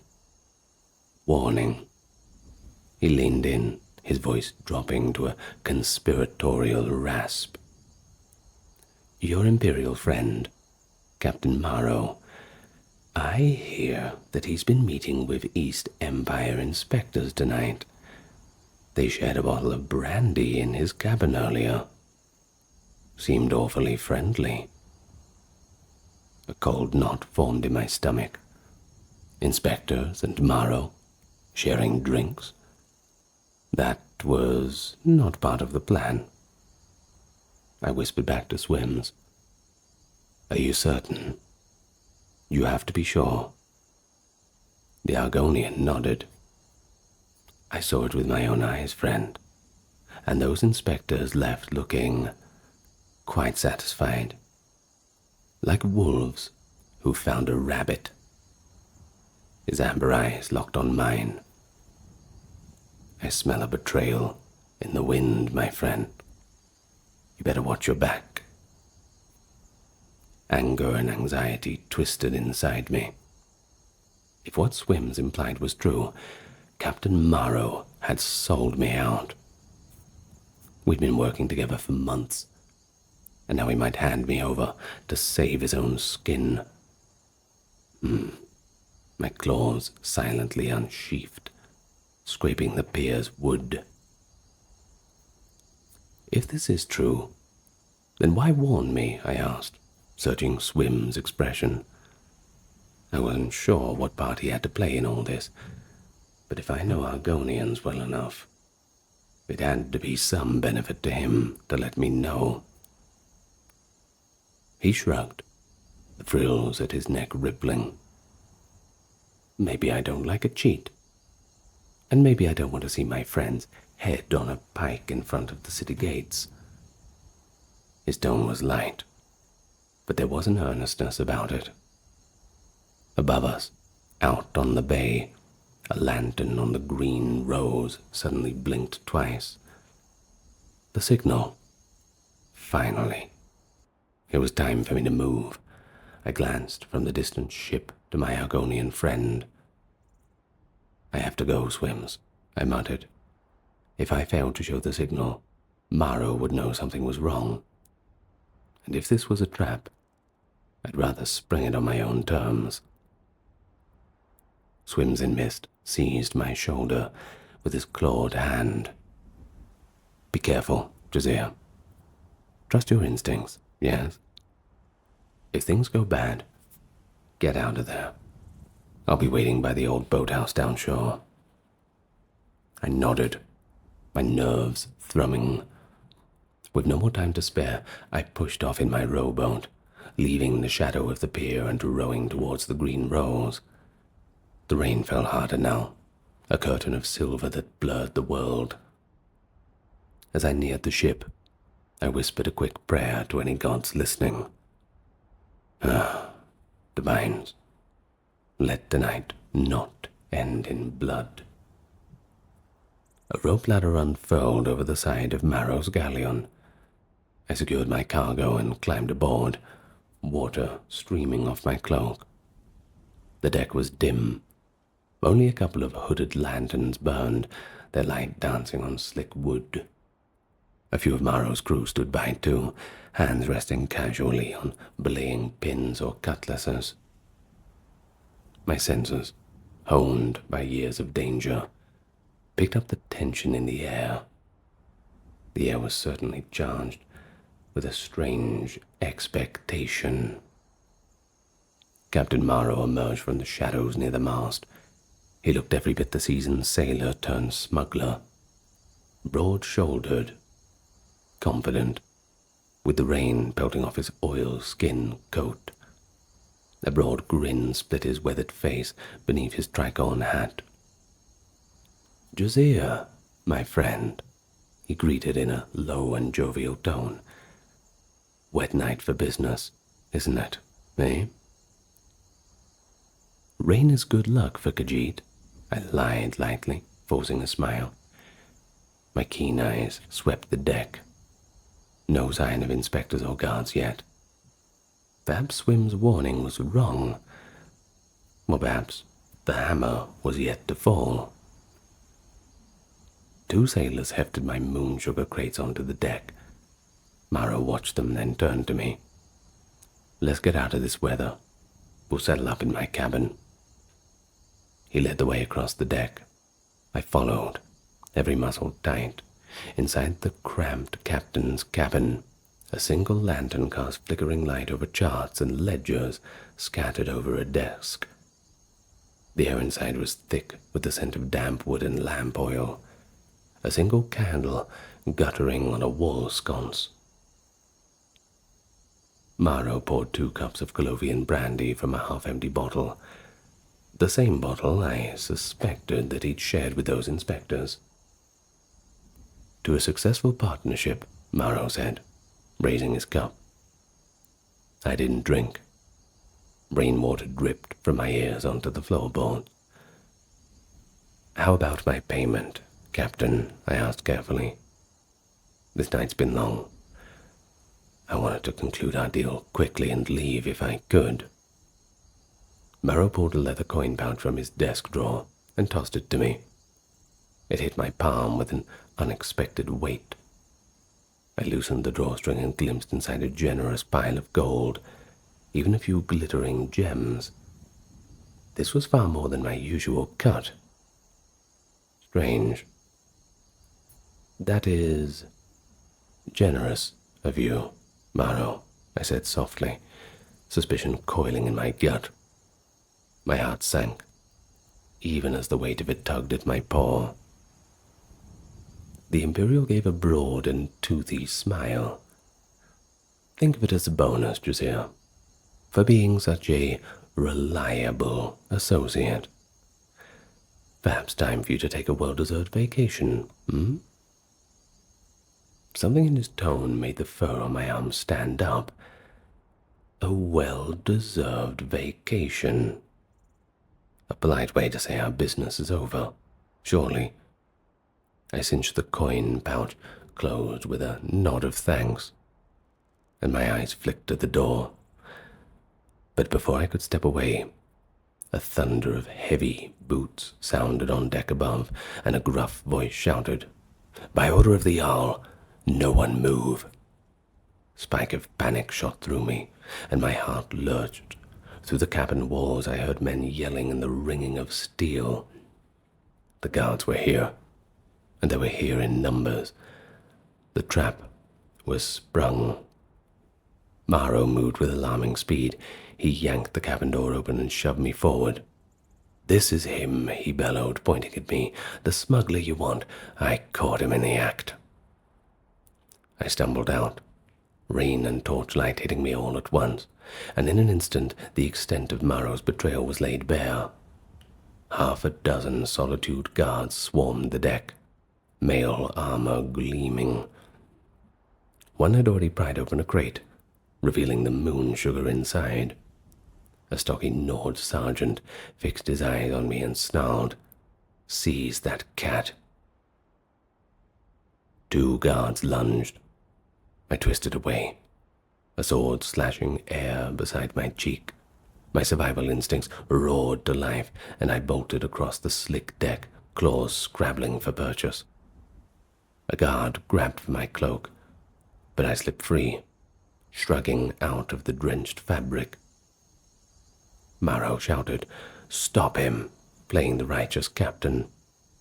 I spared him a single furious glance, his face a mask of feigned outrage. Anger flared hot inside me. I was not going to become his scapegoat. With a running leap, I vaulted onto the ship's railing and dived over the side into the black waters below. Oh, the cold sea of ghosts. It hit me like a wall of knives. I plunged deep, the world an icy silence, broken only by the thud of my racing heartbeat. The shock nearly drove the air from my lungs. Kicking to the surface, I gasped for air. Above, lantern lights bobbed and voices shouted, pointing to where I'd broken the water. An arrow whizzed past, splashing a few arms' lengths away. I sucked in a breath and dove again, just as a second arrow sliced into the waves where my head had been. Underwater, I swam blindly away from the ship, legs burning with each frantic kick, and my mind roared with equal panic. I refused to die here. No, I won't die like this. At last, lungs screaming for relief, I broke the surface near the barnacle-crusted pilings of Solitude's docks. I clung to a wooden support, coughing quietly. The rain had slowed to a drizzle now. Through a grey veil I heard confusion, the guards shouting. I was lost in dark water. Someone calling for lanterns and boats. Moving as silently as I could, I climbed a ladder onto the quiet section of the dock away from the commotion. Every part of me trembled from cold and shock, but I forced myself to keep moving. I had to keep moving. I had to disappear into Solitude's underbelly before they organized a thorough search. I bit back the chatter of my teeth and forced myself to focus. Keeping low, I slipped into a narrow alley between a warehouse and a storage shed. My feet found puddles and loose stones, but I crept swiftly, ears straining for any pursuit. I thought I'd gained a moment's respite, until a silhouette stepped from the shadows ahead, blocking my path. I nearly drew my dagger, but the figure held up empty hands. A woman's voice whispered, "Easy now." The hood fell back slightly, revealing a pale face with wet blonde hair and keen blue eyes glinting with intrigue even in that dim light. At an instant, recognition clicked. I knew that face, not just from whispers, but from wanted posters. It was Vex, a prominent thief of the Riften Guild. But she was here in Solitude, of all places. She hissed at me. "What are you staring at, cat?" Behind me, I could hear boots on planks. A guard patrol was approaching the mouth of the alley. With a swift motion, Vex grabbed my sleeve and pulled me through a side door into the warehouse. We shut it, just as torchlight flooded the alley outside. My heart thumped. Through a crack in the boards, we watched 2 guards jog past. After a few breaths, Vex gave me a once-over. Raising an eyebrow, she whispered dryly, You've made quite a mess of it out there tonight, haven't you? I managed a shaky grin. I'll admit it's been a complicated evening. She smirked back at me in reply. I saw you dive off that ship like a frightened goat. Gutsy. Stupid, but gutsy. From the distant shout, it sounded as though the guards were spreading their search further along the docks. We didn't have long. Why help me? Vex shrugged. Maybe I hate sharing the city with East Empire goons. Maybe I'm just in a generous mood. She cracked the door and peeked out. The immediate area was clear. Move. Here's your opening. Get out of Solitude as quick as you can. I gave her a grateful and bewildered look. Thank you, I stammered softly. I won't forget this. Beck smirked and gave me a light shove toward the door. See that you don't, and don't make me regret it. I nodded and slipped out into that misty night once more. But before I left, Vex caught my arm and pressed a small engraved token into my palm. It was a coin, marked with the Thieves' Guild insignia. Find us in Riften if you want some real work, she added, and try not to get yourself killed before then. With that, she vanished into the dark.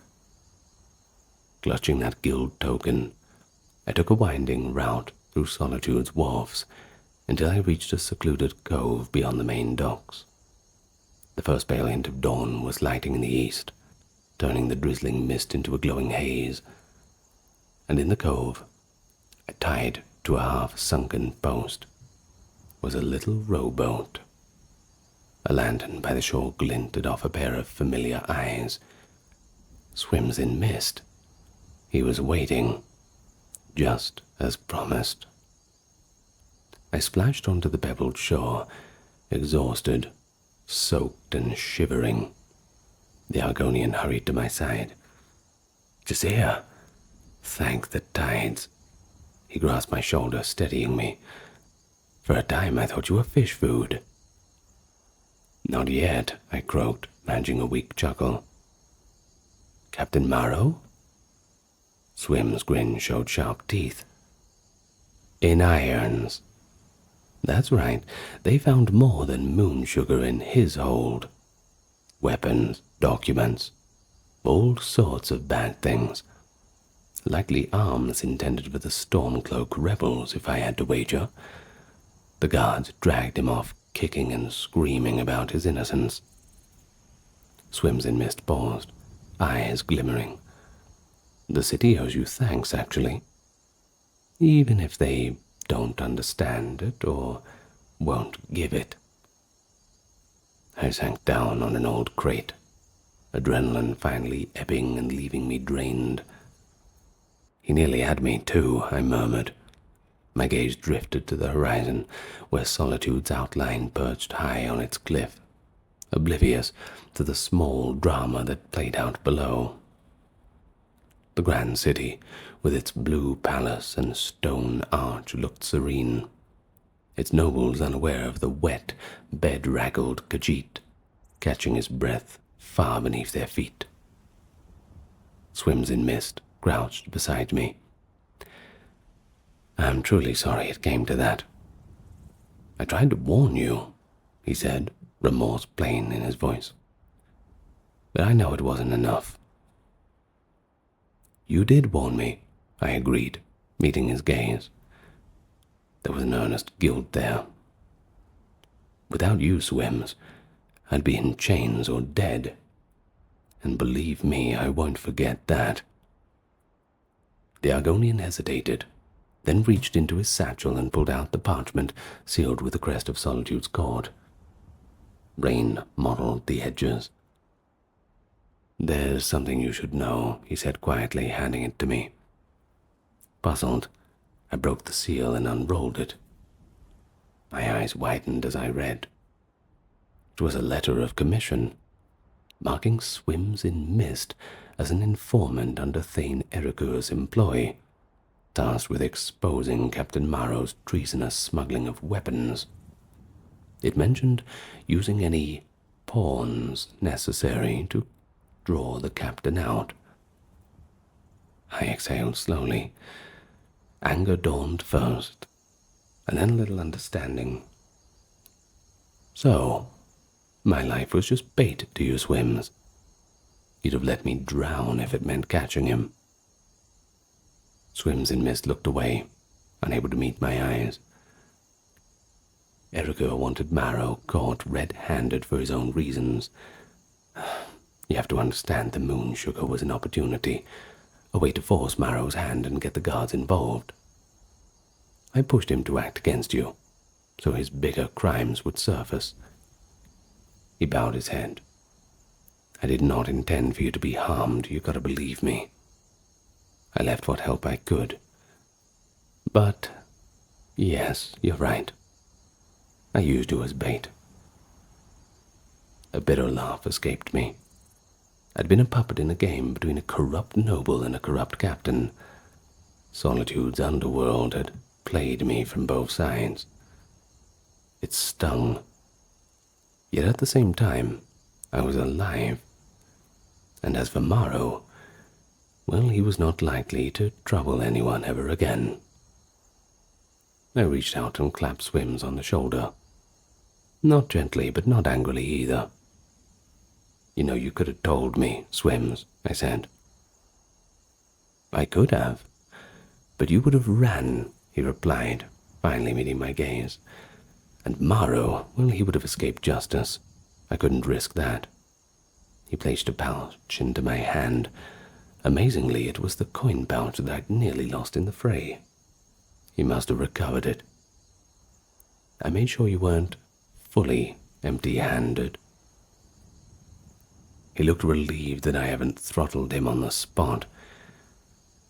Dawn was breaking properly now. Light spilled over the quiet harbor, painting the mist in gold. He asked me in a low voice, I suppose you'll just vanish now. I stood, tucking the coin pouch and Vex's token safely away. Like a ghost? Of course I will. Skyrim's broad. I'll find another corner to haunt for a while. Maybe down in Riften. I hear the climate's not bad for Khajiit. I flashed the token briefly. Swim's eyes narrowed with a knowing glint. Good. Very good. You'll find your feet. He held out his scaled hand. I gripped it firmly. The Argonian and the Khajiit, two of the beast races, an unlikely friendship forged in truth and lies. Take care, Swims in Mist, I said, releasing his hand. The currents in these waters are colder than they seem. Watch you don't get pulled under. I think it was kind of the metaphor that those Argonians like to use.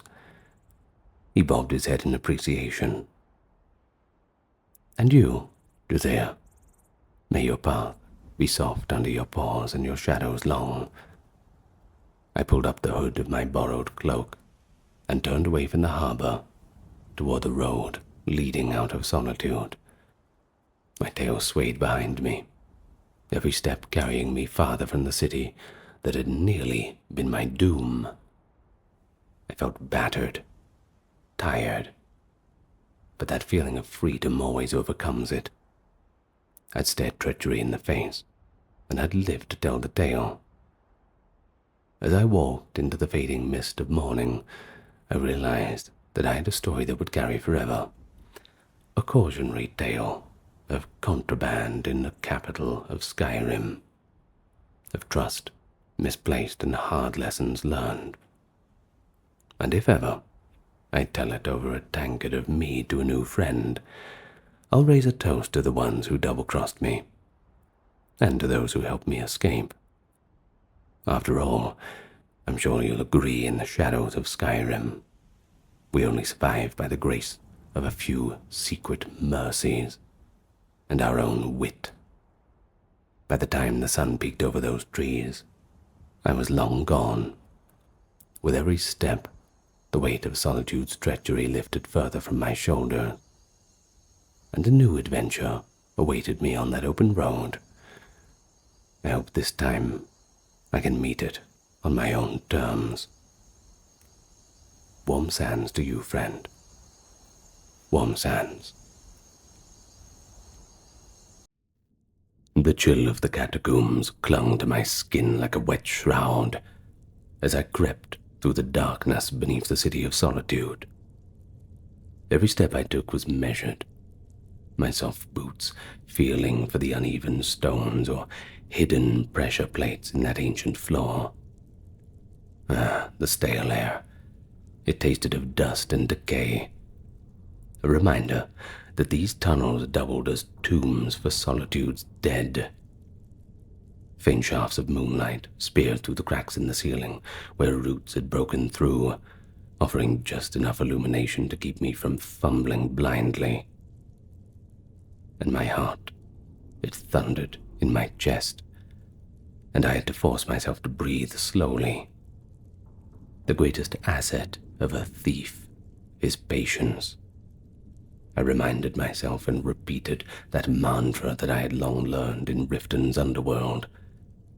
It had taken me weeks of careful listening at the ragged flagon to catch wind of this rumor. A priceless chalice, hidden in a vault far below Solitude, a treasure supposedly lost since the War of Red Diamond. The whispers claimed it was worth a king's ransom. And for someone like me, a Dunmer far from home and hungry to prove my worth to the Thieves' Guild, it was a temptation far too great to ignore. Yet as I made my descent into the catacombs, I felt the weight of unease coiling in my gut. Rumors in the guild were often shadows hiding daggers. Could I really trust this tale? Only fools chase legends without caution, and you didn't need experience in the guild to know that. But look at me. I was already here, determined to prove that a Dunmer from Windhelm's grey quarter could snatch this prize from beneath Solitude's nose and make somewhat of a name for himself. And so I slid along a curved wall carved with faded Nordic runes. My fingertips brushed one of the engravings, a worn depiction of some long-dead hero. Perhaps the resting place of the infamous Wolf Queen Potemma. Who knows? But the thought made my nerves prickle. I silently begged Nocturnal for luck, for I traversed a sanctum of bones where even Arcade's blessings might falter. In the distance, somewhere deeper in the maze of vaults and halls, I heard the faint drip of water echoing like the ticks of a clock. And I wasn't sure how much time I had before dawn, but each minute down here felt like an eternity. Up ahead, the passage forked. To the left, a narrow stairway led further down into the gloom, toward the older burial vaults. To the right lay a corridor that seemed to slope upward again. I paused, one hand resting against the cold stone. My instincts tugged me left, towards the depths where any treasure would likely be hidden. But as I leaned forward to peer down the left stairwell, a sound froze me in place. It was the faint scrape of a boot on stone, the unmistakable scuff of someone trying and failing to remain silent. I pressed myself into the alcove at the fork, dousing the small hooded lantern I carried. Darkness enshrouded me. My eyes, adjusted to the dim, could just make out the outline of the corridor ahead. At first, I didn't see anything. Only blackness and the phantom shapes one imagines when staring too long into the shadow. But that sound came again, a gentle clink like metal upon metal, coming from the right-hand corridor. My breath caught. Had one of Solitude's guards ventured down here? That's unlikely. What kind of guard would be bored enough to come down to the catacomb at this hour? Maybe it was just a city sewer worker, or one of the priests of Arcade from the Hall of the Dead, performing some late rites. I didn't know. But whoever it was, they were not making much noise, but enough for a fellow sneak to notice. A flicker of amber light danced on the stone wall and then vanished. Someone had quickly shuttered a torch or lantern. If it was a guard, they wouldn't be trying to hide their light, and that meant that somebody else was down here, looking for something. Possibly the same thing I was. Slowly, I eased out of my alcove and headed down the narrow stairs, deeper into the catacomb. If another thief was here chasing the same prize, I had to move carefully, and perhaps use them to my advantage. Many a greedy burglar has sprinted into a trap, but it's better that they spring the jaws than I. The stairway descending into a low arched tunnel was lined with alcoves. Within each recess lay crumbling skeletons wrapped in molding burial linen. The smell of dust was thicker here, laced with the faint hint of rot that no amount of time could erase. I stepped gingerly, knees bent to lower my center of gravity, distributing my weight evenly in case the floor held any unwanted surprises. At one point, my boot nudged something. A broken arrow shaft lying on the stones. I knelt to inspect it. Its tip was nowhere to be seen, but a dark stain of fresh blood marred the wood. My jaw tightened. The blood was fresh, so fresh that it glistened in my lantern's faint light. Someone ahead of me had already triggered a trap, and they had bled for it, likely within the last few minutes, and judging by the lack of a corpse, they were still moving. Was it the same person I'd heard moments ago? Or yet another prowler in these depths? The possibility of multiple rivals slithered into my mind. Was this an open secret now? The tale of the chalice? If so, I cursed my luck, but speculation wouldn't keep me alive down here. I set the broken arrow aside and pressed on, eyes scanning the walls and floor for any sign of further traps, or for the one who had triggered the last. The tunnel opened into a broader vault, a circular crypt with a high ceiling lost in shadow. Stone biers stood like silent sentinels around the chamber's edge, each holding a coffin. I slid along the wall, keeping to the darkness, ears straining for any hint of the other trespasser. My fingers brushed the hilt of my dagger. If I found them, I couldn't be sure what they would do, and in the thieves' world, a stranger in the dark might greet you with steel before words. A faint shuffle sounded from behind one of the biers across the room. I narrowed my eyes, discerning a hunched silhouette beside a coffin, nearly blending with the gloom. Whoever it was, they were trying to stay hidden, perhaps nursing their wounds. The blood on the arrow had told me they might be hurt, and of course, that means that I have the advantage. Keeping my blade low and ready, I ghosted forward. My soft steps made barely a whisper against the stone. Closer. I could make out the curve of a leather pauldron on the figure's shoulder, the glint of a steel dagger in hand. They hadn't noticed me. Their posture was tense, but the head was turned toward the tunnel I'd come from, almost as if expecting something to come from that direction. They didn't see me approaching from their flank in the darkness, and in one heartbeat I closed the gap I lunged, hooking my arm around the stranger's neck while pressing the point of my dagger against their back. "Don't move," I hissed under my breath, trying to sound menacing enough to freeze them. But they reacted with startling speed, faster than I'd anticipated from any injured foe. The dagger in their hand lashed backward violently. I jerked aside, narrowly avoiding a slash to my thigh. We broke apart, each of us scuttling backward a few paces. So much for a clean ambush. The figure, I could now see it was a man, or rather, a Khajiit by his silhouette, and the faint glint of light catching one of his feline eyes, snarled low. Moonlight from a crack above fell across us just enough that he could have noticed my Dunmer features as well, my scarred cheek and red eyes beneath my hood. "You're no guard," I whispered, my dagger still raised. His curved ears twitched in my direction as he held his blade at a defensive pose.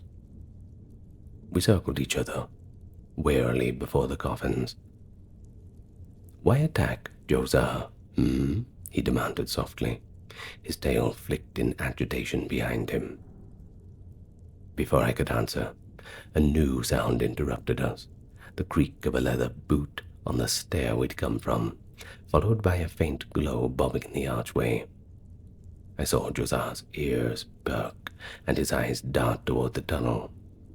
The Khajiit swiftly snuffed out the small candle lantern he had set on the floor near his feet, plunging us into pure darkness once more. We exchanged a glance, without a word, moved into position on either side of the archway. Whoever was coming, we were not going to be caught off guard. Sure enough, footsteps approached, slow and careful. A silhouette emerged from the faint light. A figure holding a hooded lantern aloft, trying to pierce the gloom. In the dim glow I glimpsed a fur-lined cloak and the dull sheen of a drawn sword. A Solitude guard. Here, in the depths, now. The figure stepped fully into the light, sweeping the lantern in an arc. Its light grazed over my hiding spot. I held my breath, dagger at the ready. A few more steps. Just a little further. With a roar, barely above a whisper, Josar pounced from the left, and I lunged from the right. We collided with the intruder, our combined weight driving her to the ground. Her sword clattered from her grasp and skidded across the stone. They gave a startled cry, definitely a woman's voice, before it was smothered by Josar clamping a furred hand over the mouth. I wrested the lantern from her grip and shut its shutter, plunging us into darkness once more to avoid drawing any more eyes. She thrashed beneath us violently, one gauntleted elbow catching me hard in the ribs. I stifled a grunt, but even pinned she was fighting ferociously. "Get off! I'm not a guard, you fools," the woman spat, Josar's hand still over her mouth. "Guild! I'm with the guild, you idiots!"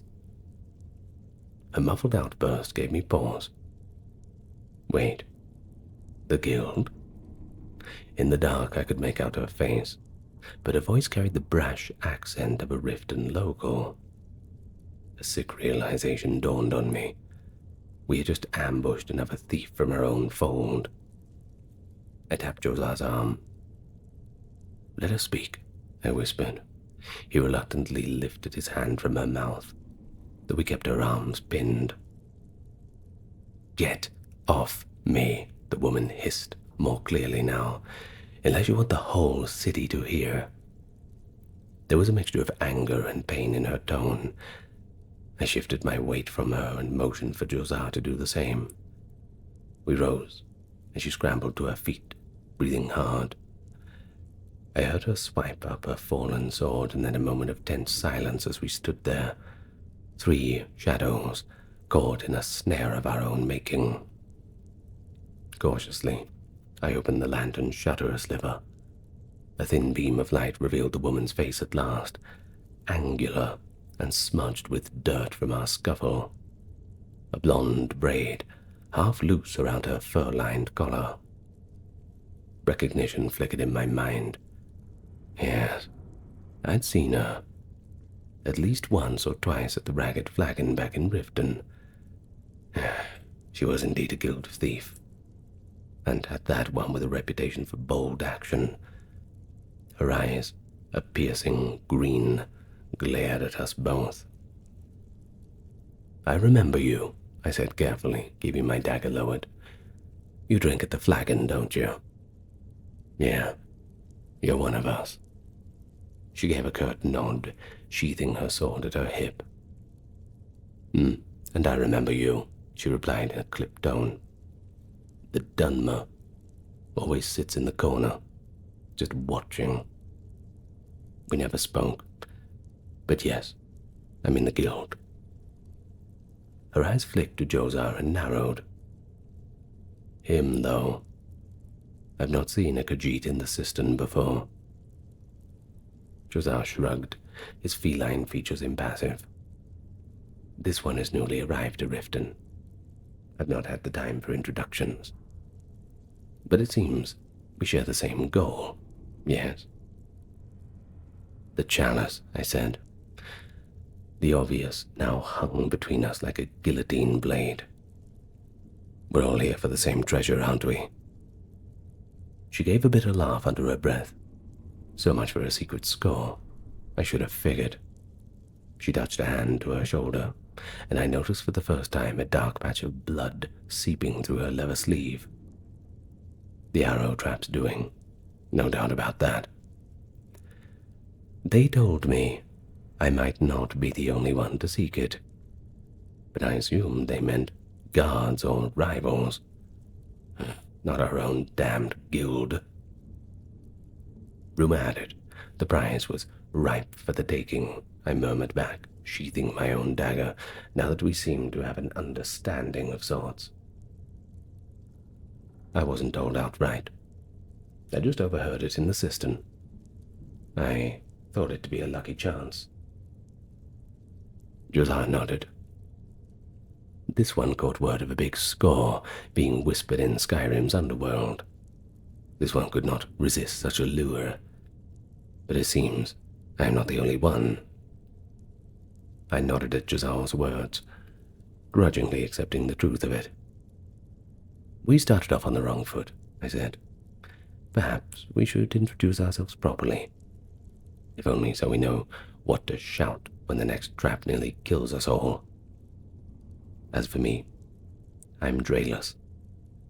I offered my name, figuring honesty might breed a bit of trust. Formerly of Windhelm, lately of Riften.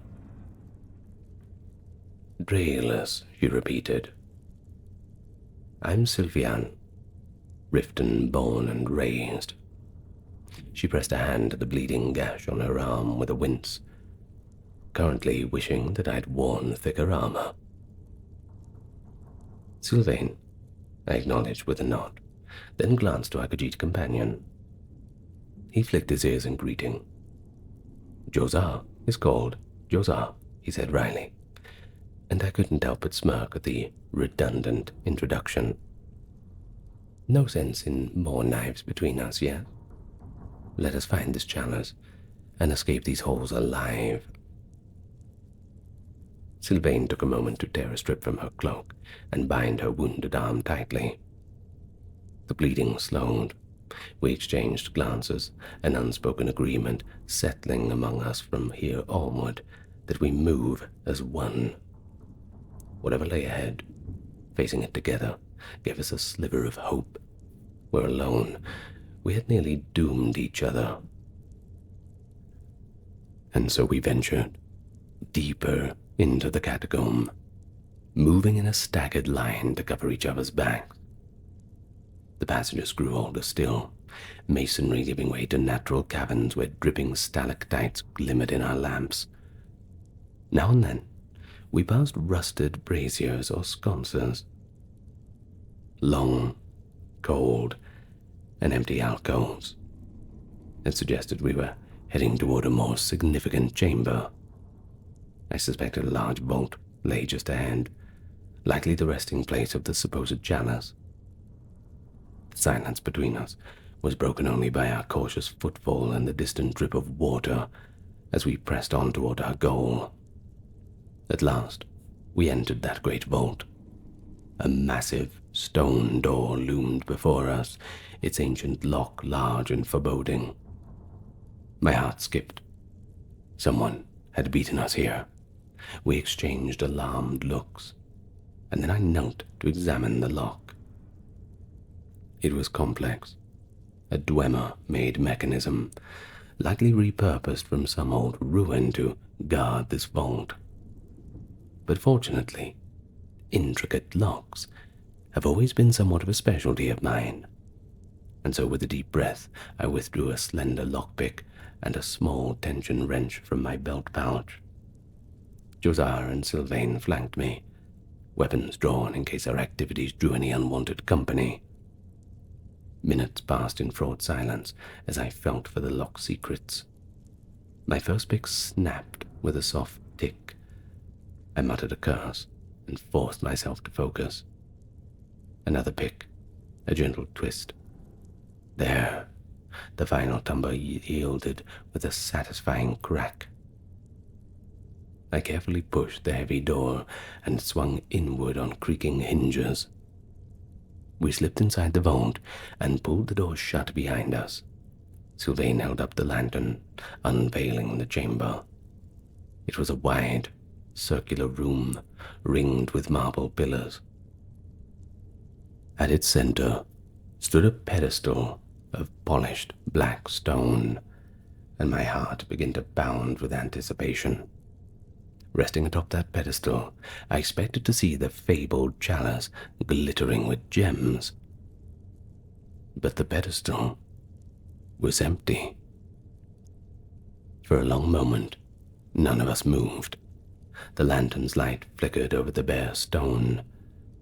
There was no treasure, no gilded cup encrusted with rubies, only a scuffed spot in the dust where something might have sat long, long ago.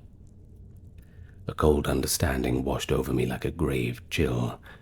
We'd risked it all for nothing.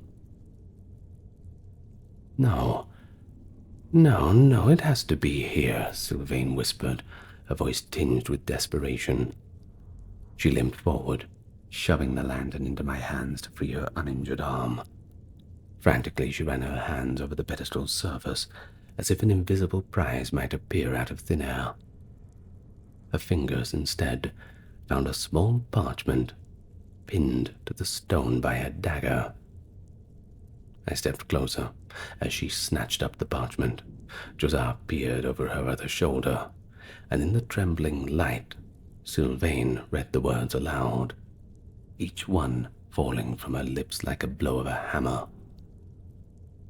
"If you are reading this, then you took the bait," she read, voice flat with shock.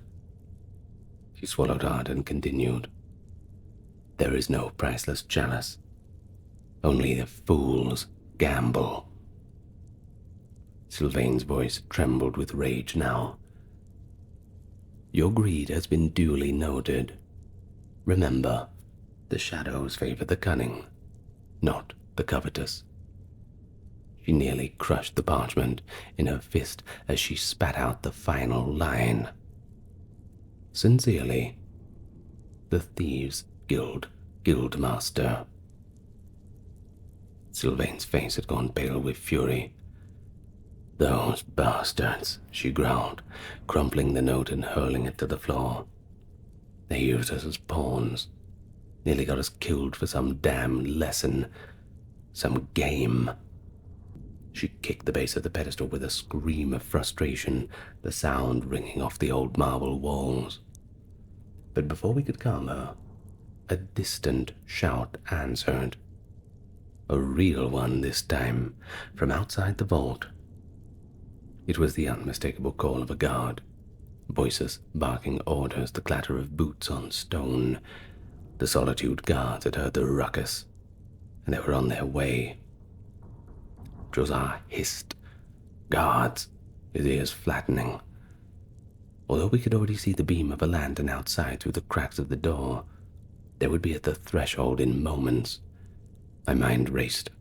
We were exhausted, and to fight against heavily armed soldiers in these close quarters, well, we may as well just drop weapons now. I scanned the vault desperately for another way out. The guildmaster had to have gotten in to leave that note.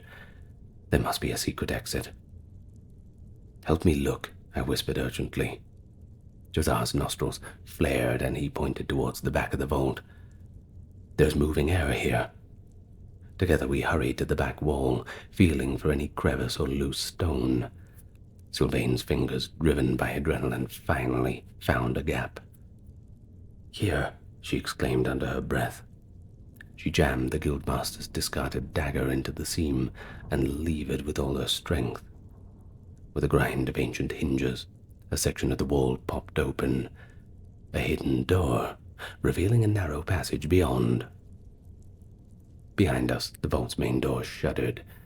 The guards were trying to push in, but the heavy door, now re-locked from the inside, managed to hold for a moment, but it wouldn't hold for long. We slipped one by one into the secret passage, closing the panel behind us just as we heard the vault door begin to give way.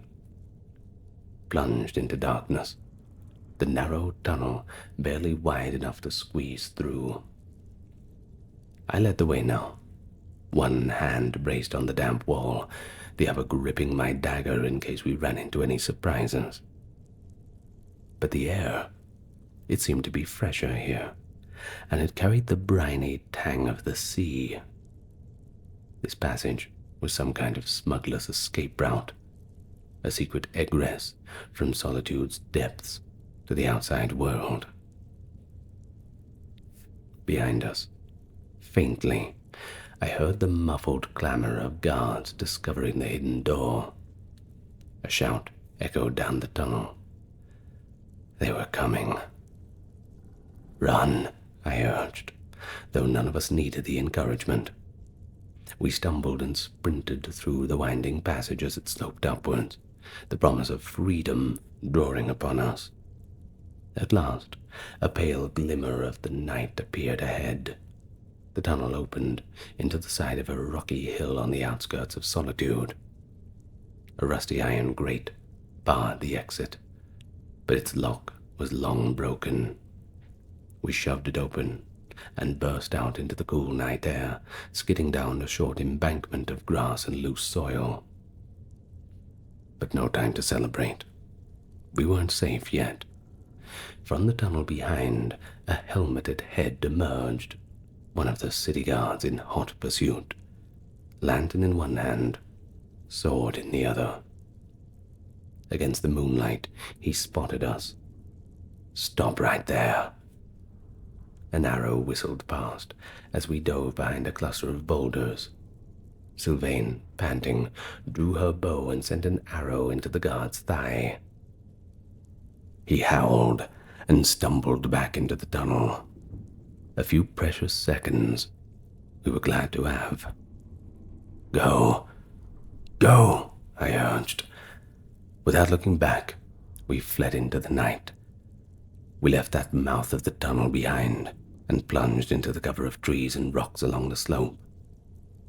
The shouts of confused guards faded into the background, and the lights of Solitude's walls glimmered high above, unaware of the three shadows slipping away below. Only once we were a safe distance from the city did we finally collapse to catch our breath. Hidden in the shadow of a gnarled pine, my lungs burned and every muscle ached. But we were alive, and we were free. For a long moment, the three of us simply sat there on the dark hillside, staring up at the distant glow of Solitude's windows and the stars above. Sylvain was the first to break the silence. She let out a strained laugh, equal parts exhaustion, equal parts disbelief. By the divines, what a night.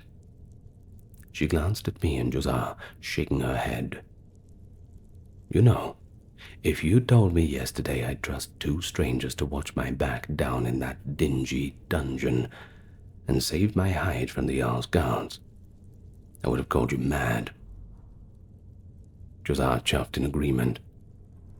This one feels the same. We were three fools chasing a lie. But perhaps, he flicked an ear thoughtfully, perhaps not complete fools in the end. I turned the crumpled note over in my hands. The cruel lesson of the Guildmaster. In the faint moonlight, I could just make out the words, "Fools gamble." A bitter taste filled my mouth. But it wasn't just anger. It was a shame at my own eagerness, and oddly, a hint of pride in what we had overcome together. I folded the parchment neatly and tucked it away. Maybe we were fools, I said, meeting their eyes. But if this night proved anything, it's that we're also survivors. The guild tried to pit us against each other, but we made it out because we had each other's backs. Sylvain managed a tired smile, wiping dirt from her cheek. Perhaps we're partners in failure. Is that it? I managed to smile too, and I replied, well, partners at least, if you'll have it. I extended a hand first to her, then to Josiah. We started this night as strangers, but I'd rather face whatever comes next with you two at my side rather than alone. Josiah's grin flashed in the darkness, his teeth a sharp pearlescent. Indeed, Josiah thinks we make a fine crew, if a cursed one. Sylvain clasped my hand briefly, her grip firm despite the night's ordeal. A fragile alliance, maybe, she said. But after what we've been through, I'll take it over nothing. And so we rose, three tired, dirty and bloody silhouettes against the fading stars. Behind us lay betrayal in Solitude's walls. Ahead lay the open road. We moved on, side by side, a trio of hardened thieves tempered by folly and survival. We'd lost the treasure that never was, but in its place, we found camaraderie born of a shared danger. In the end, I suppose, that will have to be enough.